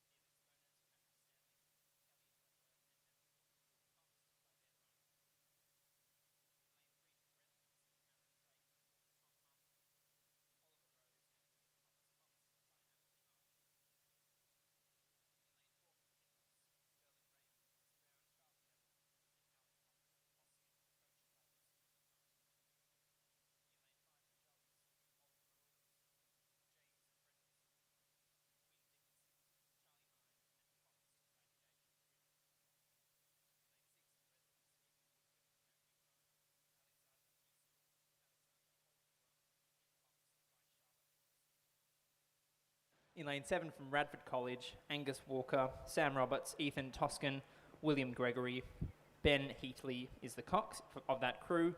And to round out the field in lane 8 from Newington College, Angus Dunstan, Tom Hurst, Jeremy Webb, Henry Taylor, and coxed by Will Nicholas.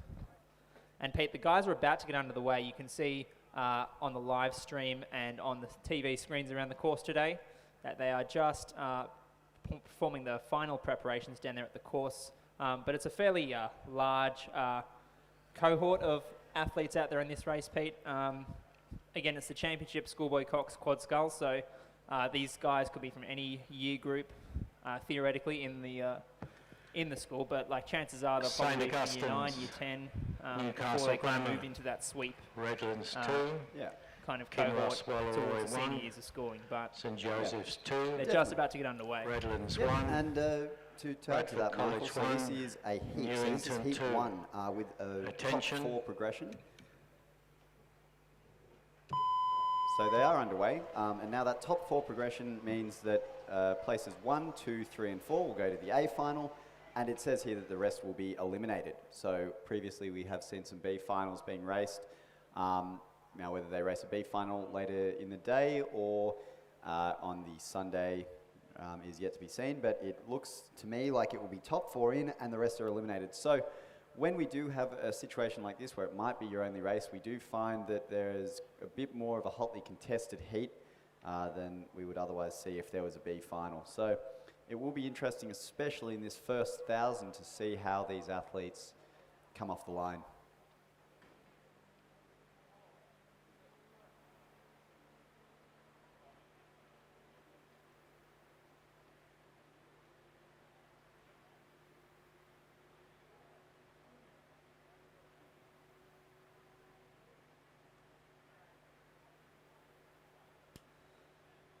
And ladies and gentlemen, you can see on your screen that crew from Newington, that's Dunstan, Hurst, Webb and Taylor, have gotten away fairly well, and they've got a high rate of striking. And they've moved on the rest of from what I can see, they've moved on the rest of the field fairly well out of the start, but again, we'll see how that position crystallises as the crews come through the 500 metres.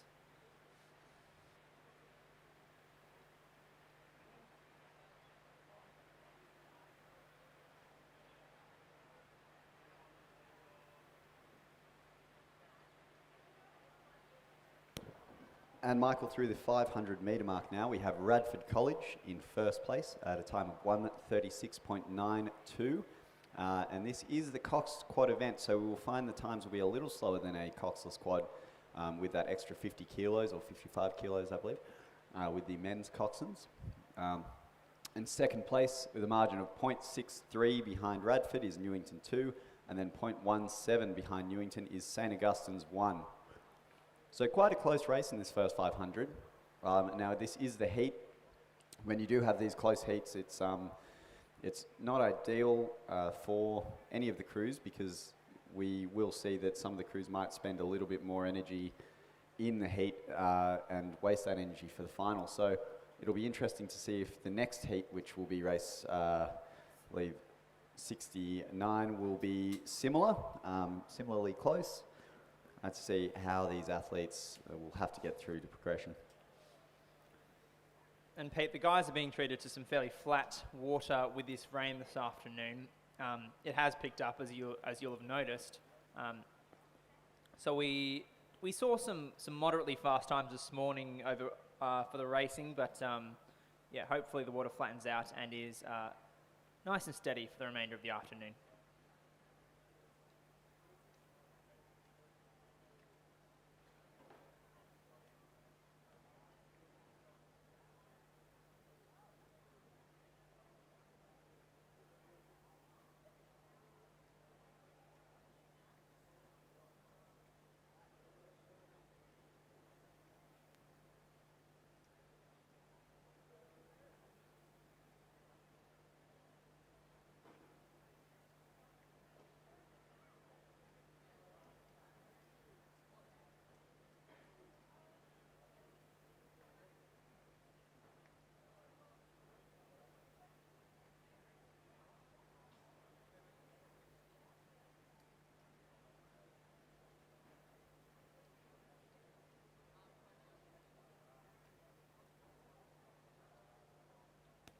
And coming through the 1,000-metre mark here, Michael, of race 68, the Schoolboy coxed quad, it looked like it was still Radford College in the lead.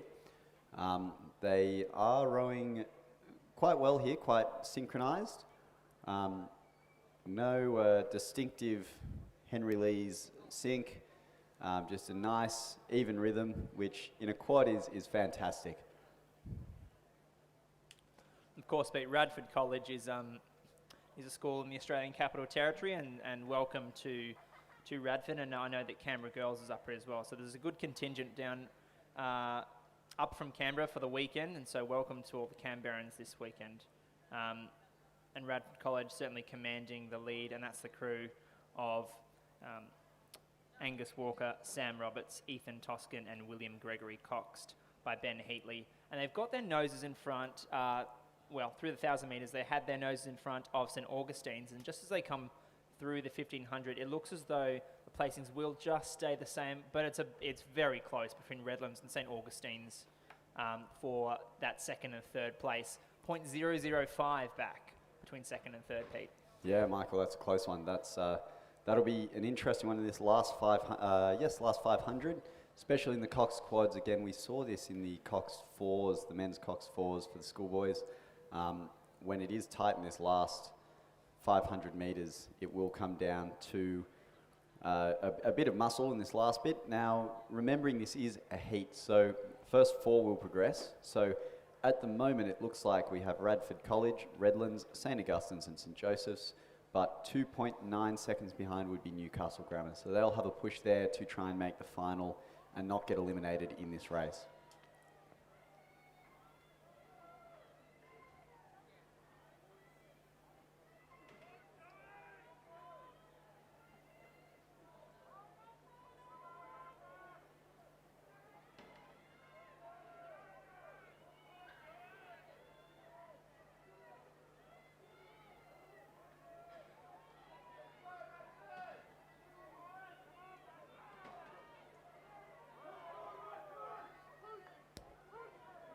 And in the last 100 metres of this race, the placings will stay similar. The first four places, my apologies, will be Radford College. Although there is a huge push from this St Augustine's crew in the heat. Oh wow, they've lifted their rate of striking. Lift their rate. That is close. And oh, it's will they get close. Radford? Not quite, I think. Michael. Leave that It's one a to the photo judges, finish. I think, Pete. And it looks nice and cemented there. St Joseph's College will take fourth place. And fifth place, just missing out on that final spot, is going to be Newcastle Grammar, followed by the Newington School, and finally Kinross Walleroy.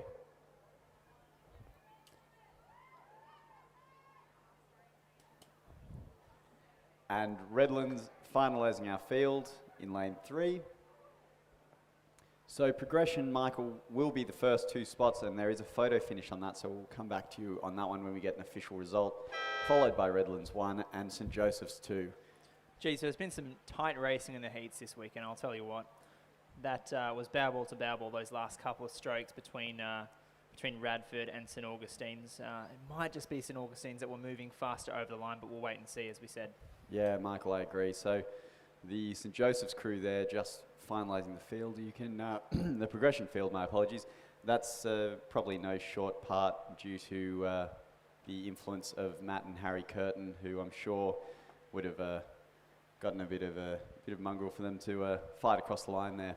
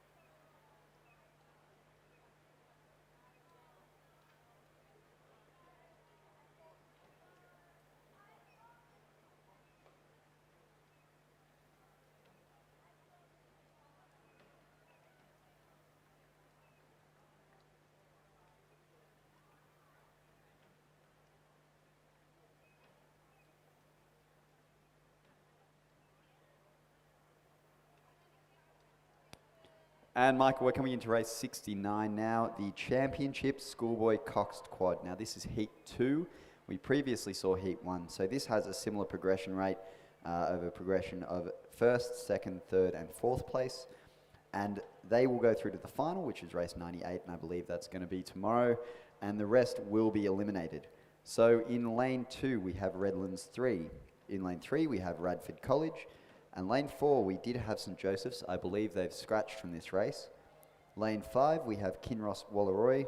Lane 6, Redlands. Lane 7, Newington 1. And lane 8, Canberra Grammar. Now, Michael, the Newington crew here, Newington 1 in lane 8, seems to be taking this out. The 1500 metre time was 5 minutes and 2 seconds. Now, they're followed by Canberra Grammar, Radford College and Kinross Wallaroi. And there is a 10-second lead gap back there to Redlands 3. So a fair assumption would be that those 4 crews are looking pretty comfortable to be in the progression list to the A final.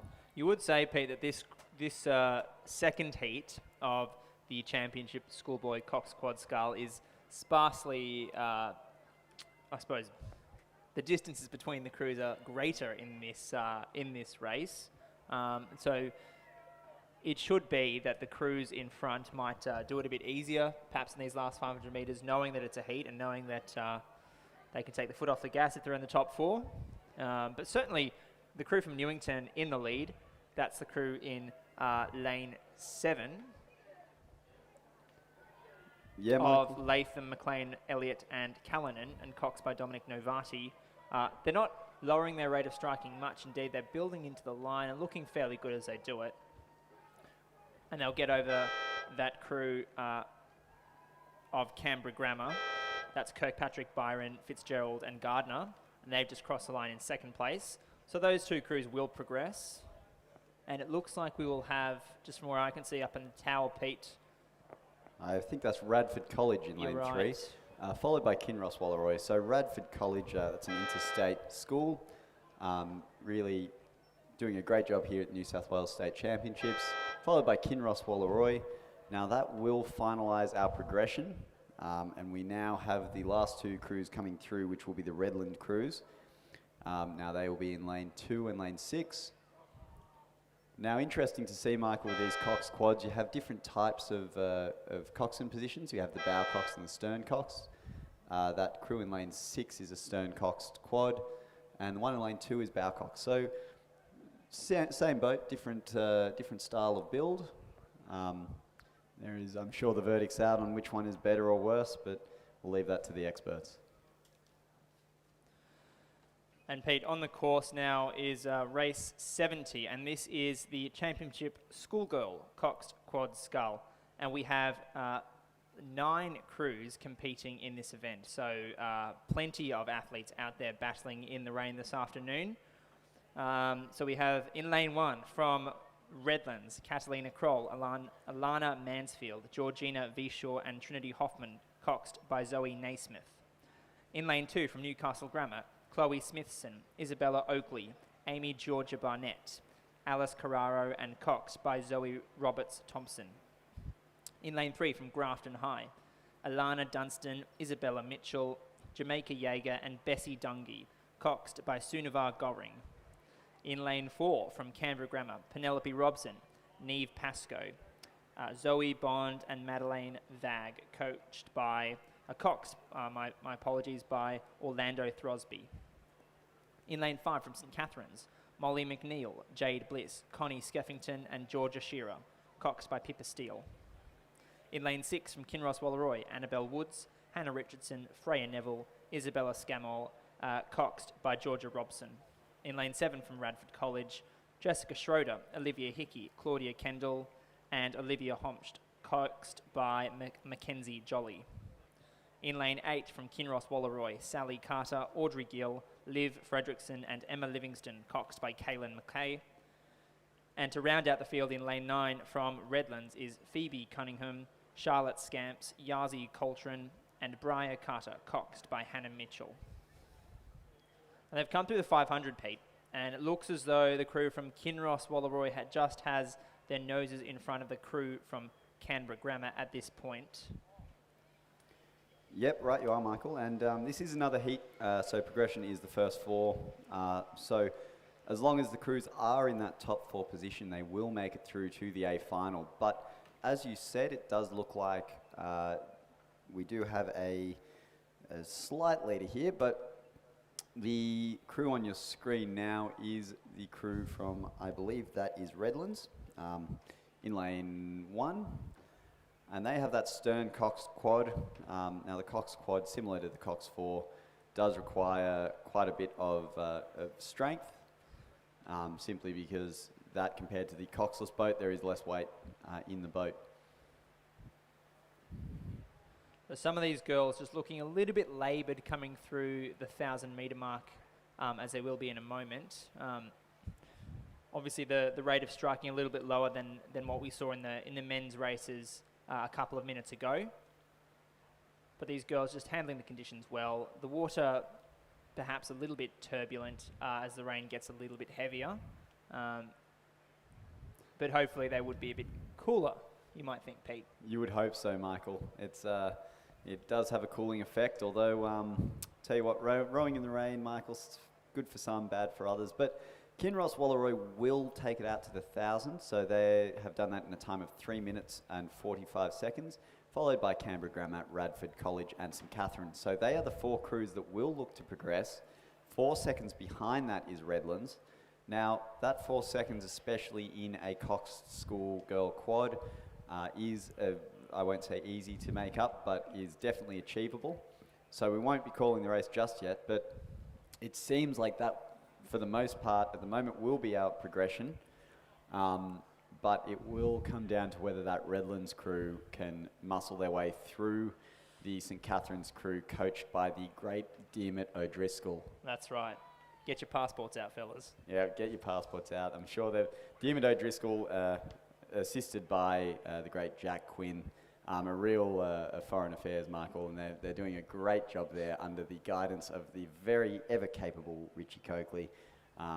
Also a part of our Island Special. Some great guys there, and Jared keeping them all in check from a coaching perspective. So, Michael, it seems like we have a very similar progression rate here with the top 4. So Kinross Wallaroi is still in first place by the looks of things. Look, Pete, if I was a betting man, you would have to say that Kinross and Canberra Grammar are going to get through to the final as it currently stands. They're about to come through the 1,500, so we will see. But as you mentioned, it is that battle going on between Radford, St Cath's and Redlands for that all-important fourth position into the A final. We're just receiving updates now, so it is Canberra Grammar. They have overtaken that crew from Kinross Wallaroi to pass through 1 and 2 through to the final 500 metres of the race, and it is Radford College from the ACT and then St Cath's.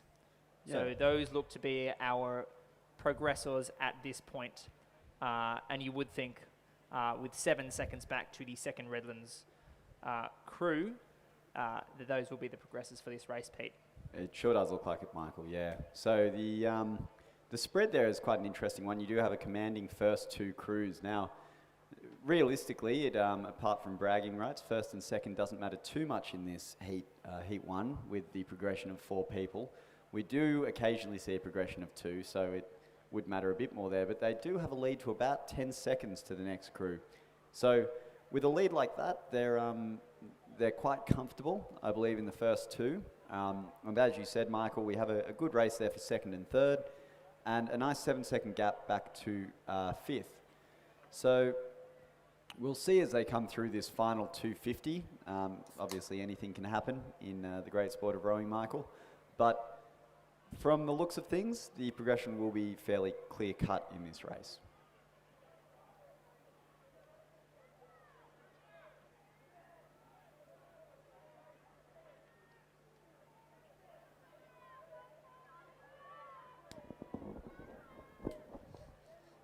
And at the front here, front of the pack, it will be Canberra Grammar, the interstatees that are leading the pack, followed by Kinross Wallaroi. That's right, Pete. It is the crew from Canberra Grammar, Penelope Robson, Neve Pascoe, Zoe Bond, Madeline Vag, coxed by Orlando Throsby, that crossed the line in first place, closely followed by Kinross, Walleroy. That's the crew of Woods, Richardson, Neville and Scamell, coxed by Georgia Robson. So those crews will progress, as will Lane 7, Radford College. That's the crew of Schroeder, Hickey, Kendall and Homscht, coxed by Mackenzie Jolly. And to round out our progressors is in lane 5, St Catherine's, Molly McNeil, Jade Bliss, Connie Skeffington and Georgia Shearer. Yeah, and Michael, looking at the gap there between first and second, it did lengthen out, but some smart rowing there from Kinross, Walleroy, just saving their bickies at the end. They knew their place was going to be second. They knew they had that progression, and they just rode through the finish. And in the heat, that's definitely not a bad idea, especially if you are in that top 4. You know you're going to be in that top 4. There is no need to absolutely kill yourself at the last 100. So they've done very well there. A very impressive bit of rowing there from all crews in that race.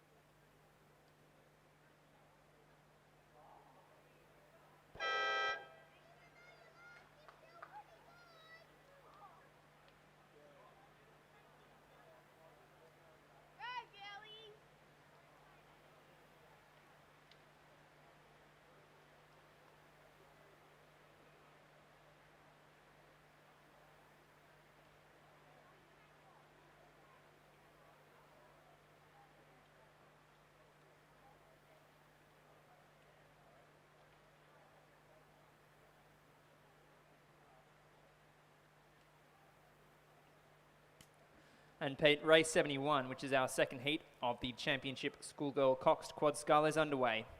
Similarly, the progression in this race will be 1, 2, 3 and 4 through to the final, which is race 97, and the remainder of the field will be eliminated. We've had a scratching from Radford College in lane 1, so in lane 2 is the crew from Kinross Walleroy of Simone Chawler, Claudia St Clair, Bridie Walsh and Ava McMillan, coxed by Finley Shepherd. In lane 3 from St Catherine's is Alia Rahman, Eliza Garrity, Claudia Horrell and Amelia Cooper, coxed by Bella McGeechan. In lane 4 from Redlands, Gracie Connell, Emily Barrell, Emily Batemer and Audra Olsen, coxed by Charlotte Harmon. In lane 5 from Sydney Girls, Lara Grosser, Alexandra Elifthrio, Zoe Krakowski and Anaya Hari, coxed by Delina Gamage. In lane 6 from Redlands, Blythe Ogilvie, Lily Dijkstra, Emily Pashley and Sophia Maxwell, coxed by Colette Labert. In lane 7 from Canberra Girls Grammar, Alice Collins, Alexandra Maligan, Sophie Champion de Crispanier, Addie Kerr-Lewis and coxed by Georgia Gathercole. In lane 8, also from Radford College, Molly Lilly, Cara Martin, Bridget Kelleher Cole, Ellen Mihalovic and coxed by Nicola Allenby. And to round out the field is a crew from Queenwood, Madeline Newman, Madeline Nicol, Chloe Driver and Beth McClellan, coxed by Arlie Hindmarsh. Yep. Pete, they've come through the 1,500 metres now. From what I can see, it is the crew of St Catherine's in the first position at this point, closely followed by Radford, Queenwood and Redlands. There is a couple of seconds between each of those crews, so you would think it is the first 3 crews at least, Pete, are fairly cemented, but it's all important that 4th place is going to become, and that's the battle between Canberra Girls and Redlands. Yeah, Michael, and as you said, so we have a 3.78 second gap at the 1,500. So 3 seconds in a cox quad, not a huge amount of time. So we will see if this crew can just muscle back the 4th spot to get that all-important last qualifying spot for the A final.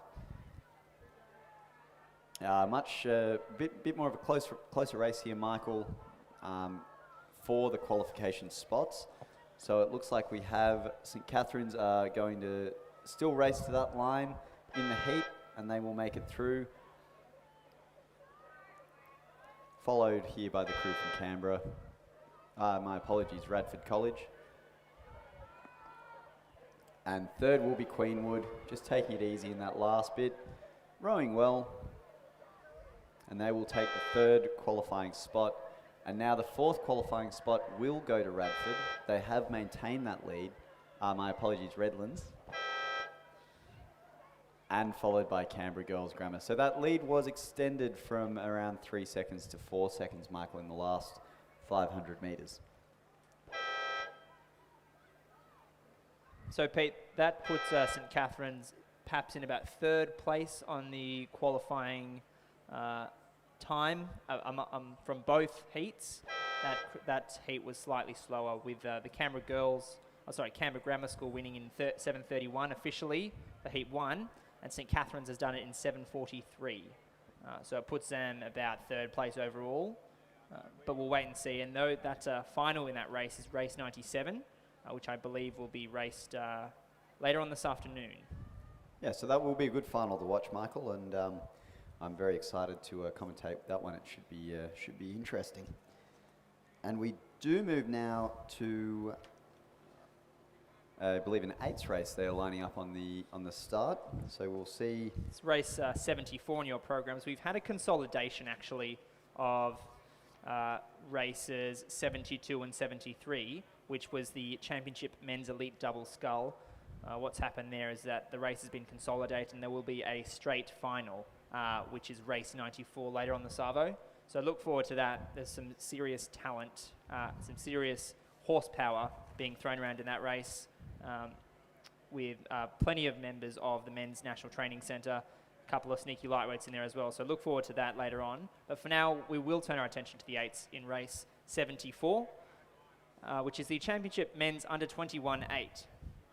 So a couple of school crews contesting this event. This is the first heat. The final, the first 4 crews will progress through to the final. So in lane 2 from the Scots College, we have Hugo Hart, Jake Scotts, Charles Brand, Ryan Cunningham, Michael Geisler, and Billy Hansen. Rock Barraquette, Henry Pursehouse, and Charlie Small is the cox. Also crews from Nudgee, another crew from Scots, Sydney Rowing Club, Mossman, Shaw, and Scotch College from Victoria. So there is a large field here. Yep, Michael, and this men's under 21-8 will be interesting as the final was just race of the men's Schoolboy 8. Now, I would assume these crews are quite similar as the age categories do back up similarly. The difference here would be you'll have some club crews in. So what we do have, what we saw in the men's 8 earlier was that Shaw was able to take the race out, followed by the Scotch College of Victoria, and then I believe it was Scots, if my memory serves me correctly. But we do have the addition now of Sydney Rowing Club and Mossman, and these club crews will often, as they're not as limited in having just one school, they're able to get some really world-class athletes from around the place. So surely this Mossman crew, they do take a few athletes from St. Augustine's. And some good pedigree as well, Pete, just from what I can see in that Mossman crew. The likes of McLean, Pender, Ungemark and Von Appen. Certainly notable names in that Mossman crew. So they will be, you would think, contenders to win this first heat. But we'll wait and see. As will the crew be from Sydney Rowing Club. And that's Aitken, Hart, Hancock and Furrer. Some household names down at Sydney Rowing Club. So it will be, they will be tough to beat, you would think, Pete. They will, yeah. But it'll be a good test for some of these school crews who are well drilled and train together on a regular basis. So it'll be one to watch. It definitely will, yeah. So within the school crews, it will be interesting to see the Scotch College having another crack at the Shaw School. We do know that the Shaw School had a length at the end of the Schoolboy singles, the Schoolboy 8, my apologies, earlier today. Now, it will also come down, as there is quite a quick turnaround, it will come down to how much these athletes have spent themselves. But coming into the first section here, it looks like the Scotch College does have the length on Shore School, although in front of them is the two club crews, Sydney and Mossman. So, as we called, Pete, it's going to be tough to beat those guys. They're fairly well drilled and some good pedigree in those boats. Yeah, definitely. And we see, as you said before, Michael, the Mossman crew. We've got Lexi McLean, Torben Ungermark. We've got young Max von Appen, brother of Zach von Appen. They are coached by Matthias and Judith Ungermark through Mossman, and that is, as you said, Michael, some great pedigree. But they are being muscled out by that Sydney crew, so it'll be interesting to see whether they're able to make up that 0.35 of a second. Definitely not much, although in the 8 we know how important that first 500 metres are to get off quickly, to get off well. And in this under 21 8, it'll be interesting to see if those school crews can muscle their way through and hold on to these really well-drilled club crews.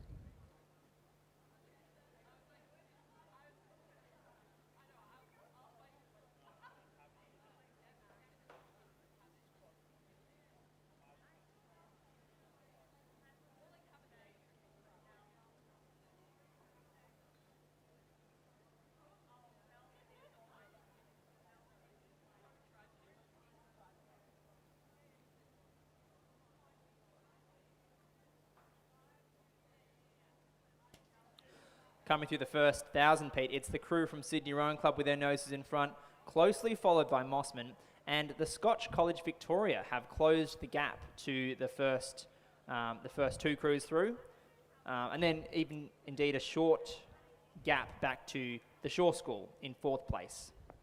Yeah, Michael, and looking at the Schoolboy 8 race that happened earlier, we saw that the Shore School was ahead of the Scotch College crew, even at this 1,000 metre mark. So whether, I assume these crews are quite similar. I don't think that Scotch College would have changed too much as they are from interstate.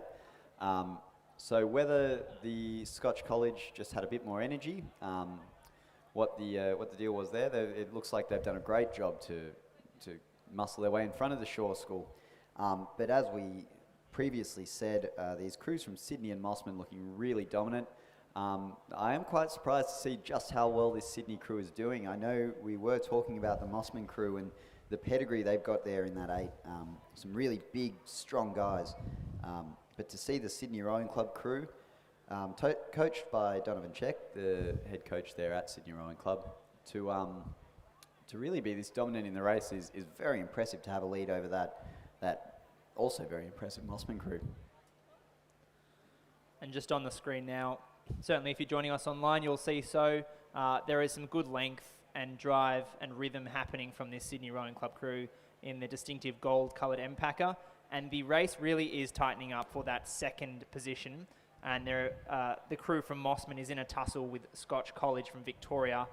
And the gap has shrunk even further to 0.66 of a second. So it will be interesting to see what happens. But as you mentioned, Pete, the first 4 crews will progress through to the final, which is race 90. So you would think the crews aren't going to be, aren't going to be burning all the bickies just yet. Yeah, right you are, yeah.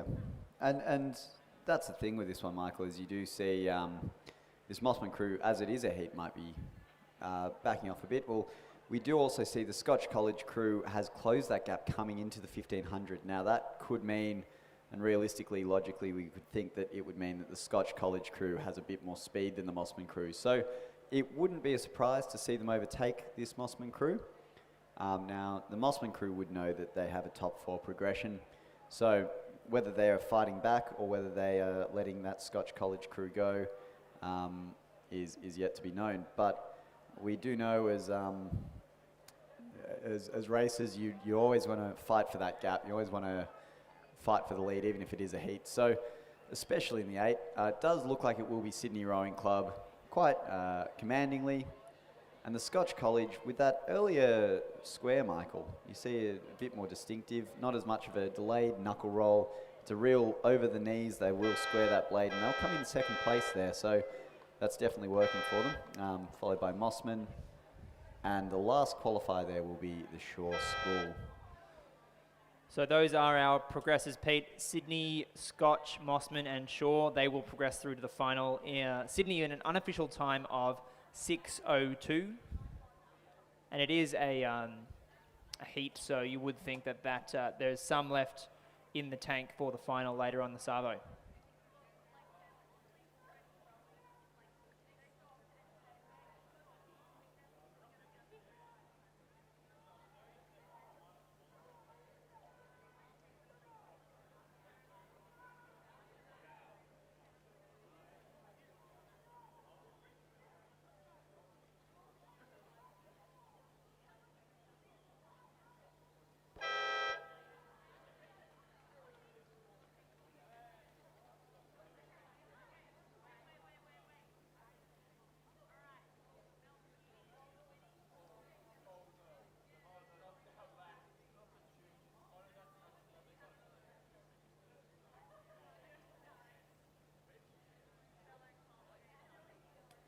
And we are now moving into race 75. This is the Championship Men's Under 21 8.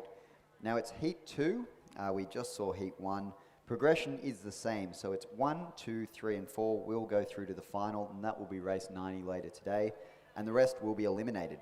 So in lane 2, we have the Scots College, not to be confused with the Scotch College from Victoria. So Scots College 2. In lane 3, we have Shaw. In lane 4, Sydney University, a club crew joining in on this 8 race. In lane 5, another club crew, Melbourne University. In lane 6, our third club crew, University of Technology, Sydney. And in lane 7, Scots 3. And Michael, it looks like, to me, it will be... MUBC out in front, I believe. Now, MUBC have always had quite a dominant under 21-8. I know I know they've got a great Instagram program going on. They have a down there. fantastic Instagram program. They sure Great do. presence, great culture. Great culture, getting around the fellas. So it looks like Melbourne University will be leading through the 1,000, 2 minutes and 52 seconds, followed by Sydney University, then the Shaw School, followed by UTS. UTS has just pushed up into the 4th position. Just pushed up, but they are being pushed by Scots. So it will be interesting to see how UTS go through this next 1,000, if they're able to back end this race a bit more and keep or retain or extend that lead from Scots into Shaw. Now Shaw has a bit of a demanding lead on UTS as well, with a margin of 6.46 seconds. So will be interesting. The UTS crew stroked by Alex Wood. Now, Alex Wood did break his foot quite recently, was able to come to a training camp, but a very good man, great pedigree. That's right, he can deliver a juice, that's for sure. He can deliver a juice, yep. So he's He will be leading that crew with Ned Power, Henry Blackwell, Lachlan Roach, Liam Glacken, and the great Harry Curtin. Not to be mistaken, Michael, with Matthew Curtin, who we saw on the scene about 2 years ago. Harry, the younger brother, will be taking up the mantle here in the under 21-8.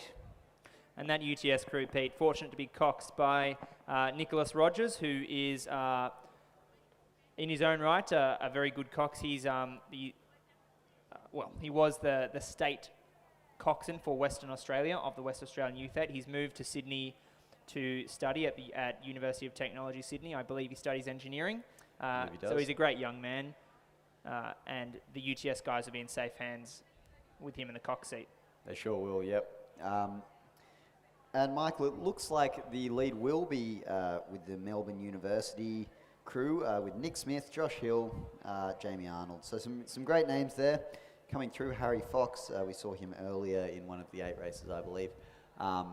And they look like they're a bit more relaxed, Michael, than some of the minor places. They look like they're rating about 24, 22, just rowing well. So that's great to see, in this heat, some really good rowing. Once you get into that 1,500 mark, in the last 500 metres of the race, you can afford to ease off if you have a demanding lead like this Melbourne University crew. So really well done to the coaches and staff at Melbourne University who have done such a great job to come out to... And MUBC, Pete, produces many quality athletes, and I know many have gone on to the National Training Centre of late, particularly the Lavery brothers, who I can see sitting in the stand right now. I'm sure they'll be stoked to see their crew get over the line here. But as you said, Pete, MUBC doing it really easily. They're the fastest qualifier at this point, I believe. They've just got over in 6:01, which is a whisker faster than the first heat. Sydney Uni is our second qualifier, and then it will be the Shore School and UTS to round out the qualifiers for the A final of the men's under 21 8. Yeah, Michael, and Scots College is just going to miss out on that one, coming 5th place with a margin of .369. So that will be a great progression there through to the heat. It seems like the final will be quite dominated there by some of the club crews. You will still have the Scotch College Shore, 2 Shore crews in that final. So that'll be great fun to watch, and that will be later today.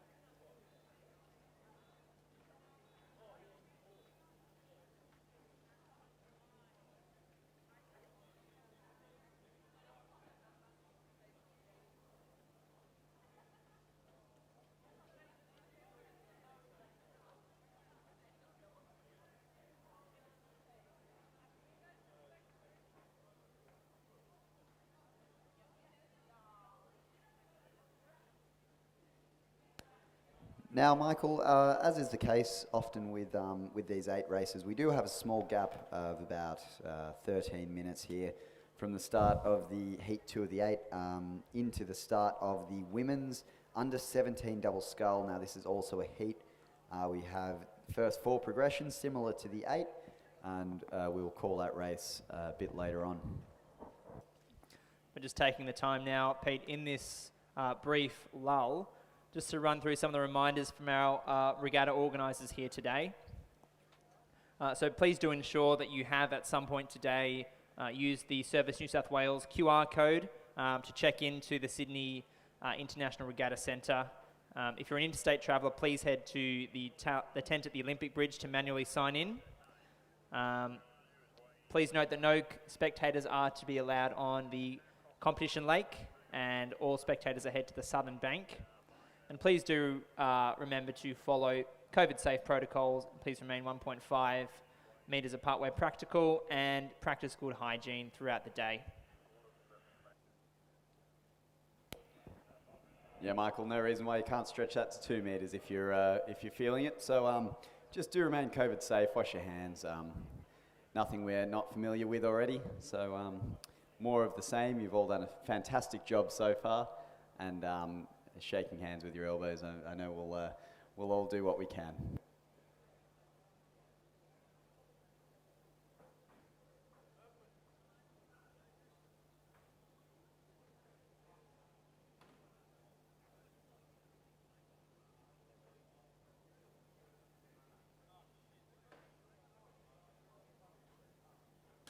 And Pete, looks as though we're going to get underway shortly in race 76, which is the Championship Women's Under 17 Double Scull.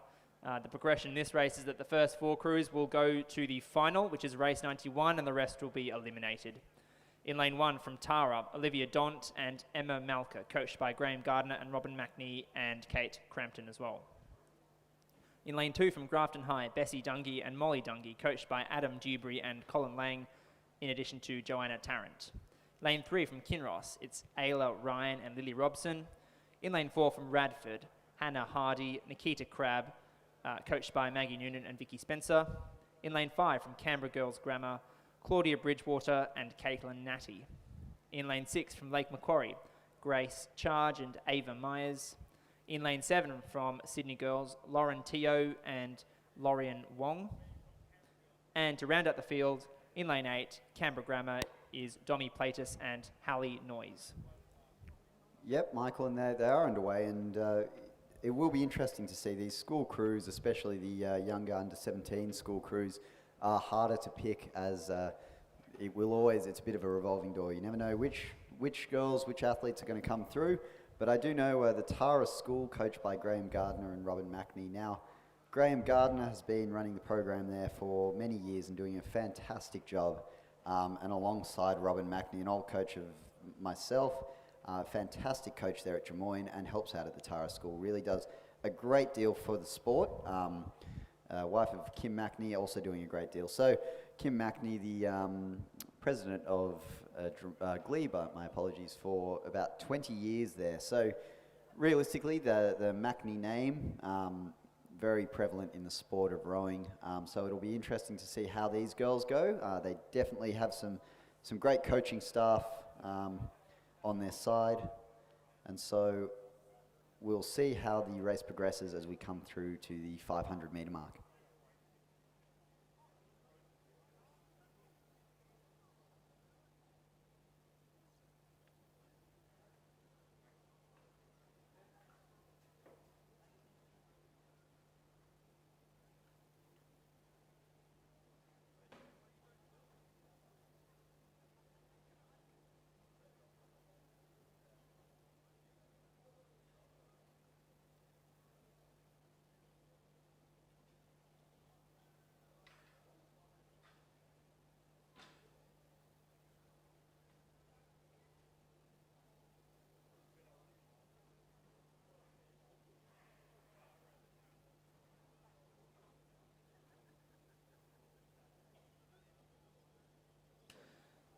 Pete, just coming through the 500 metres now, it is, as you picked, Tara School in first place, followed closely by Radford College, Canberra Girls and Kinross Walleroy. They're all within a couple of seconds of each other. But as you said, Pete, the women's under 17 age bracket is the first age group at which they start, the athletes start racing over 2,000 metres. So it's a tough adjustment to make from that under 16 or that junior level to the under 17s, and it'll be interesting to see what happens in the second 1,000 metres when they have to handle that transition. So I wouldn't be going writing this one in any stone tablets just yet, but as it stands, it's the crew from Tara School of Olivia Donton, Emma Malka, coached by Graham Gardner, Robin Mackney and Kate Crampton in the lead. Yeah, Michael, and what we have seen in this race as well is even in that first 500, a really, really close, just a tight grouping of this race. You can throw a blanket over them. 1 minute 57.88 is the time from the Tara School to the first 500. Now the progression there, we have 0.65, 1.03, 1.30, 0.24, 1.26, 0.5. So that progression rate is still the top four. So seeing that close race will be interesting to see how this race unfolds.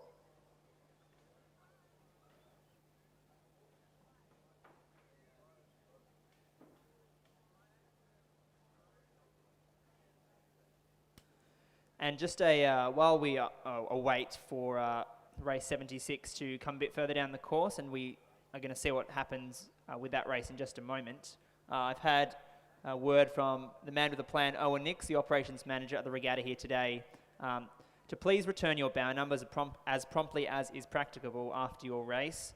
We can't run the regatta without those bow numbers returned, so please do so promptly after your race. That would be greatly appreciated by our officials.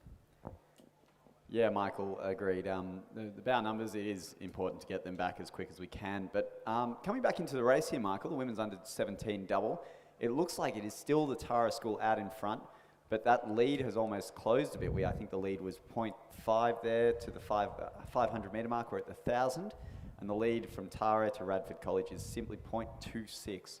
Now, it's still a very close race, isn't it? That's right. And Tara has, as a school involved in rowing, they've kind of come up in the past five years, you'd say, Pete. I don't think they've been as historically prevalent as schools in Sydney, say as Queenwood and Pymble Ladies College, but they're certainly up and coming, certainly producing some younger talent. Fun fact: my mum used to teach at Tara School, so there you go. I know she's watching today, so hello, mum. There you go. She'll be stoked to see her school out in front. Genevieve, you will be happy to see that Olivia Dont and Emma Malka are out in front in this race, and they are still coached by Graham Gardner and Robin Mackney and Kate Crampton. So some great racing here, Michael, really good racing. And coming into the 1500 metre mark, we will get a time update. I'm not going to say that it's definitely the Tara School still ahead, because as you said, Michael, this will be the first bit of 2K racing that these girls do. So really anything can happen. It might be that the Tara School has really gone out quite aggressively, and it might be that they're starting to feel that fatigue now. But we will see in the next couple of seconds what the progression rate will look like. But I got to say, Pete, it's, you know, for an age category where it's your first 2,000 metres, the racing is pretty close. You would say the first three crews, that's the crew from Tara, Radford, and Kinross. They're all within a couple of seconds of each other, and it really is anyone's game at this point. Yeah, Michael, it's a great first three here. Really impressive. Some impressive rowing. It will look like the progression will be that first three of Tara School, Radford College, and Kinross Wallaroi. Now, it's a first four progression. Canberra Girls Grammar is in fourth place with a 3.13 second margin over Lake Macquarie. So it is looking like it will be those first four crews. But in the lead still, Michael, is Tara School. So they are doing quite an impressive job here. And Pete, great to just, I've seen it on the program a couple of times today. It's great to see athletes down from Lake Macquarie, certainly in the younger age category. They're a very strong masters club. You often see them up in strength at the Tari Summer Regatta and the like, but certainly great to see some of the younger athletes coming through. Yeah, definitely, Michael. I couldn't have said it better myself. So it does look like we do have that younger group coming through in the women's under 17 double. But we will still have Tara School in the lead. That first three, I feel, is quite cemented at this point as they come into the last 250 and 200 now.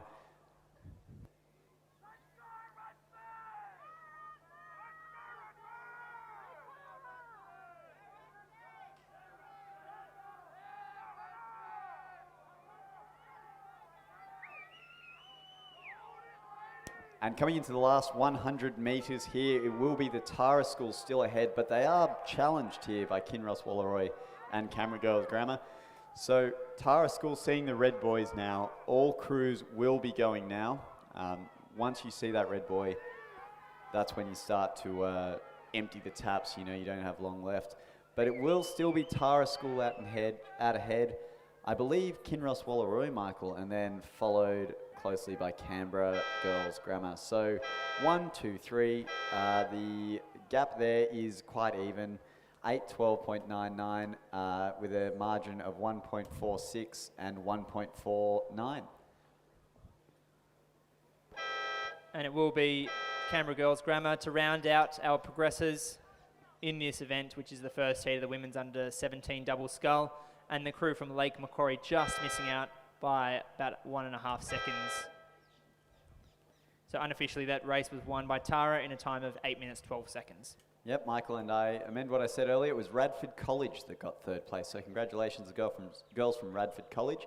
And so those four crews will progress through to the final with Lake Macquarie, Sydney Girls, and Canberra Grammar 2 just missing out on the progression.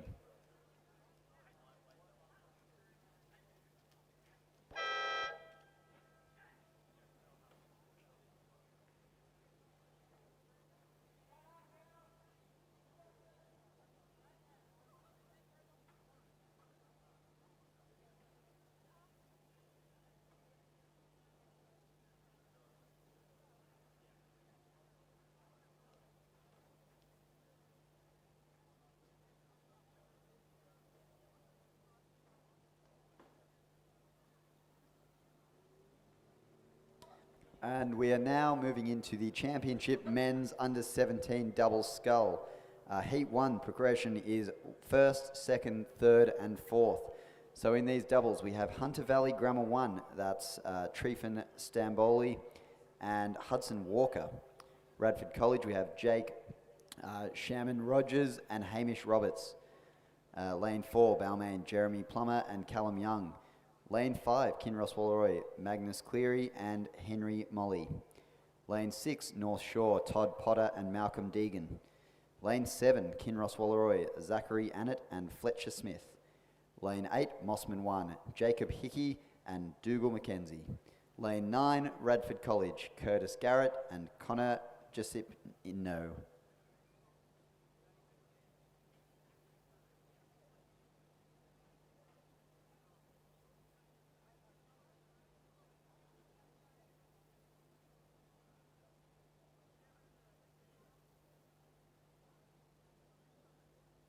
And leading this race, we have, believe it's Kinross Wallaroy 1 in a time of 4 minutes and 2 seconds. So that would lead us to believe that they might finish this race around the 8 minutes and 5 second mark. Although, as Michael had previously said, this is the first age category where we see these athletes racing over 2 kilometres. So realistically, anything can happen here. And it will be interesting to see how this second half of the race ends up.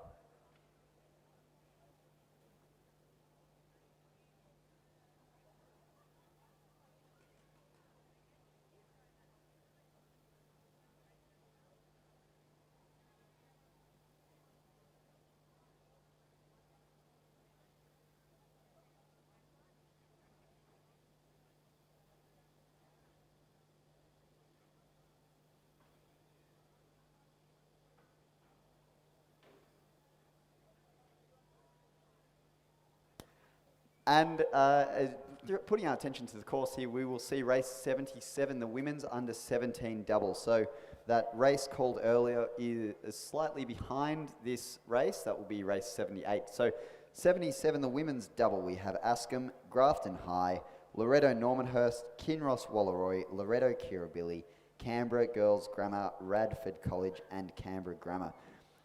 And now it does look like it will be the Kinross Wallaroy crew in front in lane 4, followed closely by, I believe that will be Loretto Kirribilli, Michael. Now it is a top 4 progression and the rest are eliminated.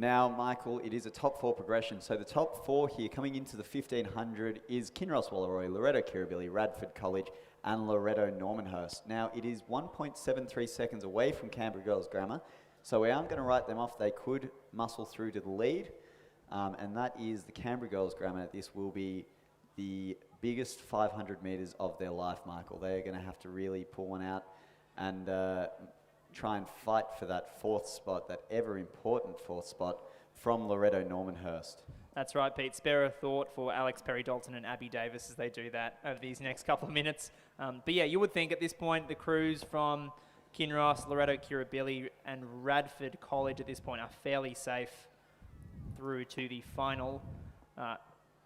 Save, of course, in the event of disaster, but... Yep, Michael, it looks like it is a fight for that 4th spot, that ever-important 4th spot, as I've said before, and it is a different tactic to mine, which is a comfortable 8th. So, it seems like this 4th and 5th spot is hotly contested. Not taking my advice in the comfortable 8th position. They are really going for it, and it is really commended them for their efforts here. They're fighting for that 4th spot, and I wouldn't know what that feels like, but they are really having a crack as they're aiming for that 4th, ever-important 4th spot. But it will be Kinross Wallaroy coming through the first position as they come through the red boys, that last 100 metres. And they're taking it nice and easy as they are leading this race very well. The stroke seat, just taking the rate down a bit. Still incorporating that Henry Lee's Bloody Rock. So great to see. First place, Kinross Wallaroy. Congratulations, girls. And second place will be the crew next to them, Loretto Kirribilli. Looks as though it will be Loretto Normanhurst. That's the crew of Powell and Perrison, who steal that 4th place from Perry Dalton and Davis of Canberra Girls Grammar.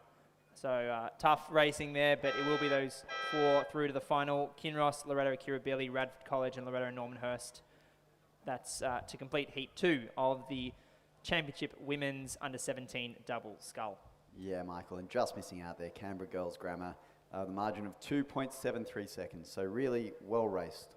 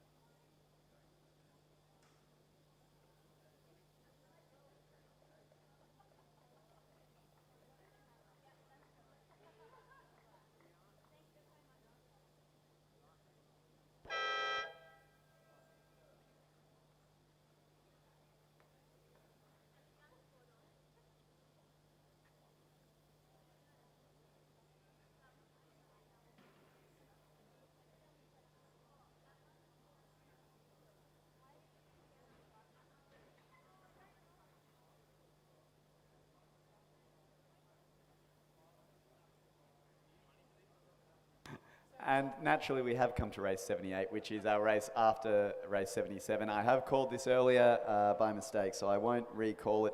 But we do have coming through the 1500 Radford College in first place. Now, this is again a heat. I know I harp on about it, but we do have a top 4 progression. So first place was Radford College there.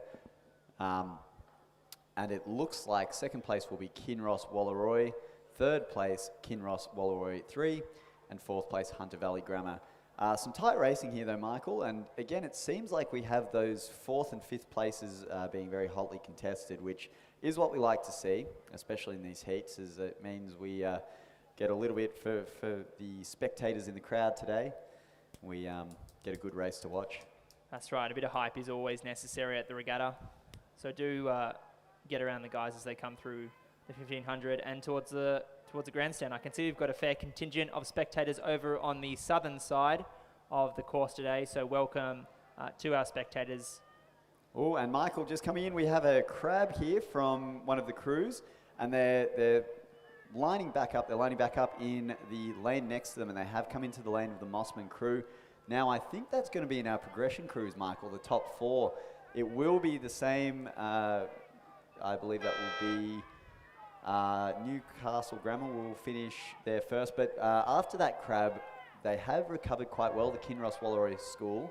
Mossman has had to climb around them, but will they manage to pip them for the progression spot? There has been another crab there.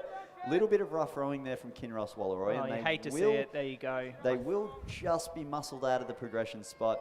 So it will be the other Kinross Wallaroi School coming second.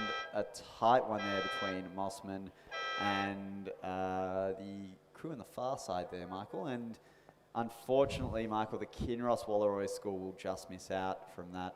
A very similar race to the 2011 World Championship quad race, Michael. I don't know if you've seen that, but very similar conditions, very similar race results.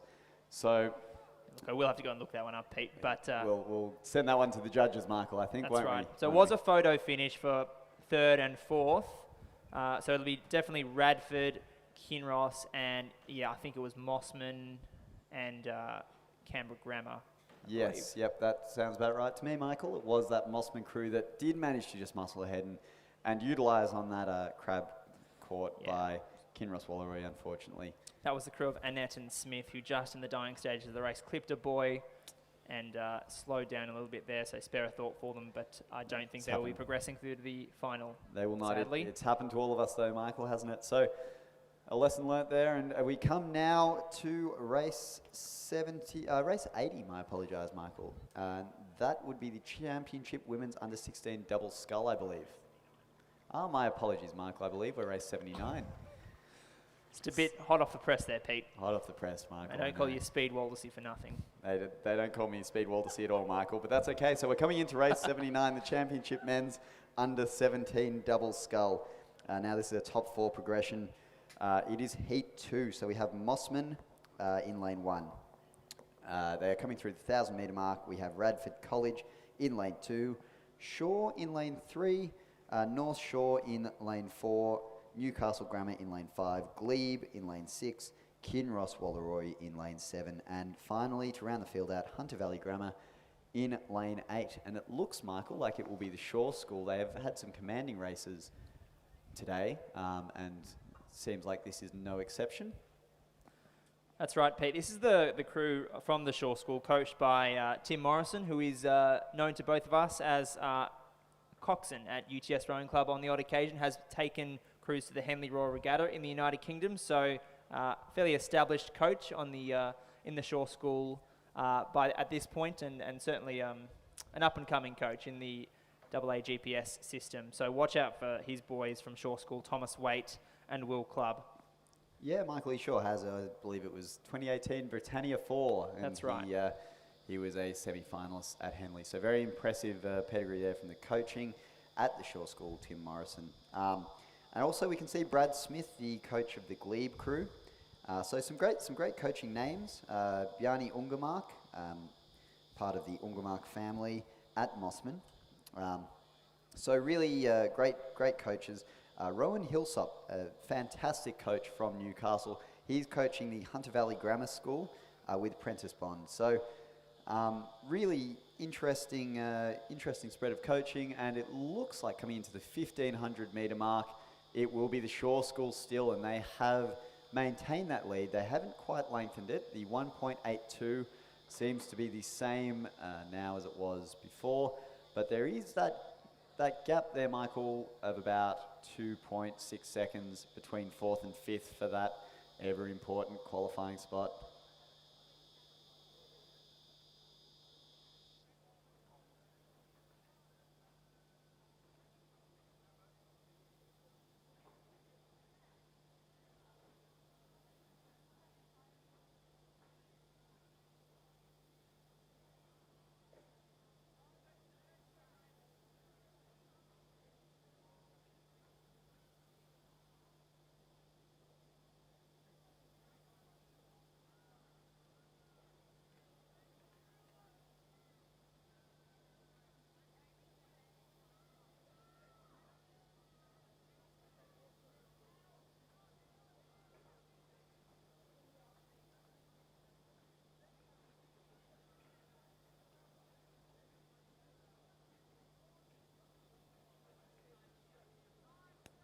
And the men's under 17 single is now coming down the line. Double, my apologies, is coming down.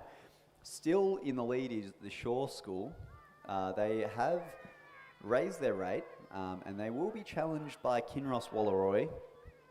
So that is between lane 3 and lane 7, which does make competition difficult, as you do have to look all the way out of the boat if you want to see where your competitor is. So sometimes best to look forward and pull hard, Michael. But it looks like it will be the Shaw School in this heat of the under 17 double. The Kinross School in lane 7, just hitting a couple of boys on their way through to the finish. That's Chamberlain and Shaw. And then it will be the crew in lane 5 from Newcastle Grammar, and then the crew from lane 2, that's Radford College of Jolly and Fox, to progress through to the final. So Shaw, Kinross, Newcastle Grammar and Radford. Yep, and just missing out there, Michael, was Glebe Rowing Club. And they will be followed by Mossman Rowing Club.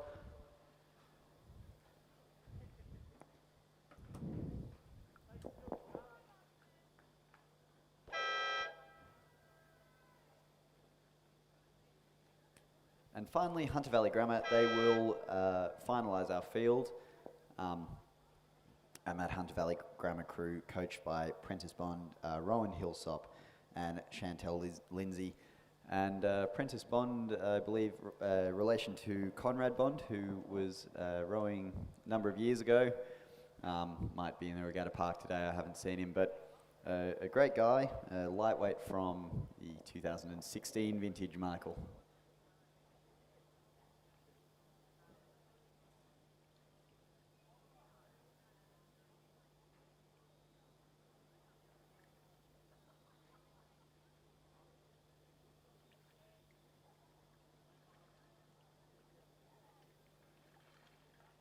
And Peter, turning our attention for our online viewers to our screens and for the screens around the regatta park, you will note that we are now moving into some 1,000 metre racing for race 80, and this is the Championship Women's Under 16 Double Scull.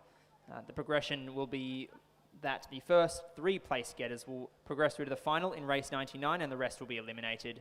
And so obviously with no starting block to anchor you, it's kind of a bit of a challenge for our boat race officials to position the crews in a straight line across the course, but they're underway in race 80. So I'll just read out some crews here. In lane 2 from Radford College is Sophie Conlon and Mia Cluth, coached by Kirsty Turner.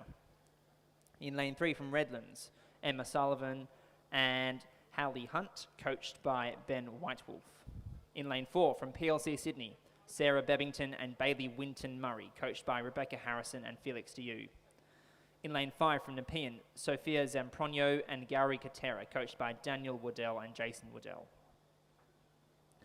In lane 6 from Askham, Isabella Hanger and Kitty Elias, coached by Susanna McMahon and Thomas Parker. In lane 7 from Mossman, Talia Noland and Madison Stanley, coached by Katie Healy. And in lane 8, and our final crew is from Drummoyne. That's the crew of Charlotte Oitmar and Myfina Bland, coached by Robin Mackney and Graham Gardner. Yep, Michael, well read, and we have talked about Robin Mackney and Graham Gardner, and they did do a fantastic job earlier today with the Tara school double and Tara rowing out of Drummoyne. So those two coaches do a lot of work both in Drummoyne and Tara, so fantastic to see there, really just loving the sport and helping out the sport of rowing. Katie Healy doing some great work at Mossman, coaching some of the underage juniors. Some more familiar names there. Rebecca Harrison, very recently being appointed the first aid coach, I believe, the PLC school in Sydney, as well as Felix Diu, who is the head coach there. So that will be a powerhouse there, that duo, to see how their crew goes. But it looks like coming through the 500 metre mark, it will be the Mossman 2 crew. Now that Mossman 2 crew will be Talia Nowland and Madison Stanley, coached by Katie Healy. They will be coming in first place, in second place PLC Sydney, third place Nepean, and fourth place, just missing out on that first 3 progression, will be the Drummoyne crew, Charlotte Otomar and Myfina Bland. So they will just be missing out on that progression so far, so they'll have to have a very good last 500.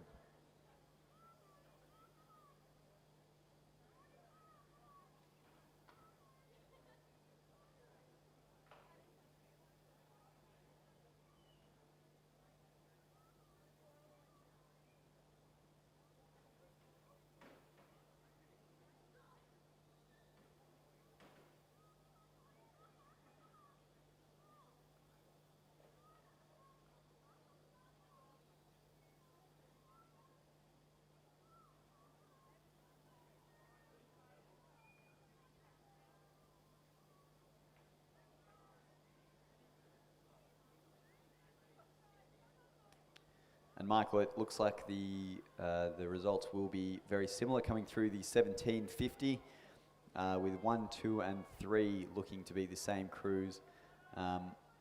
It will be this crew from PLC, I believe, that will have a good bit of a fight to get to that 3rd position. And it will be that Mossman crew in lane 7 that will have the lead coming into this last 100 metres. And I apologise, Michael, looks like the PLC crew will fight through for 2nd place, as this crew from Kinross Wallaroi is slowing ever so slightly. And the crew from Drummoyne will fight for that 3rd place, but it looks like it will still just be retained from the crew from Kinross Wallaroi. That's right, and a nice little high five from the Mossman girls over there in 1st place, closely followed by Bebbington and Winton Murray from PLC Sydney, and then Nepean Rowing Club's Zampronio and Katera to finalise our progressors into the A final, into the final, I should say. That's the first heat of the Championship Women's Under 16 Double Scull, done and dusted, just with our final crews crossing over the line there. So in an unofficial time, Pete, of 4 minutes and 3 seconds.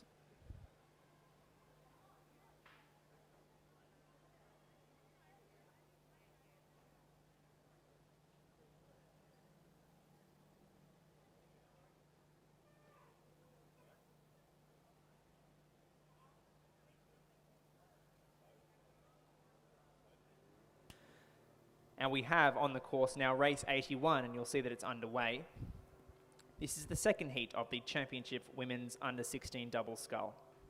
The first 3 crews to progress through to the final. The remainder of the crews to be eliminated. In lane 2 from Mossman, Imogen Gray and Philippa Young, coached by Katie Healy. In lane 3 from Hunter Valley Grammar, Isabella Turner and Zoe Armstrong, coached by Darcy Anderson and Chantel Lindsay. In lane 4 from Grafton High, Letitia Black and Sophie Hinterholtz, coached by Adam Dewberry and Colin Lang and Joanna Tarrant. In lane 5 from PLC Sydney, Miranda Sarbo and Abby Wilson, coached by Gavin Ellis and Felix Dew.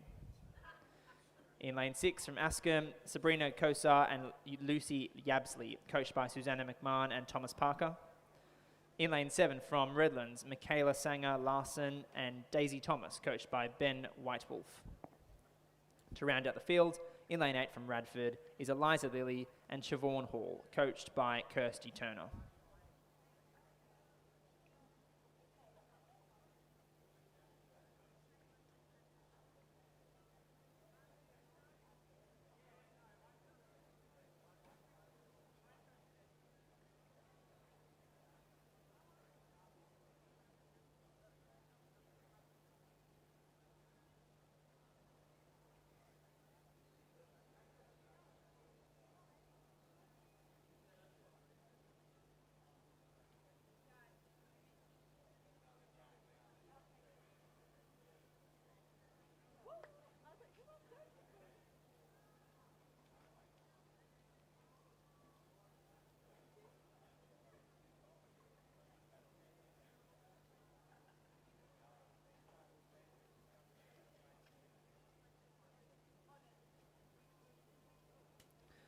Pete, just turning our attention to the course now, and the crew from Radford College, that is Eliza Lilly and Siobhan Hall in lane 8. They are leading the field at this point. Very close, closely followed by the crew from Mossman. That's the crew of Imogen Gray and Philippa Young. And both of those girls, Pete, coached by Katie Healy, who've enjoyed remarkable success over the past couple of regattas. Imogen Gray, I'm told reliably, is very new to the sport, but is making some serious progress and is putting some pressure on some of the other more established rowers in her age group. So she will be one to watch. Do remember the name, Imogen Gray. And she's rowing along with Philippa Young, and they're second placed at this point, pressing on the school from Redlands. Yeah, Michael, well called, and it does look like it will be those 3. It is the top 3 for progression, as we have 3 heats of this race, the women's under-16 double scull. And as you said, Michael, we did talk about it earlier, but Katie Healy doing a fantastic job with the Mossman crews, some of the younger girls at Mossman. And it looks like these 2, Imogen Gray and Philippa Young, will be really giving it a crack here, but they might just get muscled out here by the crew closest to us in lane 8, Radford College. That's right, Pete. That's the crew of Eliza Lilly and Siobhan Hall, who are doing a sensational job just to come across the line there. They've struck a couple of boys on their way, but it won't deter them. They will take out the second heat of the Championship Women's Under-16 Double Scull in a time of about 4 minutes and 2 seconds, unofficially. Closely followed by Mossman. And then it will be the crew in lane 5 from PLC Sydney. That's Zabo and Wilson. Yep, and they will be our progressors now. A great bit of racing there. That lane 8 crew, Radford College, some really good sculling and a close finish there for the minor placing. We will call them the minor placings here of this progression race. 0.68 is the margin between Redlands and Askham. So quite impressive racing there, Michael. Good to see, and I'm sure we'll see more of that in the future.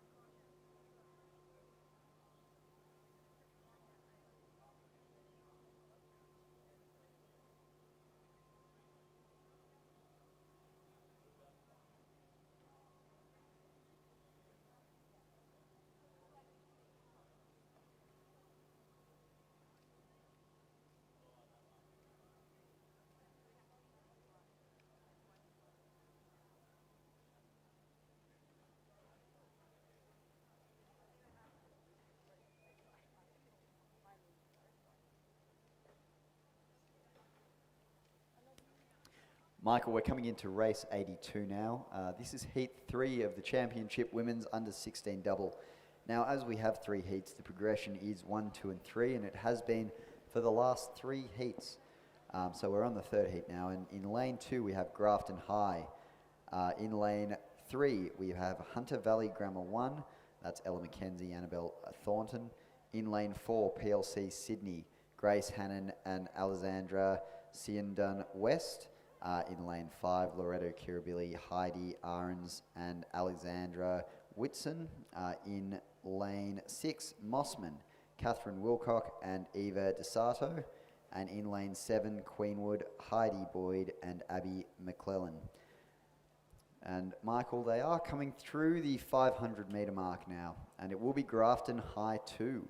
Now Grafton High in lane, also conveniently in lane 2, that is the crew of McKenna Waring and Nadia Smith.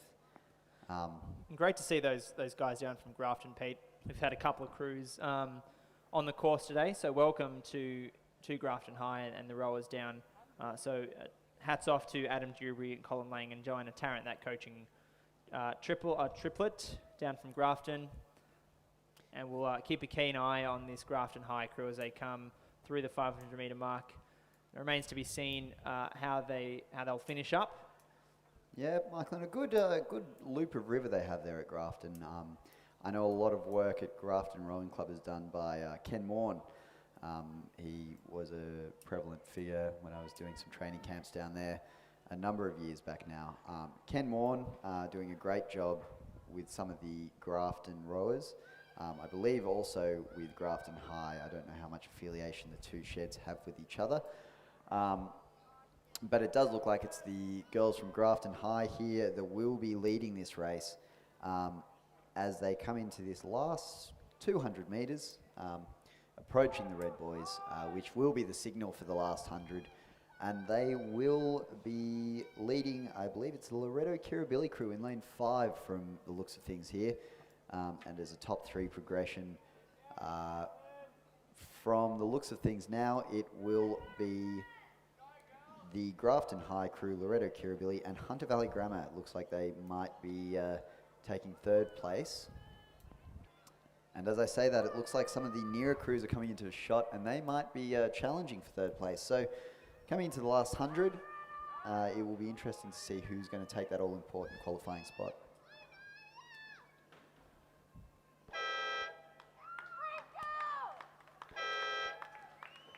And Grafton High coming across the line in 1st place there. That's the crew of Waring and Smith. Oh, Michael, that'll be a photo finish, but I think it's just going to be the Queenwood School there, closest to us. It is a photo finish. From me, it looked like it will be Queenwood, but only just. And now that is the qualifying spot. So we'll see when those official results come out. My guess is going to be on the Queenwood School there, but we'll soon find out, Michael. But in the meantime, Pete, I believe we've got race 83 underway, which is the 1st heat of the Championship Men's Under 16 Double Scull. The progress of this event is that the first 4 crews across the line will progress to the final, which is race 100, and the remainder will be eliminated. So to run through the crews, in lane 2 from Newington is Tom Chantner and Morgan Jones. In lane 3 from Hunter Valley Grammar is Lachlan Foster and Hayden Williamson. In lane 3 from Redlands, Nicholas Liberte and Ethan Beggs. In lane 5 from Northern Beaches Secondary is Dion Hansen and Oscar Shield Gamborg. In lane 6 from Mossman is Lachlan Fraser and Finn Satava. In lane 7 from Canberra Grammar is Al Mohamed Bader and Kash Kazakov. And to round out the field from Glebe Rowing Club is Carson Prout and Zachary Hyde.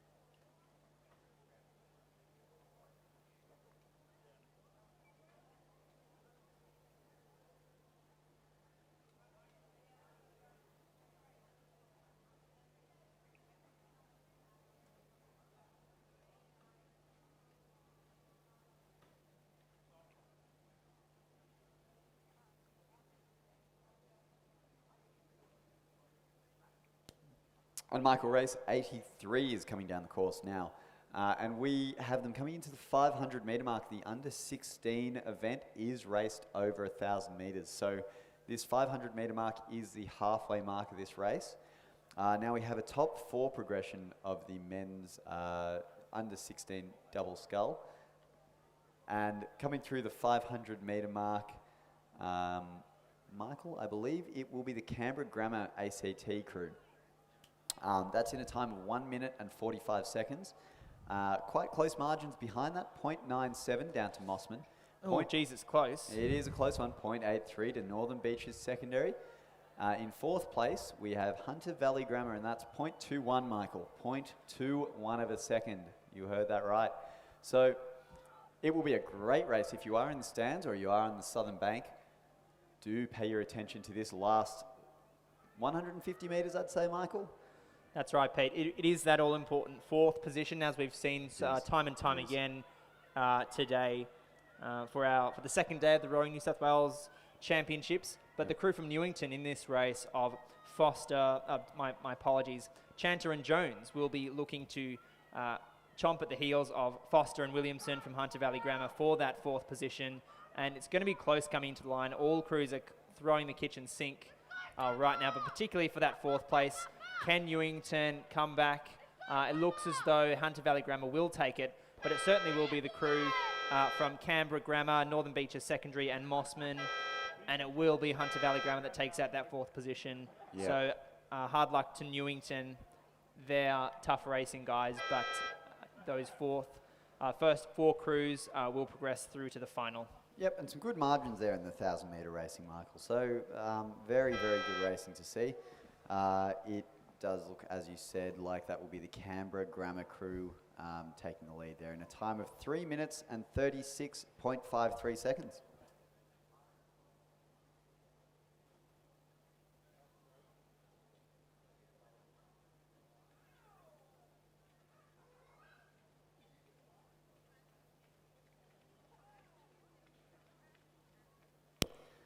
And Michael, we are now coming into race 84 now. This is the Championship Men's Under 16 Double Scull Heat 2. So same first 4 progression as there is. Simply 2 heats of this race. In this race, race 84, we have Redlands in lane 2. In lane 3, we have Hunter Valley Grammar. Lane 4, Mossman. Lane 5, Newcastle Grammar. Lane 6, Radford College. And lane 7, Cranbrook. Now, Michael, I will need to wait until they come to the 500 metre mark here to see what the order is. Unfortunately, I feel like Dave Geely with this sort of depth perception, but I think coming through to the 500, it looks like it might be the crew from Hunter Valley Grammar just edging their nose in front.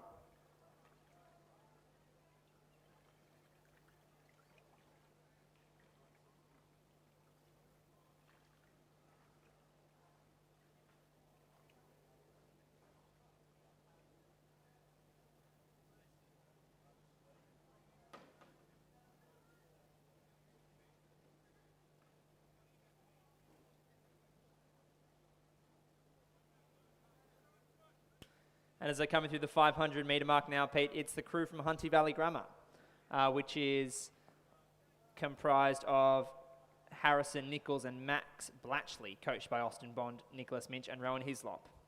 Closely followed by Radford College, that's the crew of Robinson and Gaydon. And in 3rd position at the moment is Newcastle Grammar, that's the crew of Mitliff and Leishman. And the 4th placeholder at this point in time is also the crew from Radford College.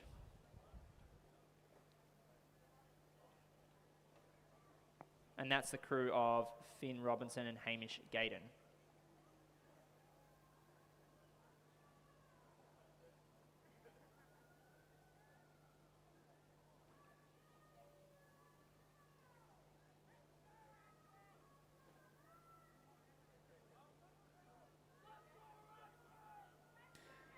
And Michael, it is the Hunter Valley Grammar School that is leading this race, coached by Austin Bond, Nicholas Minch and Rowan Hislop.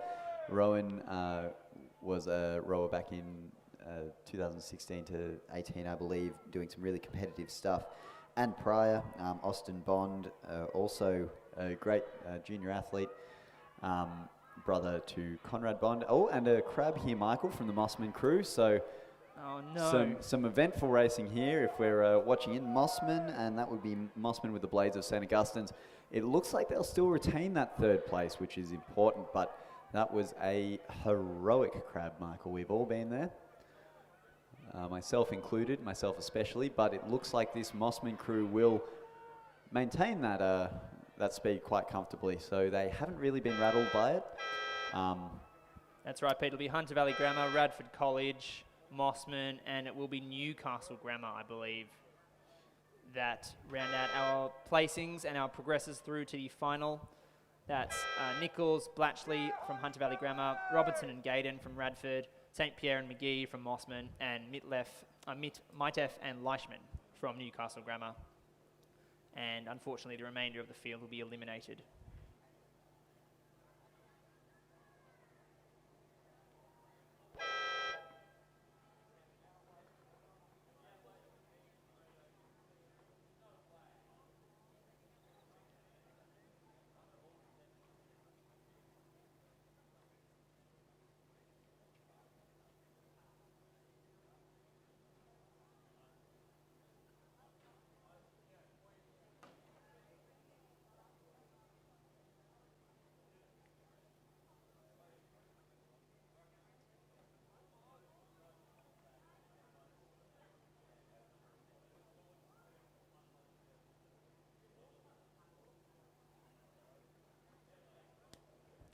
And Michael, we are, with the conclusion of that race, the championships, men's under 16 double scull heat, we now move to some finals, some A finals. So the next race will be race 85, the championships women's under 19 coxed 4. Now that is the A final. The current champions are Queenwood. We have about a 10-minute gap, Michael, between these races. So there'll be a small lull, giving everyone a bit of relief from us for a small amount of time, but we are looking forward to that race.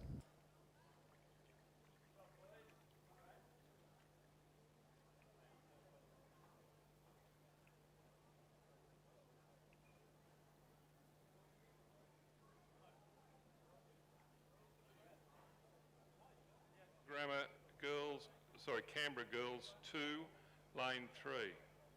Loretto Kirribilli 1, Lane 4. Queenwood, Lane 5. Loretto Kirribilli 2, Lane 6. And Canberra Girls 1, Lane 7. Girls, move on to the start quickly, please. 4 minutes.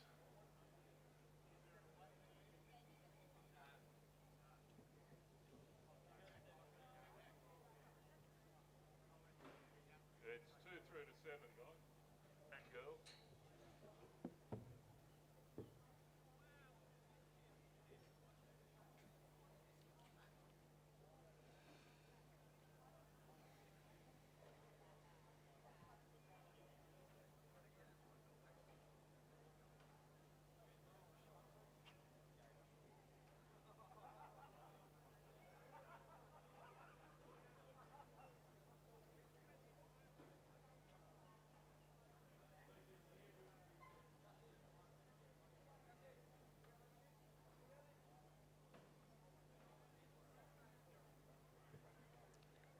Three minutes.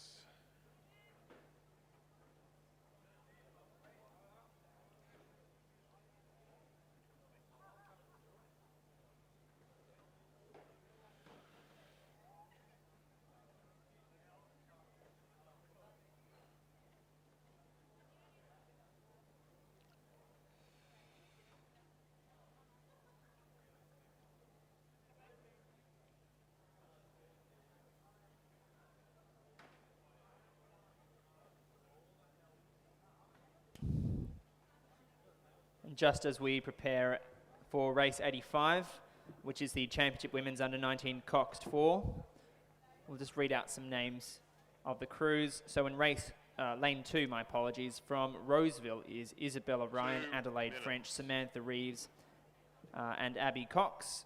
And the coxswain for that crew is Lucy Thompson. In lane 3 from Canberra Girls Grammar is Olivia Natty, Lauren Goldie, Neve James, and Madeline McGuinness, coached by Vasi Constantinou. In lane 4 from Loreto Kirribilli is Alex McMillan, Alyssa Fickers, Lauren Moran, and Emma Jones, coxed by Mieta Jones. In lane 5 from Queenwood is Bronte Blackmore Cram, Tiffany Botha, Chelsea Prout, and Stephanie Preller, coxed by Lucy Anderson. In lane 6 from Loreto Kirribilli, Elizabeth Carey, Isabel Constantian, Caitlin L, and Charlotte Cadman, coxed by Gabrielle Cox. To round out the field is Canberra Girls Grammar. That's the crew of Ashley Burns, Charlotte Gross, Jenna Order, Rosewell, and Georgina Wallace, Canberra coxed Girls by 2. Andrea Newham. Loreto Kirribilli And they 1, are just lining up, and we will Queenwood. have a start underway in just a couple of Kirribilli moments 2, as the starter reads out the Canberra 1. crews. Attention.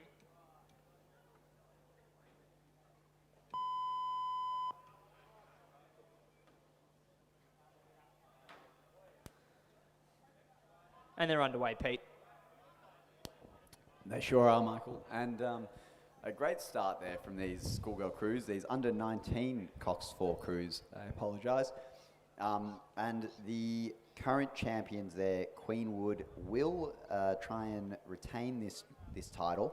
So this A final racing, especially when we have the current champions in the race, is some very, very interesting racing to watch. And that's right, Pete. It is a final, so get excited. This is for the championship. So get your hype on, everyone, because it's going down to the wire. Michael, I am excited. I am hyped. This A final racing, as you said, it is for the championship. It's etched in stone. The winners here will be remembered for years and years to come. So, Or at least until next year. at least until next year when we read out the current champions this time, 365 days from now. But it looks like Queenwood will be, as I said earlier, the current champions. And it almost, to me, Michael, looks like they'll be in the lead of this race. So, current championships and perhaps future championships, Queenwood School.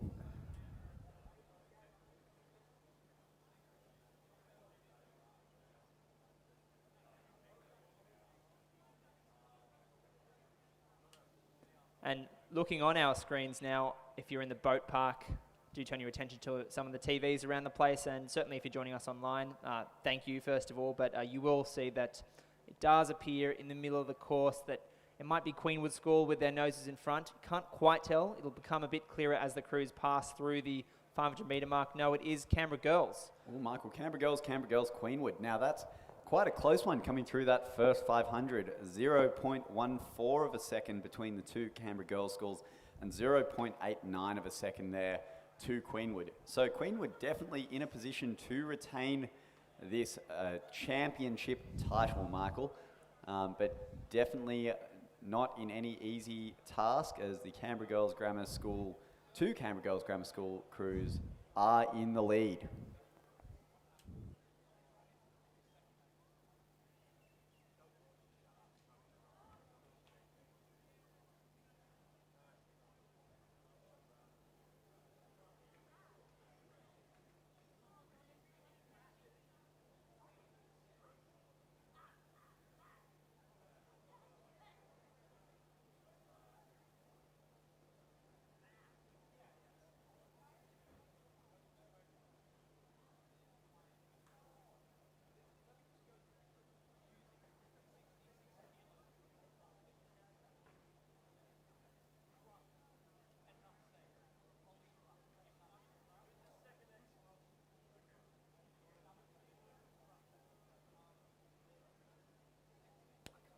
Now, Michael, this under 19 Cox 4, these rowers are still quite new to 2 kilometre racing. As we get to the under 23 stage, they're a bit more used to it, a bit more ingrained.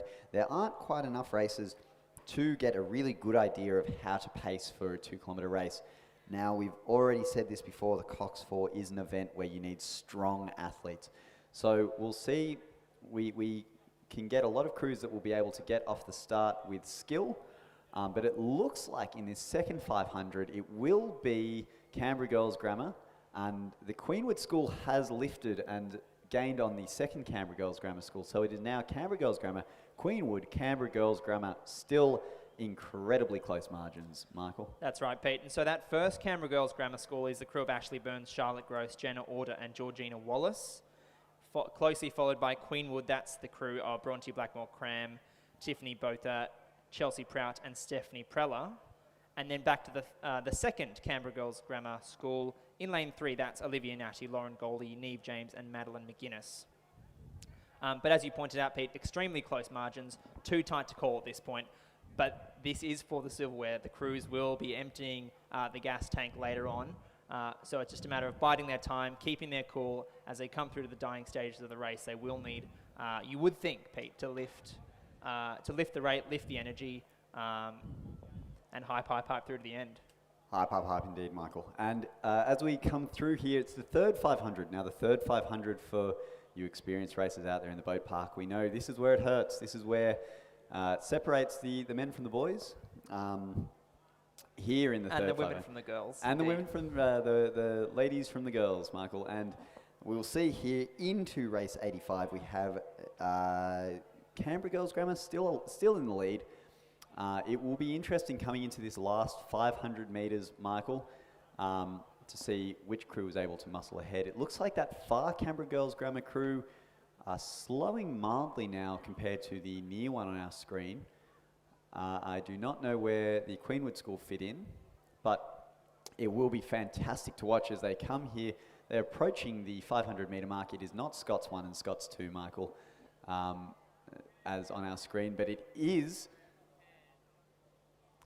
I believe, Queenwood, Michael. So Queenwood has taken the lead, Michael. I haven't seen the 2020 race where the current champions are Queenwood, but who knows, Michael, it might have been very similar. Queenwood have taken the lead, Michael. They've just got their noses in front now, Pete, ahead of I am excited. That's right. That's ahead over the crew of Burns, Gross, Order and Wallace from Canberra Girls. So this one is going down to the wire, and that's the Queenwood School on your screen right now. They've got what's looking like a comfortable rate. Looks like they've got room to move. They are approaching the 1750 at this point. Looking calm. They've got room to move. So we will see what happens. But again, it's anyone's race at this point. Close margins, 0.65 back to Canberra Girls Grammar. We sure will, Michael. And when we are approaching the 250 metre mark and we have a race that is within a second, we know these athletes are going to empty the tank, and it is an A final as well, Michael. If you aren't in the grandstand, I'd get there now. This is a great bit of racing to watch. That's right, and there's a bit of rev up coming from the stands at this point from both sides of our regatta course today as the crews push for home at this time. Michael, it looks like it will be the Queenwood School still just out ahead, maybe 1 second, if not less. So this will be a very important last 150 metres of this race. Queenwood School look like they are just out ahead, Michael, and it will be Canberra Girls Grammar who are challenging them for this lead. Queenwood School just crossing those red boys, Canberra Girls Grammar crossing the red boys now, so very close racing. Lane 5 still out ahead. Queenwood School back ending this race, Michael. They were in third place. And they've opened up a lead now. There you go. They have. They've opened up a half-length lead, almost a length lead. Coming at the 500 metre mark, they were in third place. They are now going to win the championship women's under-19 Cox 4 Queenwood. Congratulations. Followed by Canberra Girls Grammar and the second Canberra Girls Grammar School. That is our podium positions, Michael. And we come through Loretto Kirribilli in a respectable fourth place, fourth and fifth for Loretto Kirribilli in that race. But as you mentioned, Pete, an unofficial win for Queenwood School, and they will retain the championship women's under-19 Cox 4. So congratulations to those girls from Queenwood. That's Bronte Blackmore Cram, Tiffany Botha, Chelsea Prout, and Stephanie Preller, coxed by Lucy Anderson and coached by Ray Boyle and Kieran Glynn. What a fantastic race to watch, Michael. Let's hope we have some more finals like that. Oh, there was some champagne rowing on display there, Pete. Absolute champagne rowing, Michael. Really, really exciting to watch. So we now come to race 86. Now this is the championship men's under-19 Cox 4, so the men's equivalent of what we have just witnessed. Let's hope for a similar race, Michael. I know that the current champions here are the University of Queensland and Cairns. So Cairns Rowing Club, we were talking about them earlier today. That's right, yeah. Always strong competitors from Queensland, but notably, they will not be recontesting this men's under 19 coxed 4. It might be that they've aged out of the category. Yep. So an opportunity for some new medalists in this race. So to turn our attention to the crews now, they're about 1,500 metres through this race. So the crews are from the Scots College in lane 2. In lane 3 is St Ignatius Riverview. Now, Michael, I will interrupt you there. It looks like we've had a lot of scratches, and I will bet you, Michael, $10 that the winner of this will be a crew from Scots College. All right, well, you're on. I'll hold you to that, Michael. I will hold you to that. So we've had scratchings from St Ignatius, St Ignatius, St Ignatius, and St Ignatius, would leave us with the crew from Scots College, and Scots College. Okay. So I'll take you to that bet, Michael, and I'll All right. take my $10 to the cafe to get a nice beverage for myself. So it looks like Scots College in lane 4 will be in the lead in this coxed 4 race. Really muscling along. Well, it is for bragging rights, this one. It is, Michael. They're going to have to go back to school, and the winners, they'll know who won, Michael. And it will be engraved in the in the history books. So Well, the boys from Bellevue Hill, they leave everything out on the course. Do the Scots College boys, so spare a thought for them. They're coming through for bragging rights, but it does look as though the crew in lane 4, that's the crew of Alexander Tressida, Max Badazzare, Tyree Manson, and Wyatt Lees, coxed by Archer Lowe.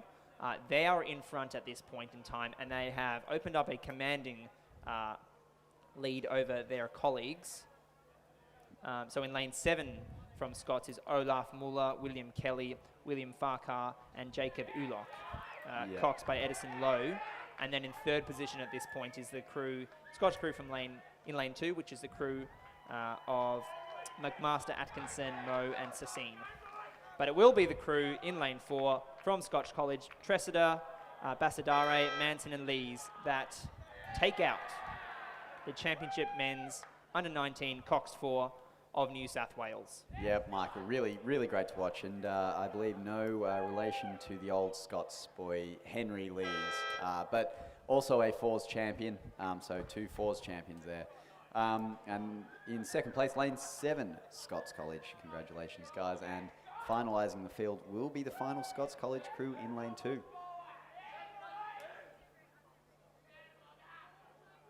So it is a Scots trifecta for the championship men's under 19 coxed 4. Congratulations, guys.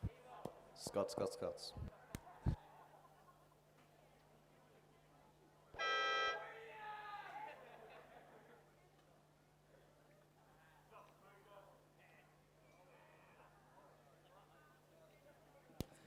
And Peter, just commencing now, a distance of 2,000 metres is race 87. And this is the Championship Women's Elite Coxless 4. So hold on to your hats, folks, because this one is going down to the wire. There is a substantial amount of pedigree in this race. And so I will run through the crews. This is for the Ada Goodman Memorial Trophy. And it is currently held by a composite crew of Melbourne Uni, Huon, Mercantile, and Fremantle.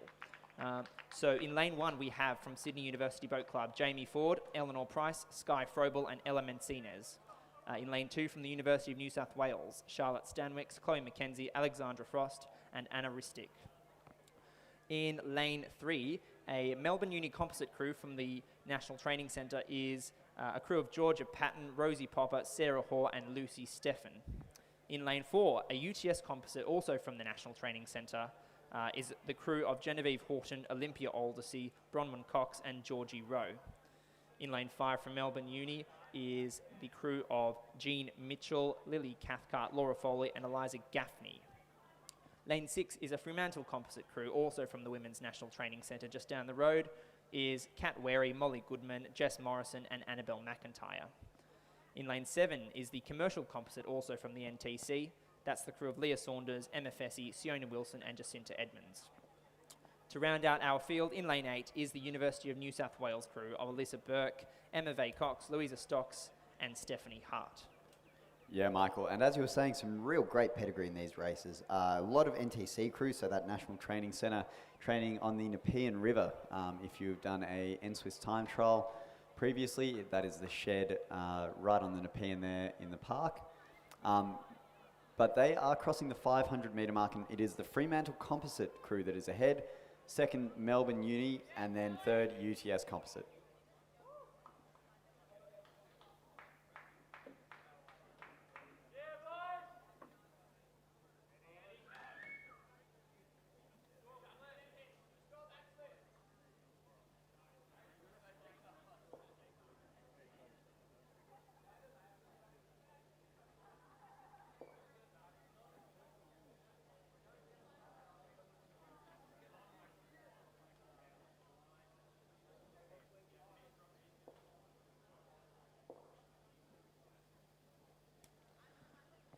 And ladies and gentlemen, just turning our attention now to the presentation of the Championship Women's Under-19 Coxed 4 of New South Wales. In third place from Canberra Girls Grammar is the crew of Olivia Natty, Lauren Goldie, Neve James and Madeline McGuinness.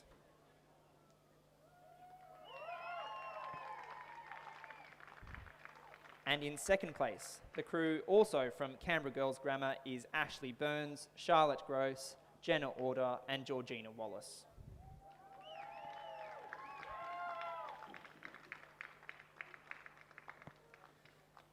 And our victors, the 2021 Championship Women's Under-19 Coxed 4, Queenwood. That's the crew of Bronte Blackmore Cram, Tiffany Botha, Chelsea Prout, and Stephanie Preller. Coxed by Lucy Anderson. Congratulations to all of our medalists today.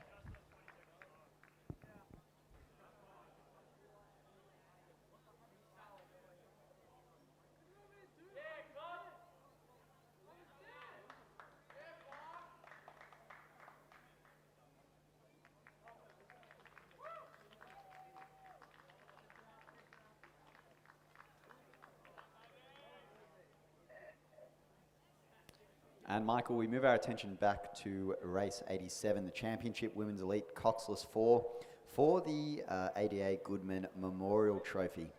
Now, last I saw, it was the Melbourne University crew, Melbourne University NTC crew, I believe, that was ahead. And that is still the case. Melbourne University Composite in second place, Fremantle Composite, followed by the UTS Composite. So that Melbourne University Composite crew, Georgia Patton, Rosie Popper, Sarah Hoare and Lucy Steffen, a great crew there from the NTC, and some close racing. All of these crew members will have been doing the same training, will be in the same program, so essentially in the same club. Oh, Pete, geez, it's tight coming through the 1500. This is going down to the wire. 0.12 between the Fremantle Composite crew, that's Katrina Wary, Molly Goodman, Jess Morrison and Annabelle McIntyre. So two fantastic crews there. The UTS Composite crew, a little bit off the pace from the NTC crews. But as we said, Michael, these crews are fantastic pedigree, fantastic athletes who do an absolutely phenomenal amount of training as their profession. And Michael, the Melbourne University Composite crew, still just edging ahead, but it is close between these two crews, and we definitely can't rule any of them out. As we come into the last 500 metres, these are experienced athletes and they will know how to do a 2-kilometre race, let alone the last 500 metre, Michael. That's right, Pete. It's going to take a braver man than me at this point to pick the winner here. There was but 0.12 of a second between first and second place coming through the 1,500 metres. My apologies. So it is the tussle between the Melbourne Uni Composite of Patton, Popper, Hoare and Steffen, tussling with the Fremantle Composite crew of Wary, Goodman, Morrison and McIntyre. Yep, Michael, they're coming into the last 100 metres, all in their club zooties, fantastic to see. But it looks like this crew in lane 6 really jacking the rate, same as the crew in lane 3. Both crews are absolutely going for it, Michael. Here we go. The rate is lifting. Here we go. It won't be lane 6. I can't call this one, Michael. I can't believe it. It's going down to the wire, stroke for stroke. Here we go. That is a photo, That's Michael. one for the judges, Peter. I can't believe that. I'm not going to call that one. Goodness me. And coming, Michael, I'll tell you what, that was fantastic. But coming through in lane 4, slightly off the first 2 pace, but in a fantastic time. It will be the UTS Composite crew, and that is the crew with Jen Horton, Olympia Aldersey, Bronwyn Cox and Georgie Rowe, followed by the final NTC crew in lane 7. And a very close one there between the two non-NTC crews, also with a photo finish, Michael, for 5th and 6th. So that will be Sydney University and I believe the Melbourne University crew. Michael, that was a fantastic race. It really was a stellar performance from our NTC athletes putting on a clinic there for us this afternoon in 2,000 metre sweep or rowing. Certainly some formidable pairs teaming up in a couple of 4s there. So yep, I'm shook, Michael. Great that was to fantastic. watch. Absolutely. And we have a very similar race. If you missed that race, I highly suggest you come down to the course to watch this one. We have race 88 now. This is the Championship Men's Elite Coxless 4. Very much the same story, Michael. This is for the TC Tom Nixon Trophy. My apologies. The current holder is Sydney University, Sydney and Adelaide. That's a composite crew. Now, that crew will be an old NTC crew. The gold time there, 5 minutes and 37 seconds. So going through this race that is coming down the course, race 88, we have Swan River Composite, Benjamin Canham, Alex Wolf, Frederick Roper and Sam Marsh. Some pairs in that one that were racing earlier today. The canned crew, Mitch Salisbury, Jared Lord, Nick Ringelstein, Miller Rowe, the Melbourne University crew, Andrew Judge, Charlie Batburney, Tom Hooper and Mitchell Hooper. The Sydney Composite NTC crew, Ben Coombs, Rowan Lavery, Liam Donald and Joshua Hicks. Adelaide Composite NTC, Alex Purnell, Spencer Turrin, Jack Hargraves and Alexander Hill. Sydney University Composite NTC, Tim Masters, Nick Purnell, Sam Hardy and Jack O'Brien. UTS Composite NTC, Jack Robinson, Fergus Hamilton, Angus Dawson and Paddy Holt. Mercantile Composite NTC, Nick Lavery, Simon Keenan, Josh Booth and Angus Whitcomb. Melbourne University, Max Cooper, Joe O'Connell, Martin Coulses and William Ackerman. And Pete, just as we wait for that crew to come into the last 1,500 metres, we will turn our attention now to the presentation of race 86, which is the Championship Men's Under-19 Coxed 4 of New South Wales. In third place from the Scotch College, Beau McMaster, Milo Atkinson, Lewis Moe and Christopher Sassine, coxed by Zakin Hiswell. In lane 2, also from the Scots College, in second place was the crew of Olaf Muller, William Kelly, William Farquhar and Jacob Ulloch, and they were coxed by Edison Lowe.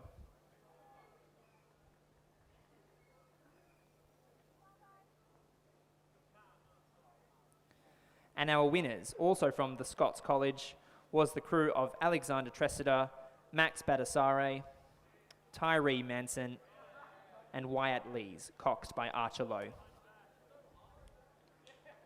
Congratulations to our place getters. Now, Michael, for the last 500 metres, I will draw our attention back to the Championship Men's Elite Coxless 4. The Adelaide Composite crew looks like they're leading this race with a time through the 1500 of 4 minutes 29 seconds, a very quick time for coxless 4s. Now that Adelaide Composite crew, Alex Purnell, Spencer Turrin, Jack Hardgraves and Alex Hill, a fantastic crew of real veterans of the men's NTC, names we've heard for many years. They do have a quite commanding lead on this race. We saw in the women's race there was a bit of a closer race for the first couple of points, but it looks like this crew, the Mercantile Composite crew, will really power through to take the lead. And it will be the crew in lane 6 that will be slowly behind, not slowly, my apologies, slightly behind. And that's the crew of Tim Masters, Nick Purnell, Sam Hardy and Jack O'Brien. Some fantastic pedigree, Michael. And it will be the first 4 NTC crews that come through for the first 4 positions. And now I believe it is lane 1, the Swan River Composite crew, that will take 5th place, Michael. 6th place, my apologies. And that will be the first of the non-NTC crews. So that's Benjamin Canham, Alex Wolf, Frederick Roper and Sam Marsh. Also a fantastic crew with fantastic pedigree. So really tough racing and very close racing, Michael, seeing as though we had a mix of NTC and non-NTC athletes. Well, that's right, Pete. What a fantastic race to watch. It will be the Adelaide Composite crew from the NTC. That's the crew of Purnell, Turrin, Hargraves and Hill. You can't get a much better quality 4 than that. I mean, that is some serious pedigree in that boat. Those are a couple of national world champions, I believe, in that boat. Certainly Alexander Hill and Jack Hargraves and Turrin from that winning 4 in 2018, was it, Pete? I believe so, yeah. And I know that Alexander Hill recently had a street named after him in his hometown. And That's so right. a fantastic pedigree, fantastic athletes, really great racing to watch, and I'm absolutely honoured to be able to commentate these great athletes.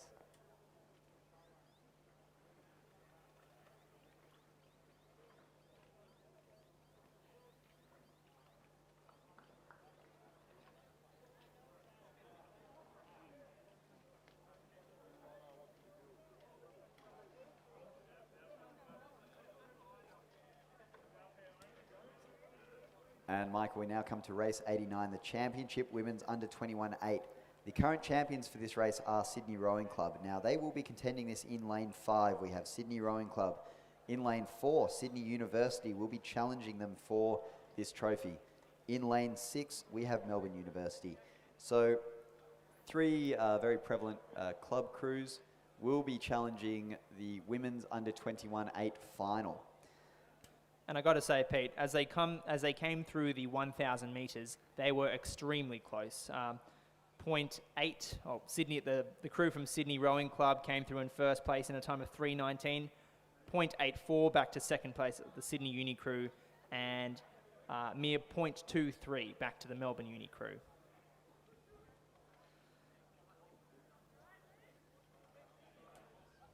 And as they come through the 1,500 metres, Pete, the gap has widened slightly with that Melbourne University crew actually opening up a boat length lead. And so they've had a fantastic push on the other 2 crews there. But look, it still is anyone's game in terms of these minor placings.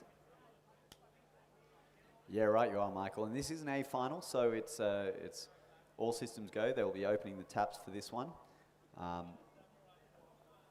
And it is quite a tight one to call. These 8 races usually are. They're very well contested. It's usually the 8 best athletes of the shed. So we see here, it looks like the Sydney University crew might just be edging out in front of this 2-kilometre race. As they come closer to the grandstand, we will have a better idea of placings. But for me, it looks like it might be Sydney University, Melbourne University, Sydney Rowing Club.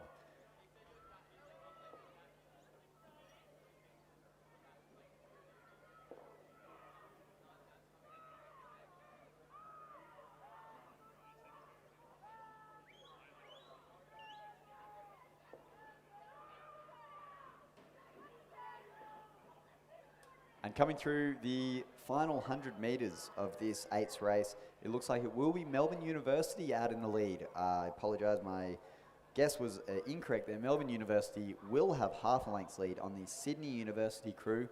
And then finally it will be the Sydney Rowing Club crew, former premiers in this event.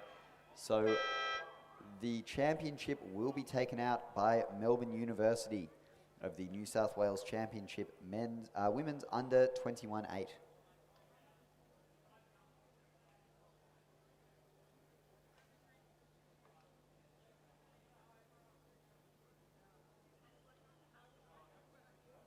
Sydney, Melbourne University, Scotch College, Shore 2. Attention.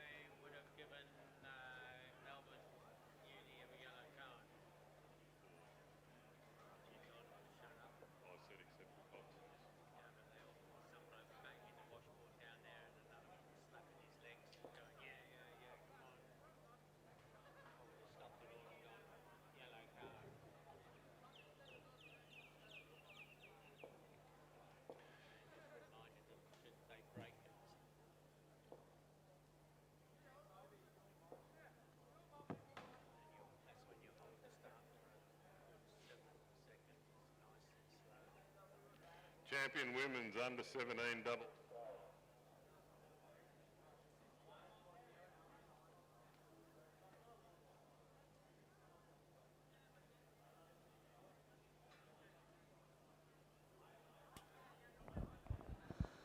And ladies and gentlemen, if you would turn your attention now to the podium, we will present the Championship Women's Elite Coxless 4. This is for the Ada Goodman Memorial Trophy. In third place was a UTS Composite National Training Centre crew comprised of Genevieve Horton from Sydney Uni Boat Club, Olympia Oldsey from Adelaide, Bronwyn Cox from UWA, and Georgie Rowe from UTS.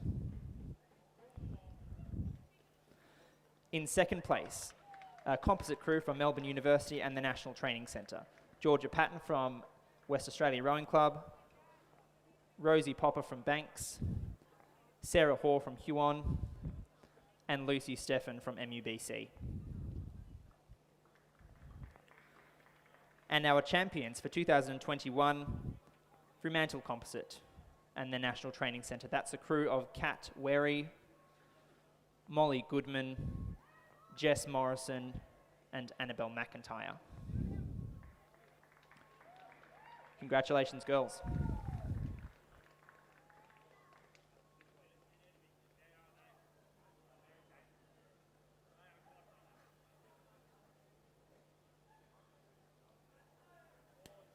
Now, Michael, we turn our attention to the course for the Championship Men's Under 21-8.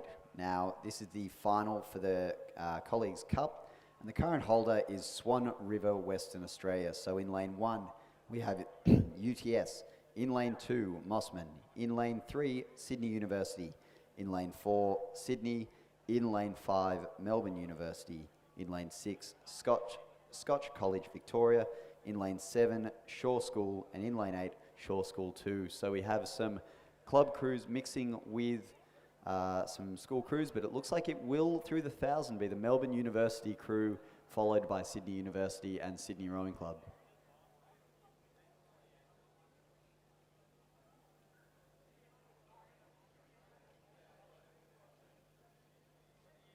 And the Melbourne University crew rowing in the Paul Carter 8, doing a great job here as they are leading the Under 21-8. Again, in a time of 2 minutes 53.53, so primed to go under 6 minutes there in these quite flat conditions.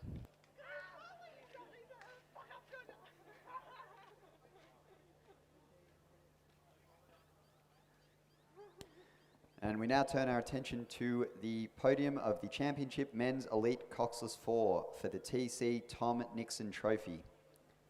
In third place, UTS Composite, Jack Robertson, Fergus Hamilton, Angus Dawson, and Paddy Holt.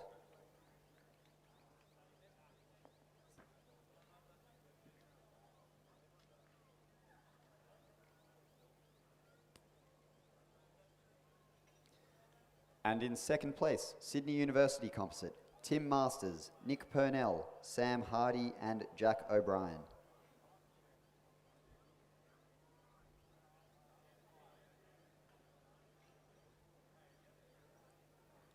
And first place and winners of the TC Tom Nixon Trophy, it is the Adelaide Composite NTC crew, Alex Purnell, Spencer Turren, Jack Hardgraves, and Alexander Hill.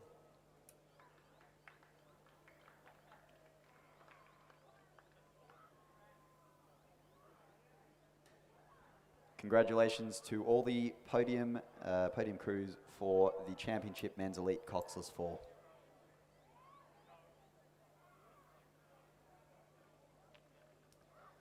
Now, Michael, we are in the last 500 metres or 250 metres here of the Championship Men's Under 21-8, and it looks like it will still be Melbourne University in the lead, followed by Sydney University. It's close though, Pete. So Melbourne Uni in the lead.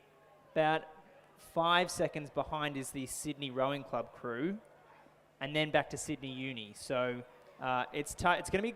Looks as though Melbourne Uni will take out the first position, but like second, third, and fourth, goodness, it's close still. And Mossman, I think, has taken that lead from the third place, from Sydney University. It will be very close there, but it will be Sydney Rowing Club in second. And Mossman, in that great push in the last 500 metres, will take out third place to get the bronze medal and just pip out the Sydney University crew. And quite close there also from between Scotch College and UTS. It was Scotch College just pipping out that final club crew of UTS in 6th place. 7th place will be the Shaw School, Michael. That's right, Pete, and some high-quality racing in any event. It was a quick race. That was an unofficial time for the Melbourne University crew of 5 minutes, 50 seconds. So some high pedigree racing there. Yep, couldn't have said it better myself, Michael. Fantastic racing in the under 21 8. And backing that up as some of the development guys, as we see some of the NTC crews come down, I'm sure we'll see some of these younger guys coming through in later years to compete with some of those NTC crews.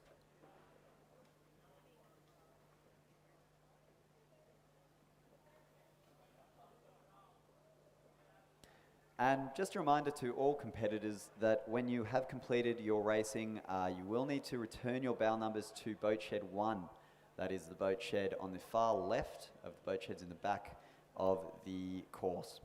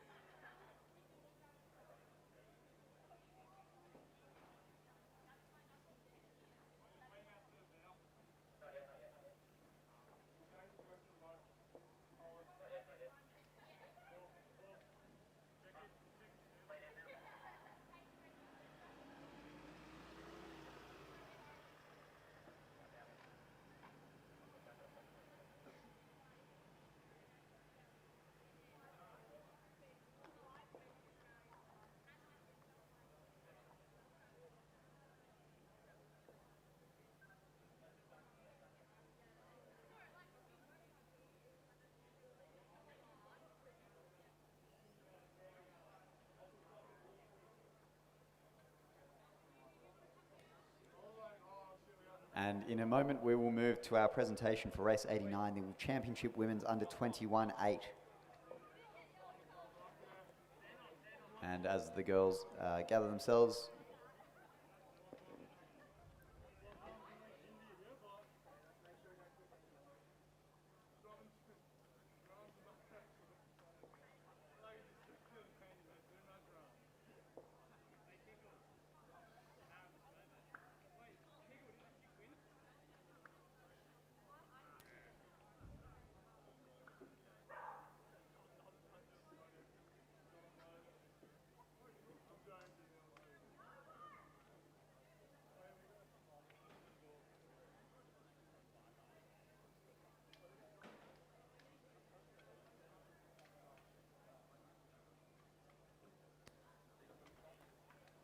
and we now move to the medal presentation for race 89, the Championship Women's Under 21 8. In second place, we have the crew of Sydney University, Ella Casson, Grace Livingston, Grace Turner, Alex Smits, India Hobbs, Emma Shepherd and Danielle Stewart. Sophie Houston and Tash Richardson was the cox there.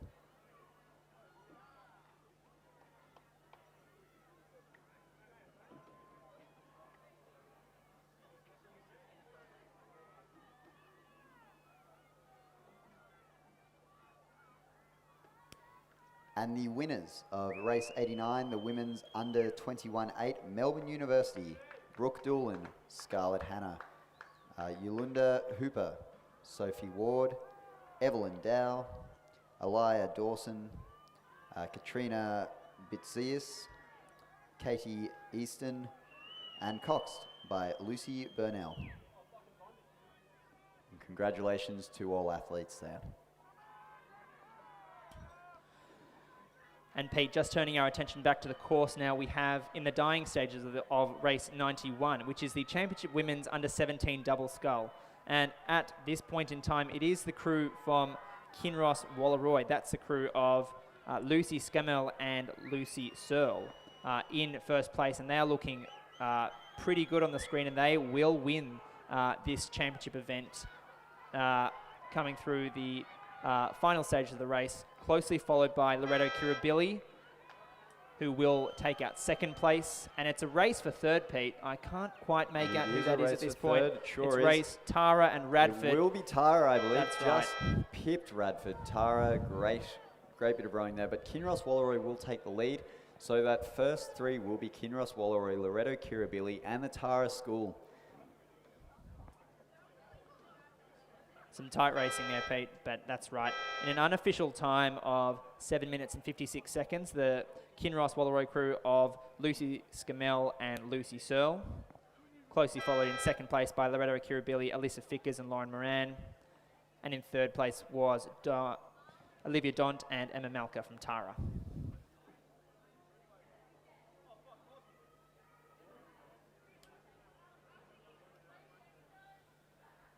And to round out the rest of that, race 91 was Radford College in fourth place, Loretto and Normanhurst in fifth, Canberra Girls in sixth, and Radford College in eighth.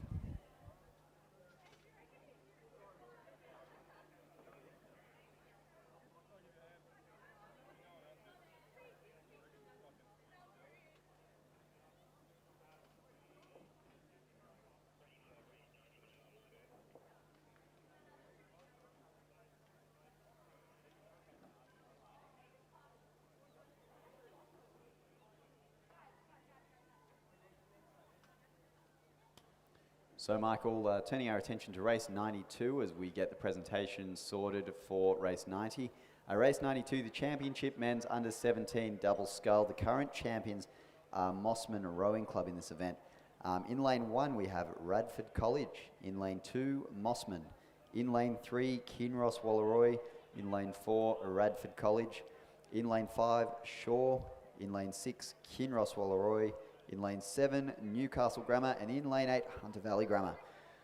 And now, Michael, coming through the first 1,000 in a time of 3:31.02, it will be Radford College in first place, second place Newcastle Grammar, and third place Shaw.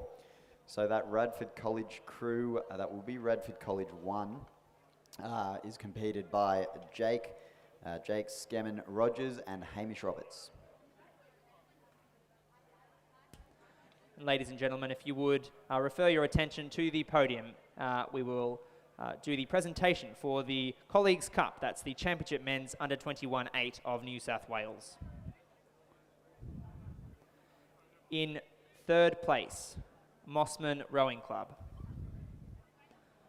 That crew was comprised of Thomas Whalen, Tom Gerrans, Patrick Burke, William Bogue, Lexi McLean, Nicholas Pender, Torben Ungemark, Max von Appen, and coxed by Ben Edwards.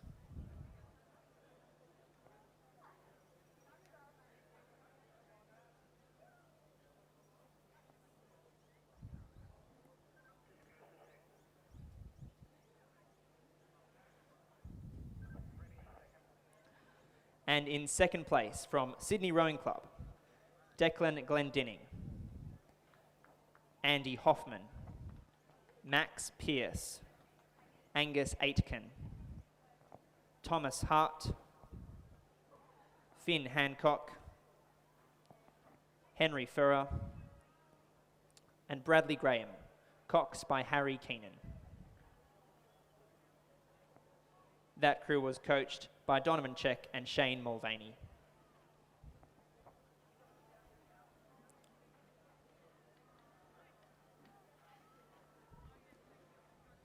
And our winners of the 2021 Colleagues Cup, Melbourne University. That crew is comprised of Fraser Miss Campbell, Nick Smith, Josh Hill, Jamie Arnold, Max Emmett, Marcus Cameron, James Scott, Harry Fox, and coxed by Charlie Durkin. Congratulations to all of our medalists.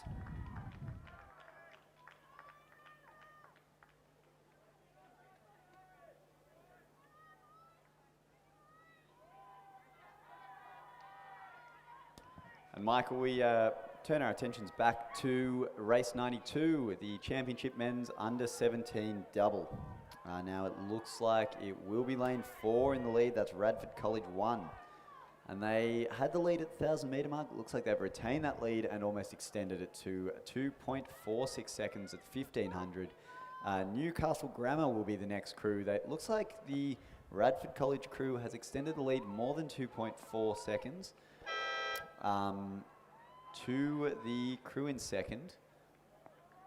And a nice even spread in this field, Michael. Less frantic racing. More of a nice spread. Radford College, Newcastle Grammar and the Shaw School in third place. Kinross Wallaroy did come fourth, just missing out on those placings. But a fantastic bit of racing from all crews.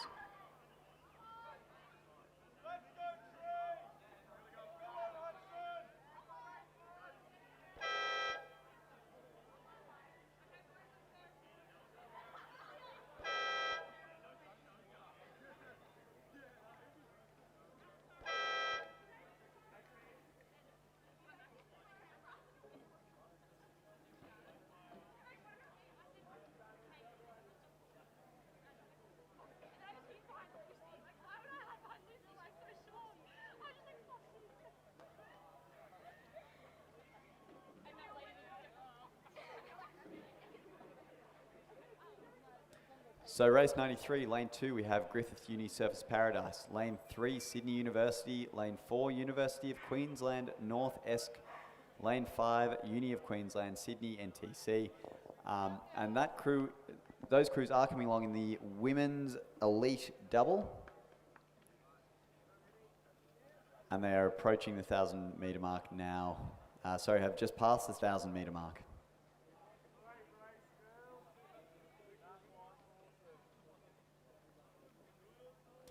And it looks like in first place we have Mercantile Sydney, and that's Rigney and Bateman. And that is ahead of some of these NTC crews, which is very, very interesting to see. So second place, University of Queensland Sydney, NTC of Hudson and Caitlin Cronin. Sydney University, New South Wales of Kate Rowan and Rowena Meredith. Mercantile, Kirkwood and Frederica. And that is our top 4.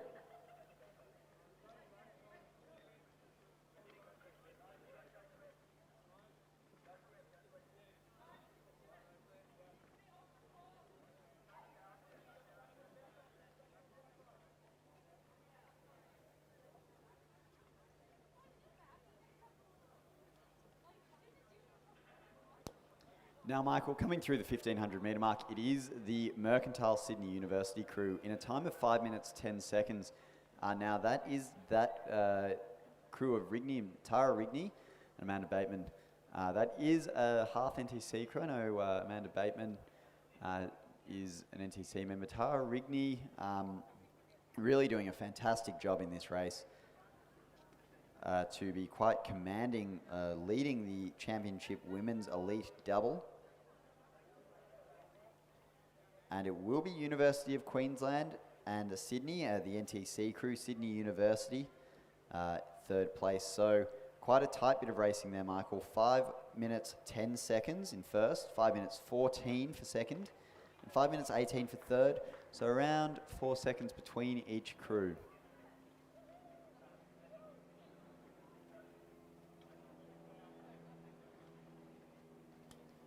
Tara Rigney, Amanda Bateman still leading. Harriet Hudson, Caitlin Cronin.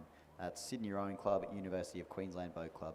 Sydney University straight crew, Kate Rowan and Rowena Meredith. Mercantile, Anna Kirkwood, Emmy Frederico. And that will be our top 4 so far. And that 4th crew, a Victorian crew, is in lane 8. But coming through the last 100 metres, it will be Tara Rigney and Amanda Bateman.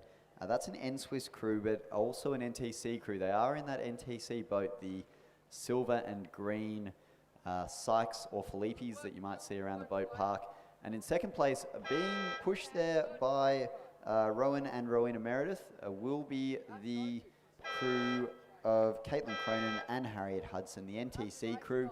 And a bit of a tighter finish there between those 2 crews, as we did see in the 1500 metre mark. So 7:02.01 and 7:03. So gaining that lead, and the Mercantile crew will be in 4th place. So Mercantile, Anna Kirkwood and Emmy Frederico.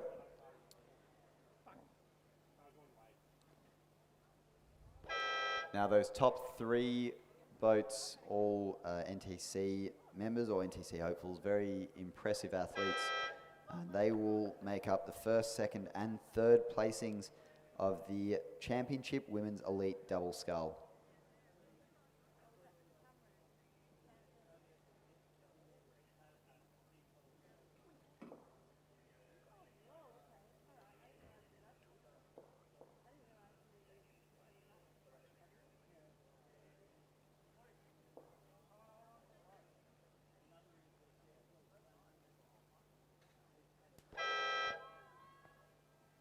Ladies and gentlemen, if you would turn your attention again to the podium, we have the Championship Women's Under 17 Double Scull ready for presentation, and in 3rd place from the Tara School, Olivia Don't and Emma Malka. Those girls are coached by Graham Gardner, Robin Mackney and Kate Crampton. And in 2nd place from Loreto Kirribilli, Alyssa Fickers and Lauren Moran.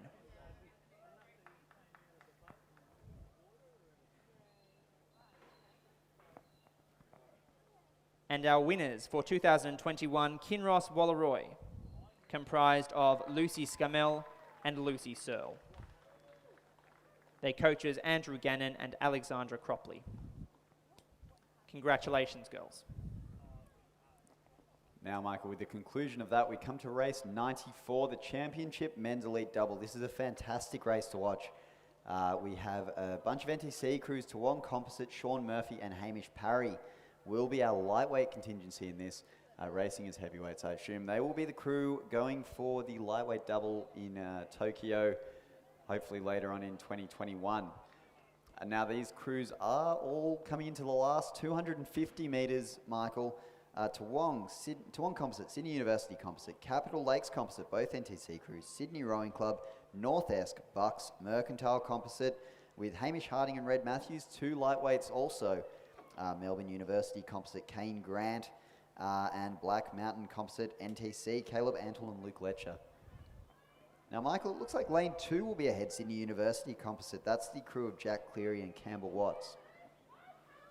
But across right over this side, Pete, in lane 9, is the crew of Caleb Antle and Luke Letcher, who will look as though they are in pole position at this point, coming down to the last couple of strokes and looking fantastic as they do so. Fantastic bit of rowing by those 2. Really, really dominating that race. And they did sneak through in there in lane 9. Lane 2 will come second, and that's Jack Cleary and Campbell Watts. And in 3rd place will be the Mighty Lighties. That's Sean Murphy and Hamish Parry. And down to the wire. Down to the wire there, isn't it? That's that will be the crew in lane 4. A couple of very close finishes there. Some fantastic racing. So lane 4 will be Sydney, lane 5 Bucks, lane 6 Mercantile ANU. Also 2 lightweight competitors, Hamish Harding and Red Matthews.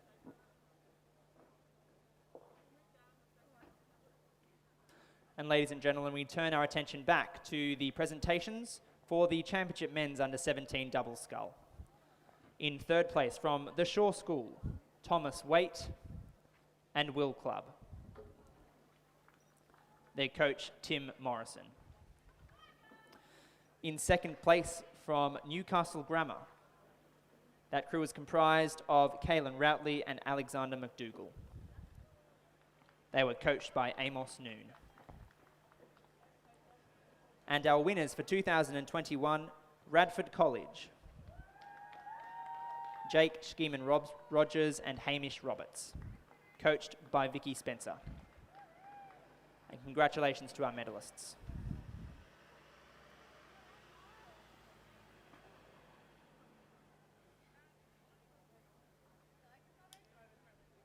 And Michael, turning our attention to the women's elite lightweight double. Now, race 95. Race 95, in first place currently, we have Sarah Pound and Georgia Nesbitt. Now, that's from Huon UTS and the NTC. They are the hopefuls for the Olympics.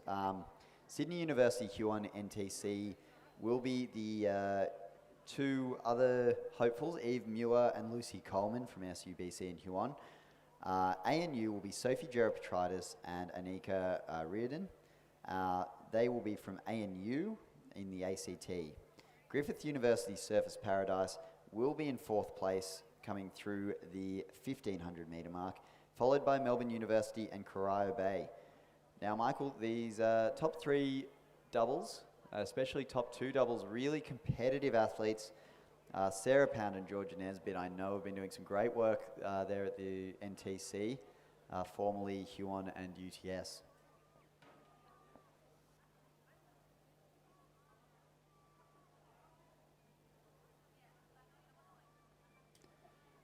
Now, the women's elite lightweight double is a event in Tokyo. It's the only women's lightweight event on the Olympic calendar, so this is a very hotly contested event. If you have a competitive lightweight that does want to make the Olympic team, they will be trying for this double. So Huon UTS, Sarah Pound, Georgia Nesbitt have been the favourites, and they are looking very dominating in this race, very competitive. Well, that's right, Pete, and it is a short distance back to that crew in lane 5. That's the crew of Eve Muir and Lucy Coleman. Eve Muir from Huon Club in Tasmania and Lucy Coleman from Sydney University Boat Club. Yep, and Eve and Lucy both doing a fantastic job to keep with these two NTC athletes. Eve Muir, a great lightweight at Huon Rowing Club, but that race will be taken out by Sarah Pound and Georgia Nesbitt, and in as no easy task, it was a fight to the line in a time of 7:08. The margin back to the Sydney University Huon crew was 4.74 seconds, Michael, and then past that we have 14.16 seconds to the ANU crew of Gerapetridis and Reardon.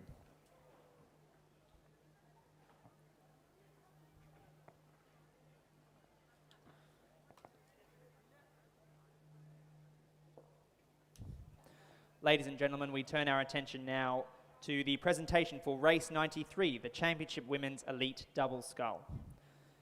In third place from Sydney University and the New South Wales Institute of Sport, Kate Rowan and Rowena Meredith.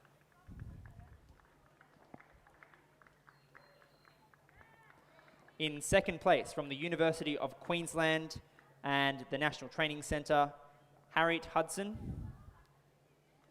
and Caitlin Cronin. And our winners for 2021, Mercantile Composite and the New South Wales Institute of Sport, Tara Rigney and Amanda Bateman. Please congratulate our medalists. Now, Michael, as we conclude that medal presentation, I will move to the Championship Men's Elite Lightweight Double.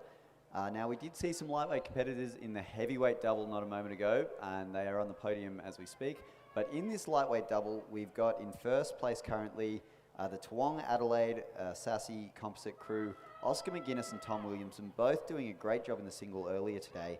Canberra Rowing Club and Sydney University, we have Wyatt Batt and Damien Schrodra, and UTS, James Waldersey and William Clark. Now, plenty of pedigree in that UTS crew of Walsey and Clark, both veterans of the New South Wales lightweight crew. They sure are. A fantastic bit of weight loss from James Waldersey. Really done a spectacular job coming in to the race. A lot of weight loss from the neck there, and he is charging along well. William Clark leading the charge there. But Pete, as you do say that, it is the crew of McGuinness and Williamson who are looking extremely good as they come across the line. That's lane 4, and they will take out the championship men's elite lightweight double scull. Closely followed by Canberra and Sydney Uni, about 3 seconds behind them. And back to the UTS guys of Clark and Waldersey. Don't call it a comeback, Michael. Clark and Waldersey, some fantastic veterans there, coached by Alex Field and Hallie Chapman. Very well done by the UTS crew there, bringing up the rear of the race.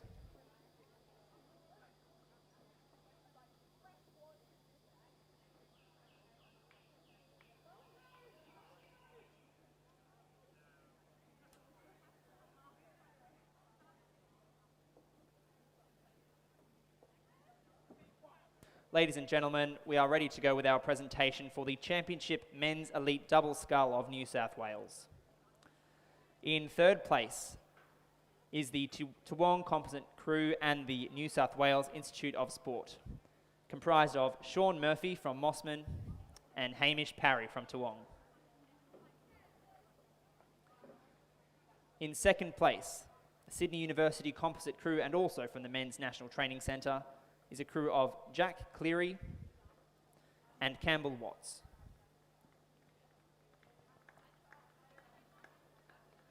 And our victors for 2021, Black Mountain Composite. That crew is comprised of Caleb Antill from the Australian National University and Luke Letcher from Black Mountain Rowing Club. Please congratulate our medalists in the Championship Men's Elite Double Scull.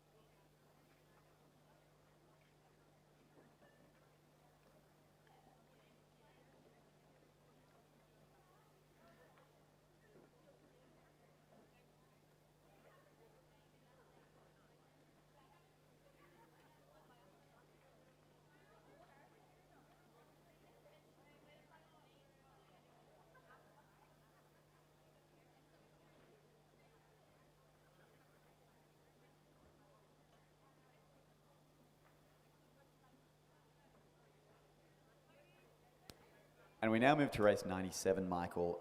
This is the Schoolgirls coxed quad. Now the coxed quad is primarily a school event. We have currently in first place Kinross Wallaroi 1, in second place St Catherine's 1, third place Canberra Grammar, fourth place Radford College 2, fifth place Radford College 1, sixth place St Catherine's 2, seventh place Queenwood, and rounding out the field Redlands 1. Now that is the placing through the 500 metre mark. We're coming through the 1,000. We see a very similar time. Kinross Wallaroi still taking first place. Canberra Grammar has nicked out to second place, taking over the St Catherine's crew that is now in third place. So they will be the placings for the 1,000 metre mark of this race 97, the Championship Schoolgirl Cox Quad.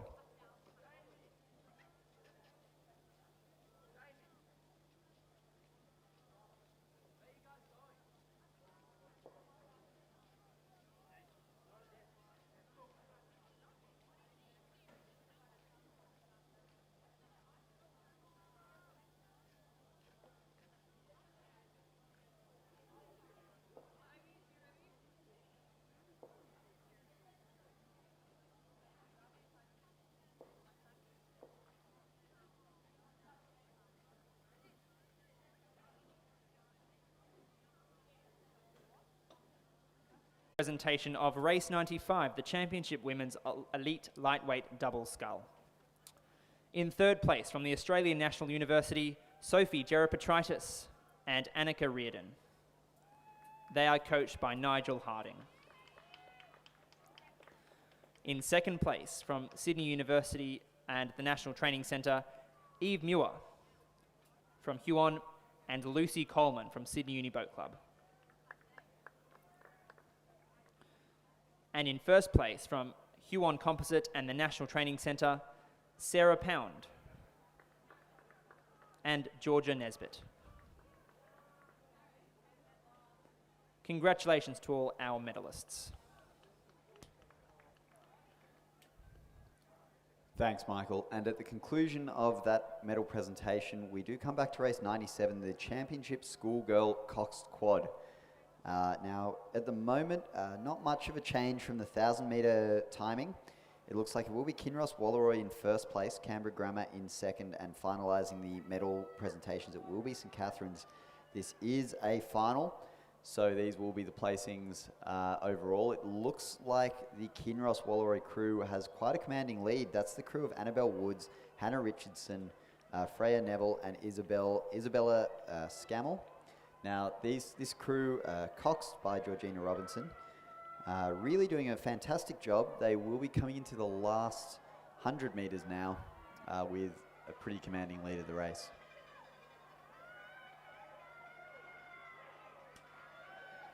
That's right, Pete. And Kinross Walleroy are always commanding in these coxed quad events. They always seem to do very well.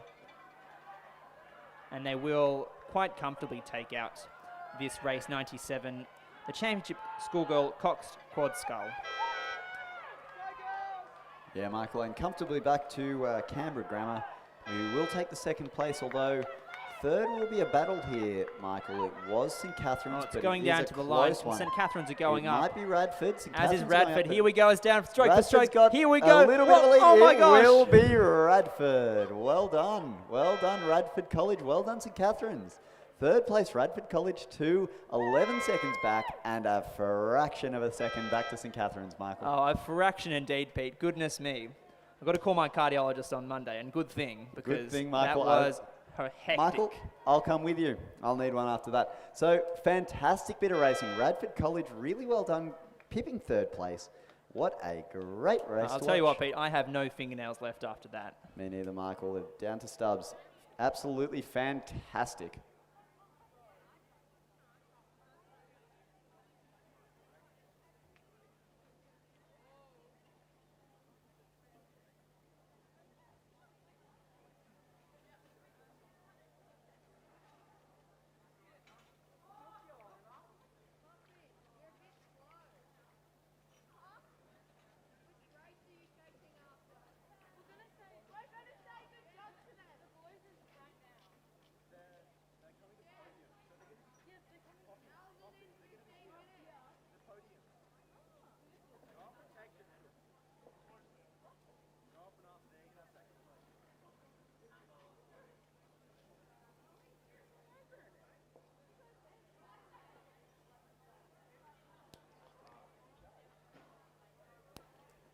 And the medal presentation for the Championship Men's Elite Lightweight Double Scull.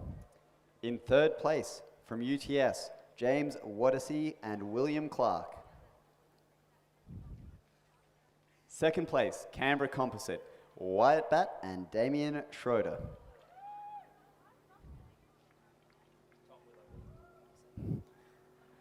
And in first place, winning the event, Oscar McGuinness and Tom Willow Williamson from Toowong. Congratulations to all of the competitors in the Championship Men's Elite Lightweight Double Scull.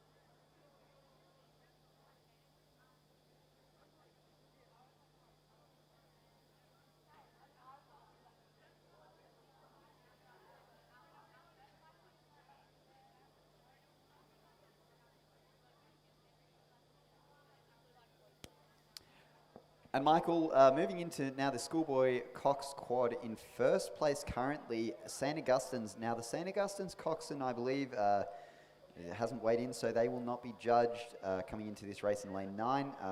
In second place, currently first place, Kinross Walleroy 2. They came from 9th place and I believe are speeding up the field. St. Joseph's, Canberra Grammar, Radford College, Newington, Redlands, Radford College and Newcastle Grammar. So it is a very full race here, Michael. Now the coxswain weight, I believe, is 55 kilos for men. I'm happy to stand corrected on that, but it looks like it will be St. Augustine's and Radford College, third place Newington.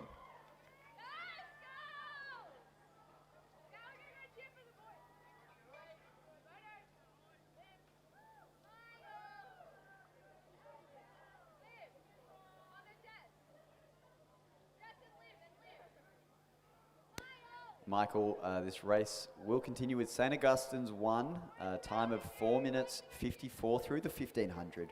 Now this crew, as we said earlier, won't be judged, but the Radford College crew is coming second. We will hope for a good race. The Radford College crew currently will be the champions of this race, despite the second placing. So currently, it is looking like the podium will be Radford College, Newington, and then followed by Redlands. Now, it's still quite a close race. Coming through the 1500, looks like the margin is within about 2 seconds of each crew. So we have 4 minutes 54, then 2 seconds back from each crew. Got 2 seconds back to Radford, 2 seconds back to Newington, and 2 seconds back to Redlands. So fantastic bit of racing. 2 seconds back there again to Canberra Grammar. Really well spread out. And in the last 500 metres, anything can happen. Now this St. Augustine's crew is coming through with the... Oh, here we go, they're lifting. It's on now, Pete. It is on.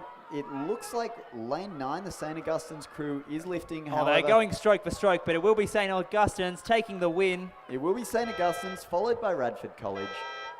And then in second place will be Newington. Third place. And third place will be Redlands. Now, I say second and third. The St. Augustine's crew isn't judged, so it will be Radford first, Newington second, and Redlands third.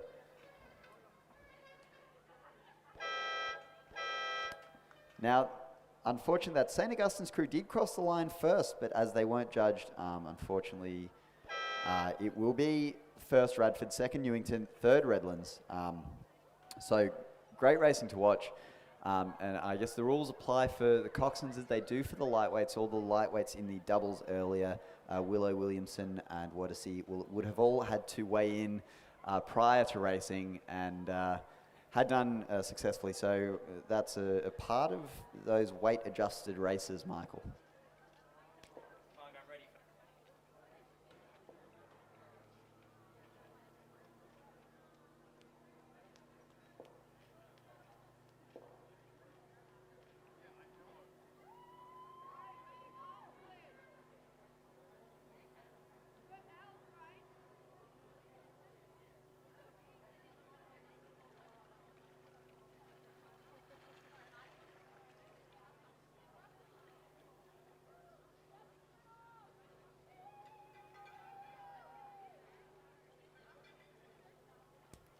And ladies and gentlemen, turning our attention now to the presentation for race 97, the Championship Schoolgirls Cox Quad Scull. In lane 3 from Radford College, Jessica Schroeder, Olivia Hickey, Claudia Kendall, and Olivia Homsch. And they were coxed by Mackenzie Jolly. And in second place, Canberra Grammar. That crew is comprised of Penelope Robson, Neve Pascoe, Zoe Bond, and Madeline Vag. They were coxed by Orlando Throsby. And our winners in the 2021 Championship Schoolgirl Cox Quad Scull, Kinross Walleroy. That's the crew of Annabelle Woods, Hannah Richardson, Freya Neville, and Isabella Scammell, and coxed by Georgia Robson. Please congratulate all our medalists.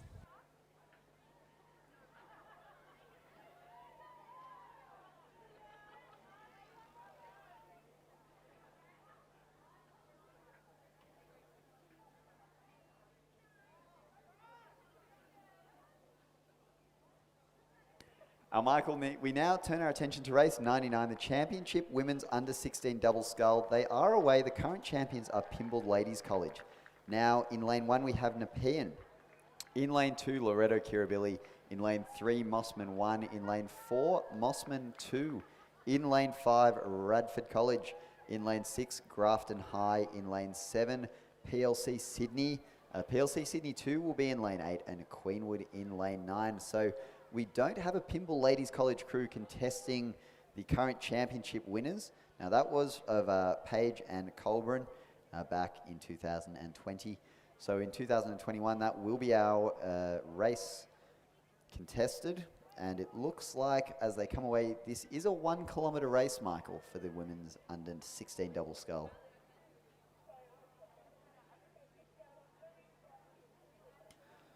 That's right, Pete. It is all to play for, as you said. We don't have a crew from Pymble Ladies College, so it is one to play for. It's all available, so the crews will be throwing the kitchen sink at it in these last 500 metres to see who can come out on top. Sure is, Michael. It's one for the ladies. So we've got Nepean, Sophia Zamprogno, and Gori Kotera. Now, they're coached by Daniel Waddell and Jason Waddell. They have done some work previously with some of the other athletes we've seen. The under-16 double is a tough event, still over that 1 kilometre mark, as opposed to the 2 kilometre ones that are started in under-17, Michael, are they not? That's right, Pete. So just before these guys will have one more chance before they move to 2,000 metre racing to try their hand at the 1,000 metre races. A last hurrah, if you would. So Mossman 1 is leading that over the 500 metre mark. The Championship Women's Under-16 double, followed by Grafton, a margin of 0.41. And Pete, we were talking earlier on in the afternoon about that Mossman 1 crew. That's Imogen Gray and Philippa Young, and they are one to watch. So remember the names. I'm told they're doing great things down at Mossman Rowing Club under the watchful eye of Katie Healy, and as well as Matthias and Judith Ungermark. Yeah, Michael, they sure are. Looks like the second place are just marginally behind Grafton High. Now, Grafton High, they would be coached by a couple of the Grafton coaches there, perhaps Ken Morn, who does do a lot of work down there. But Grafton in second place, 0.41 of a second. So in this last 500 metres, it'll be great to see who can edge out in front as they approach the last 250. The last 250 is really where we go.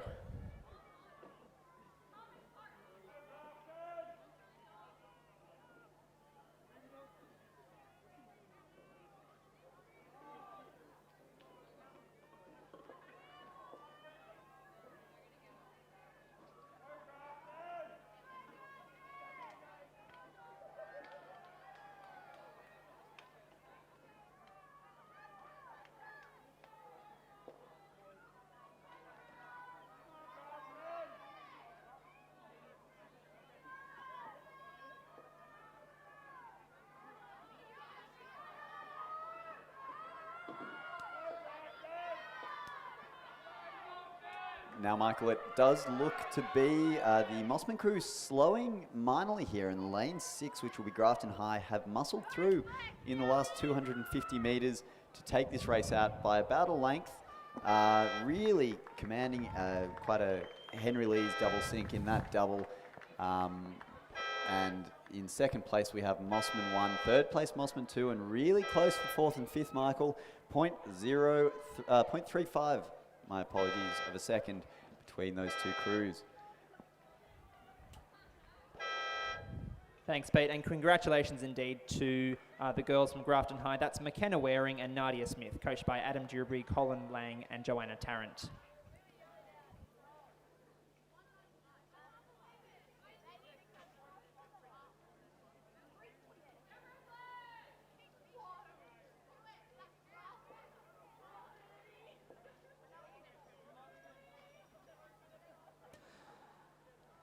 Ladies and gentlemen, would you please refer your attention to the podium? We are going to present race 98, which is the Championship Schoolboy Coxed Quadruple Scull. In third place, Redlands. That crew is comprised of Finn Woodward, Matthew Fry, Alexander Vishaw, and Alexander Holthewer. And they were coxed by Charlotte Morrison. In second place, from the Newington College, Callum Latham, Thomas McLean, Max Elliott, and Jack Callanan. Coxed by Dominic Novati. And in first place, and our winners for 2021, Radford College. That crew is comprised of Angus Walker, Sam Roberts, Ethan Toscan, and William Gregory, coxed by Ben Heatley. And congratulations to all of our medalists.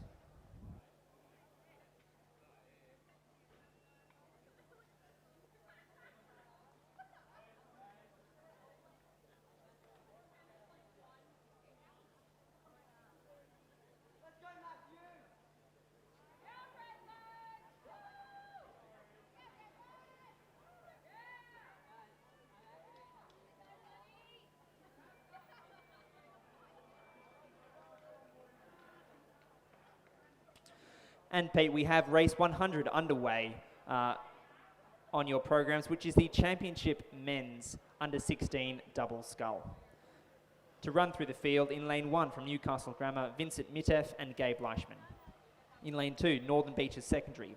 That's the crew of Dion Hansen and Oscar Shiel Gamborg. In lane 3 from Radford College, Finlay Robinson and Hamish Gaydon. In lane 4 from Canberra Grammar, Al Mohamed Bader and Cash Kazakov. In lane 5 from Hunter Valley Grammar, Harrison Nichols and Max Blatchley. In lane 6 from Mossman is Lachlan Fraser and Finn Satava. In lane 7 also from Mossman, Oscar St. Pierre and Tom McGee. And to round out the field is Hunter Valley Grammar School in lane 8. And that's the crew of Lachlan Foster and Hayden Williamson. Now Pete, this is a race over 1,000 metres. I did see just on the start footage just a couple of minutes ago, there was a couple of missed strokes at the catch, a bit of white water. That's okay, there's time to make it up. But as you said, we were talking about earlier, this is the last opportunity these guys have to race over 1,000 metres unless they compete in grade events later on down the track.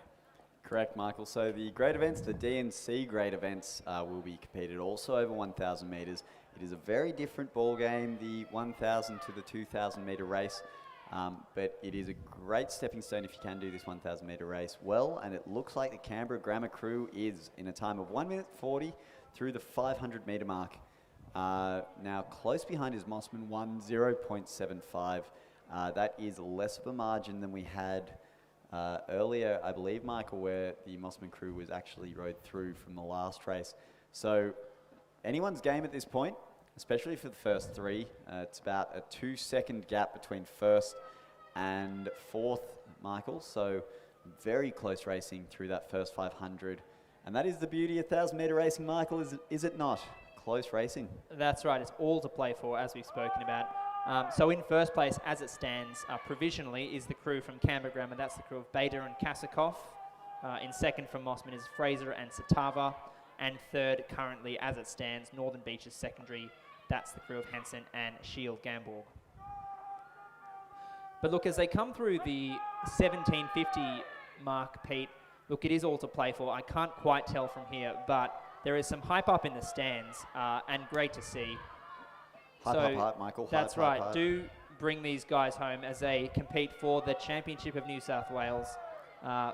And it would be men's under 16 double scull. I think still Canberra Grammar, I believe, will still be in the lead. That Mossman crew, though, is really looking very my prominent. money's on Mossman. I think my money's on Mossman as well. You know they're what? building to the line. Ignore me, Michael. Ignore me. It will be Mossman in the lead.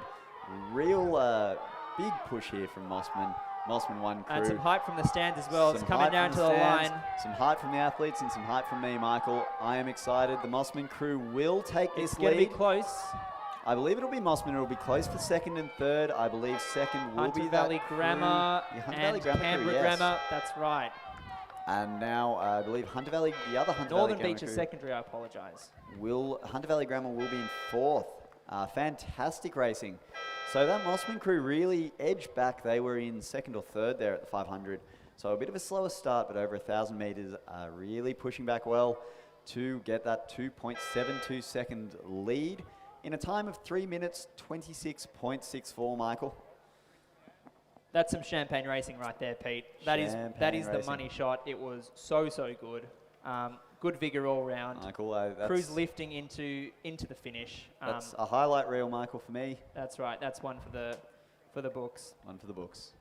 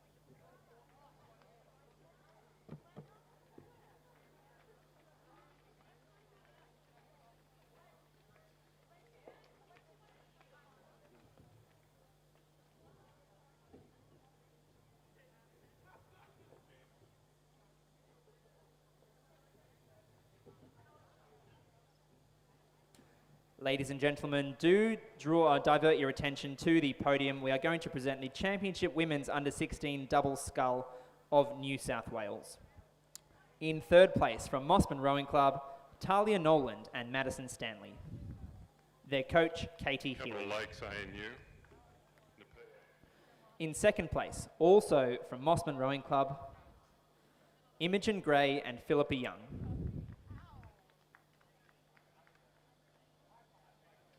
Coached also by Katie Healy. And our winners in the 2021 Women's Under-16 Double Scull, Grafton High. That's the crew of McKenna Waring and Nadia Smith. Congratulations, girls.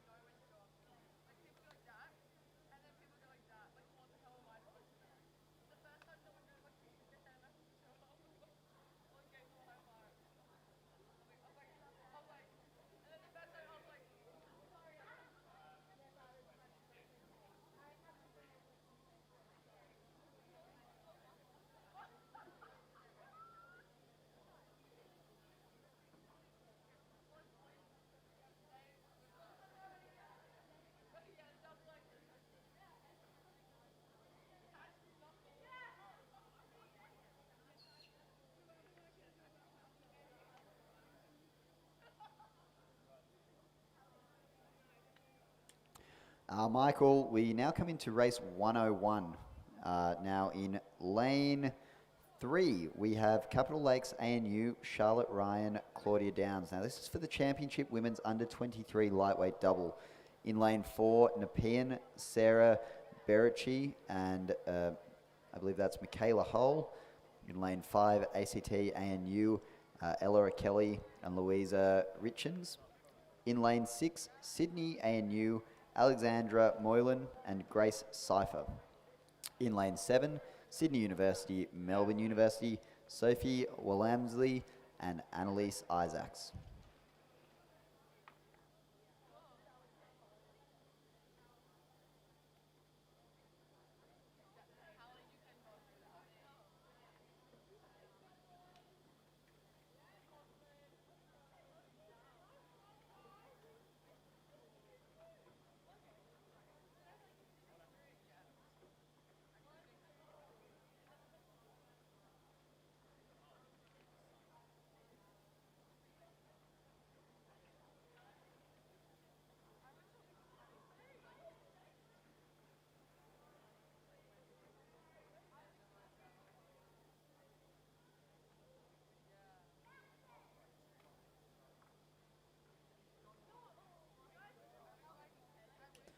And Pete, in race 101, which is the championship women's under-23 lightweight double scull, the incumbent champions are Sydney Uni, and that was the crew last year of, I believe it was Bianca Gillett and Lucy Coleman. Now, I believe both those athletes have aged out of this category, and so as it stands right now, I think it's the crew of, in lane 7, that's the Sydney University composite crew of Sophie Walmsley from MUBC and Annalise Isaacs from SUBC. So a bit of interstate cooperation to make this boat go fast, and goodness me, they're doing it with grace and with ease in lane 7, are Walmsley and Isaac.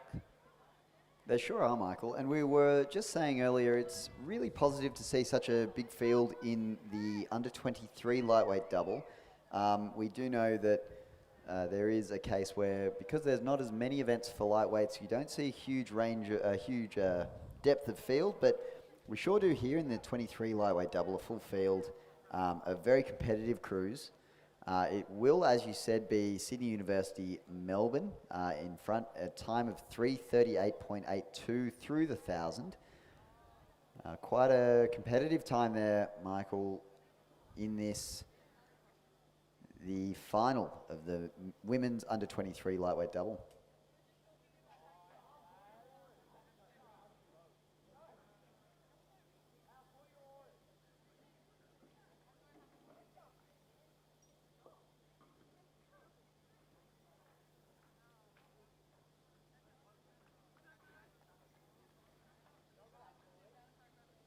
Now, Michael, the time through the 1,000 there, 3:38.82. Quite competitive. We see the elite lightweight double, women's elite lightweight double, the time through the 1,000 for the leaders was 3:33.38. So very close, only 5 seconds difference here between the underage girls, the underage women, and the open women. So through the 1,000, very close racing. We'll see if they're able to hold that.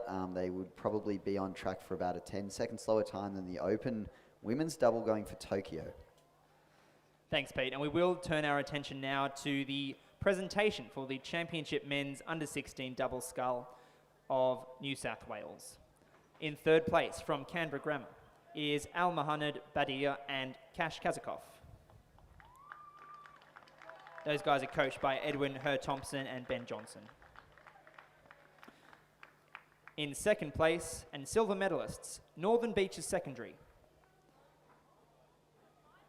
That crew is comprised of Dion Hansen and Oscar Shield-Gamborg, coached by Kieran Kabelki. And in first place, and gold medalists from Mossman Rowing Club, Lachlan Fraser and Finn Satava.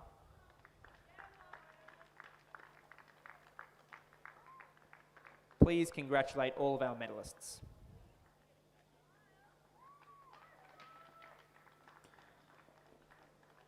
Thanks very much, Michael. And moving back here to race 101, women's under-23 lightweight double. Through the 1,500 metre mark, the time was 5:31.49. Now, it's quite a commanding lead they've got.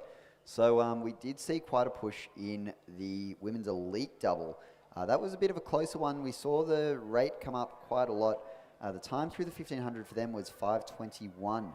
So still quite close, Michael.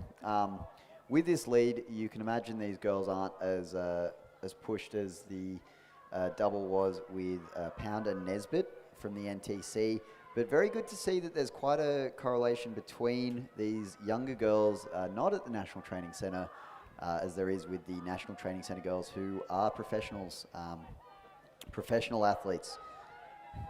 That's right, Pete. And look, as you say, Walmsley and Isaacs in lane 7 are putting on a rowing clinic for us this afternoon. They're looking splendid as they come across the line in first place, and they will win the women's under-23 lightweight double scull of New South Wales. Yeah, so congratulations to those girls. And coming in second place, it'll be the crew of Cypher and Moylan from Sydney Rowing Club and ANU, respectively. Absolutely fantastic rowing there. And as you said, some really, really great technical rowing to watch. And Michael, they do go together well, don't they? Lightweights and doubles. So it's great to see there's no exception here in this race. 101, the women's under-23 lightweight double taken out by Sydney University. Melbourne University, in a time of 7 minutes 23.79, 0.66 of a second, 6.6 of a second back, Sydney Rowing Club ANU, and then in third place, ANU, 8.16 of a second.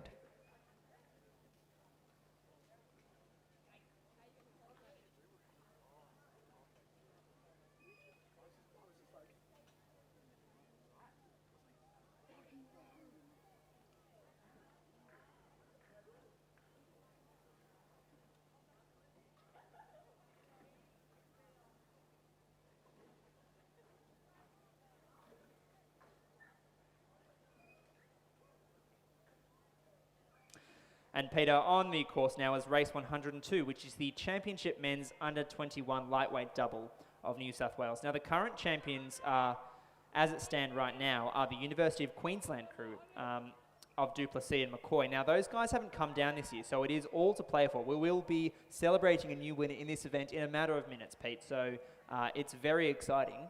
So I'll just run through the crews very quickly. In lane 3 from Mossman Rowing Club is the crew of Alex Bohm and Tom Faflin, coached by Judith Ungermark.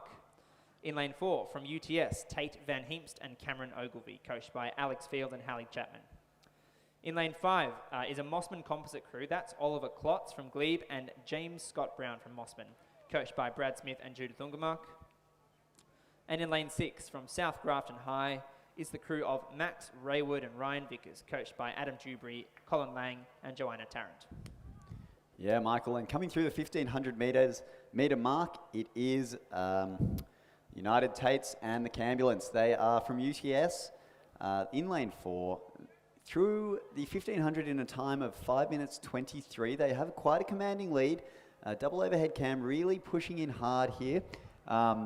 Finding an extra gear, if you will, Michael. That's Cameron Ogilvie. That's what really is some campaign rowing. It is some campaign rowing, Michael, if ever I've seen some. So that's the bowman there. Take a good look. If you want to see a technical masterclass, Michael, we have the big man himself. The Cam Sandwich, Michael. He's coming through, coached by Alex Field and Hallie Chapman. And Van Heemst and Ogilvie just lifting their rate of striking as they look to extend their lead from the 1,500 through the 2,000 metres. Ogilvie and Van Heemst are short of a disaster. Will take out the men's under 21 lightweight double scull championship of New South Wales. Do cheer them home. They deserve their victory. They're looking pretty good as they come across the line there. They sure are, Michael. These two fantastic athletes. Quite new to the shed at UTS, but they will take this race out. The men's under 21 lightweight double. Formerly champions were Uni of Queensland, but it will now be the Cambulance and United Tates, and that will be followed by the Mossman composite crew, Oliver Klotz and James Scott Brown. And a tight finish there, Michael, to get third place. But I believe it will be the Mossman crew, Mossman and Glebe will come second. So that's the Mossman composite crew.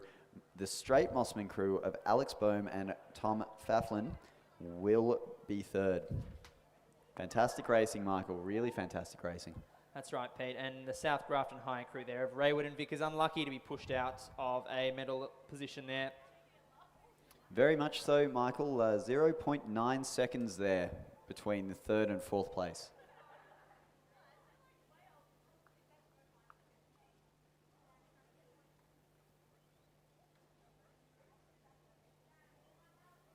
Please, we've been waiting for you.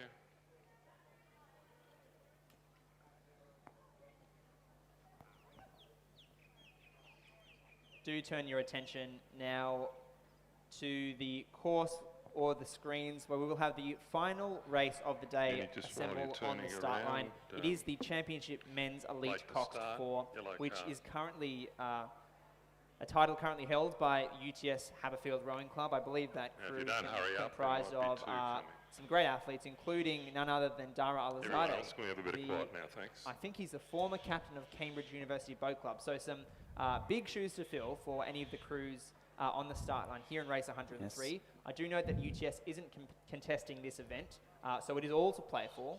Yeah, Michael. Dara Alizadeh, also informally known as the one-armed man. Now why do they call him that, Pete? Michael, who knows? But Dara Alizadeh might be listening on the live stream. I believe in the UK. I'm Bermuda, I apologise at the moment, but great athlete, fantastic to have him out or when he was here.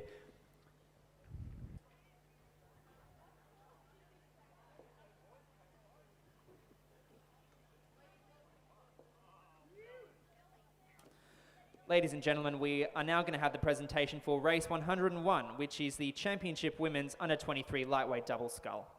In third place, from the Australian National University, Laura Kelly and Louisa Richards. They are coached by Nigel Harding. And in second place, Sydney Composite. This is a crew comprised of Alexandra Moylan from the Australian National University and Grace Cipher from Sydney Rowing Club. Their coaches are Lachlan Carter and Dave Fremano.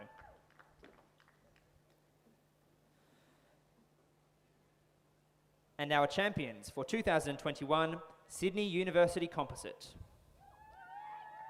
This is a crew comprised of Sophie Walmsley from Melbourne University Boat Club and Annalise Isaacs from Sydney University Boat Club. Congratulations, girls, and congratulations to all of our medalists.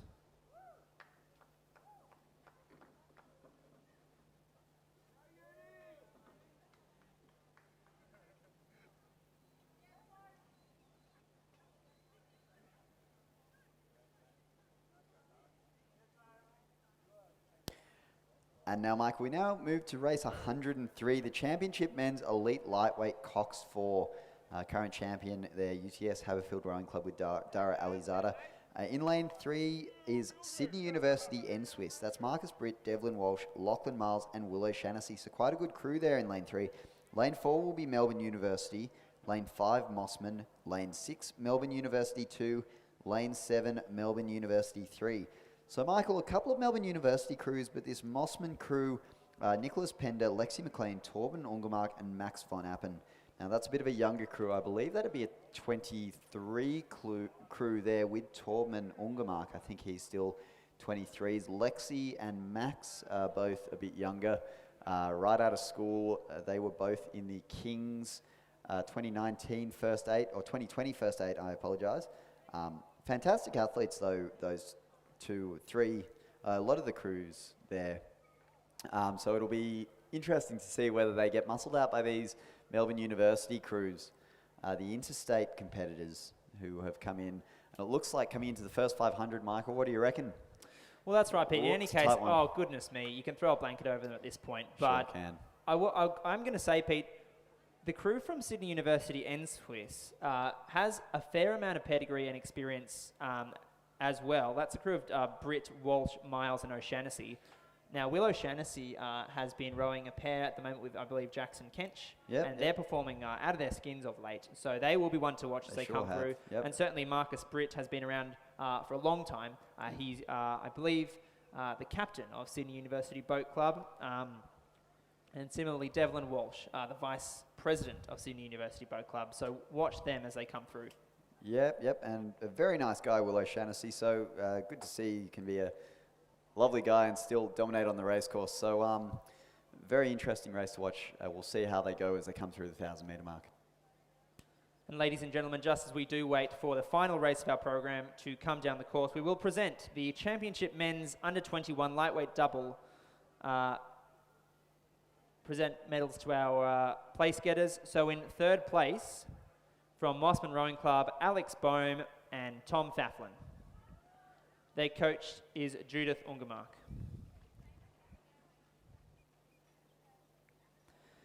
In second place, Mossman Composite.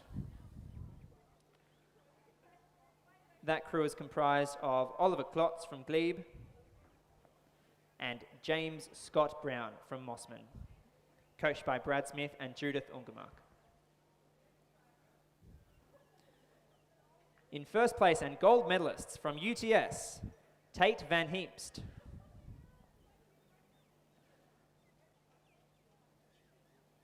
And Cam Ogilvie. Congratulations, fellas.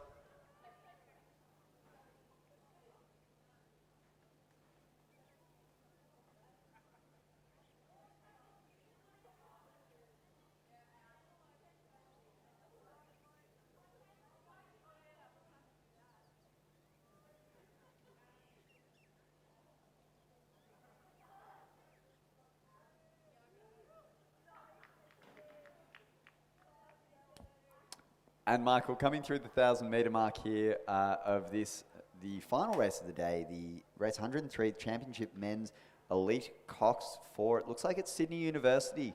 That crew we were raving on about earlier, the one with Britt, Walsh, Miles and O'Shannessy, most of which have done the pair earlier today. Very, very good crews there. Now this is the Cox 4 as well, so we haven't talked about the coxswains here, but we've got Danny Petit is the coxswain of the Sydney University crew. Melbourne University is Lachlan Goller.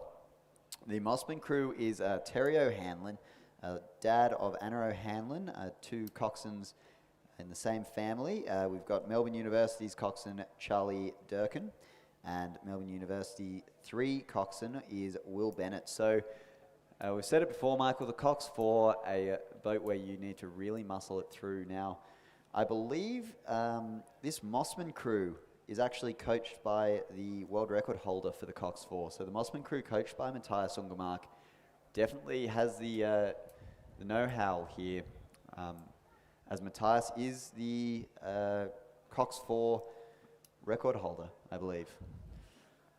That's right, Peyton. Plenty of pedigree in the Ungermark family over at Mossman Rowing Club.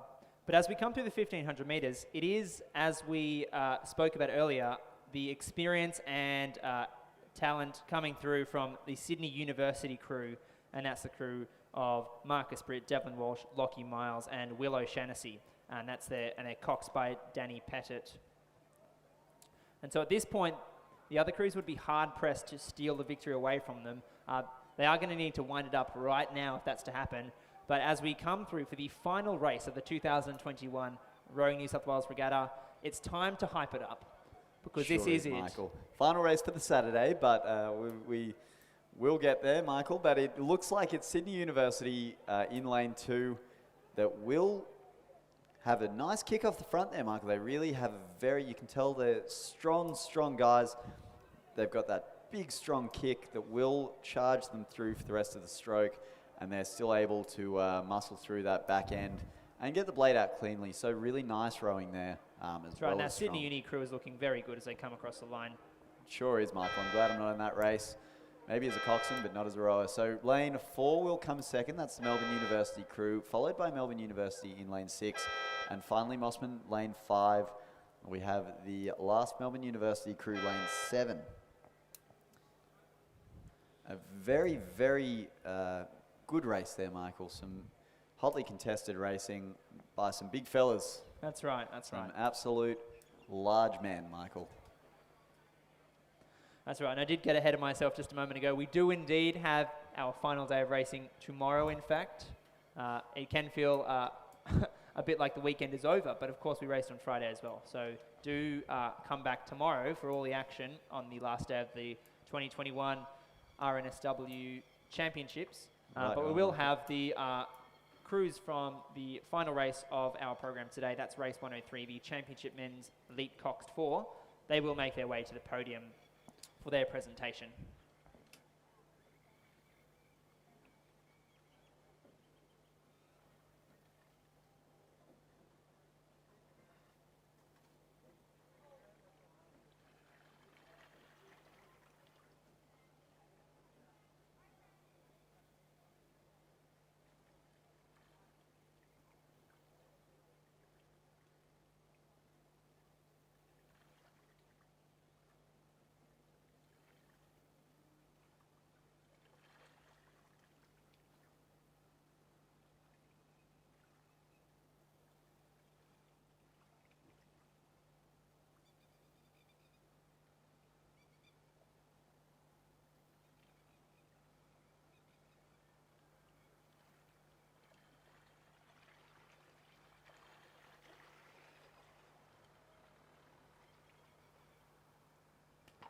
Well, it has been a fantastic day here for day 2 of the 2021 Rowing New South Wales Championships.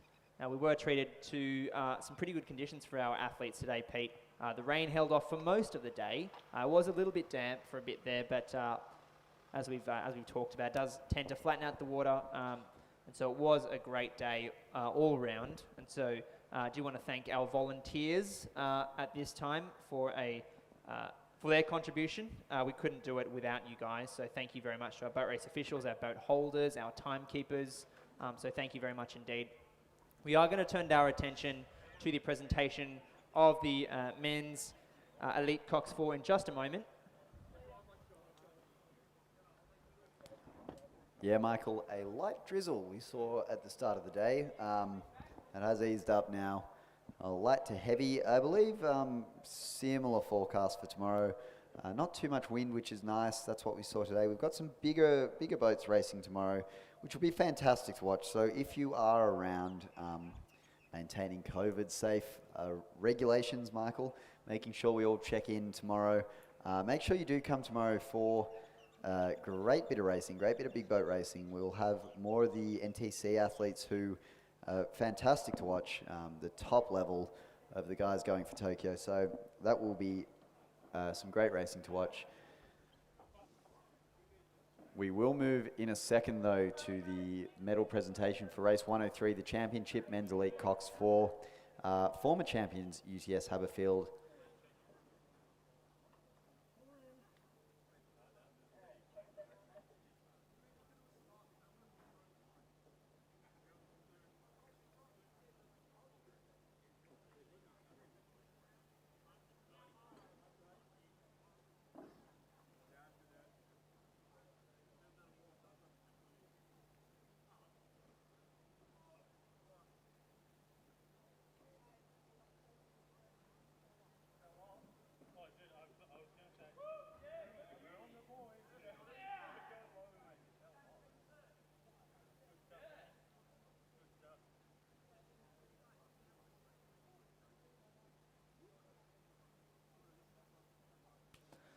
And just a reminder to everyone to don't cut your wristbands off, because you will need them for tomorrow to get into the to the regatta centre tomorrow. So please be mindful of the protocols that are in place to make sure that everyone is accounted for and that everyone is safe at the regatta course over the weekend. Yep, right you are, Michael.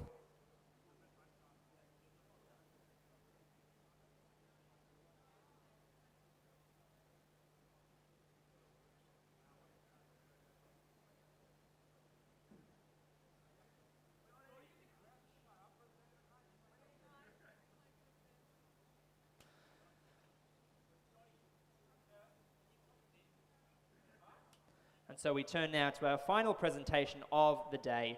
This is race 103, the Championship Men's Elite Cox 4.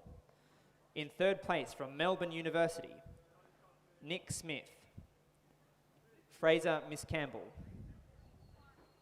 James Scott, and Harry Fox, coxed by Charlie Durkin. Their coaches, Matt Ryan and Zach Smith. In second place, and also from Melbourne University Boat Club, Thomas Page, Thomas Mackey, Frederick Roper, and Sam Hobson, coxed by Lachlan Goller.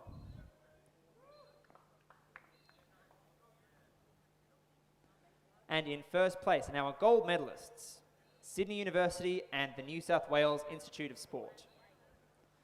That crew is comprised of Marcus Britt, Devlin Walsh, Lockie Miles, and Will O'Shaughnessy. Their cox, Danny Pettit. And great to see some COVID-safe fist bumps there, Michael. Very good. Get your arms up in the air, fellas. Good on you, lads. Well done. Sydney University, champions of the Championship of Men's Elite Cox 4. Please congratulate all of our medalists.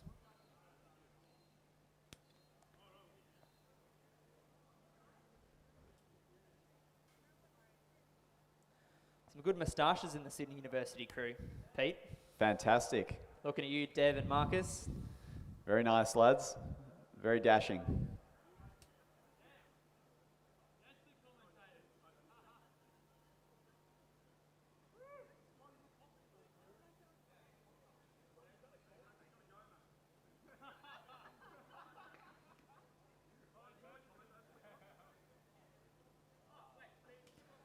And ladies and gentlemen, that does conclude our program for this afternoon. So thank you very much indeed for your involvement in the regatta. I've certainly had a great time, Pete, calling this afternoon's event. So thank you for your company, whether you are here at the Regatta Park in Penrith or joining us online. Thank you very much indeed for your involvement. Rowing is not the same without spectators, and even in these times where we can't all necessarily meet in the same place all at once, it's great to be able to have live stream facilities to do that. So thank you very much to all our major sponsors, in particular Bont Rowing, for making that possible. But we'll see you all out here tomorrow for another great day of racing for the final day of the 2021 Rowing New South Wales Championships. My name's Michael McRae. I am Peter Waldersey, and Michael, I've had a fantastic time as well. Thank you very much, and we'll see you all tomorrow. Very good.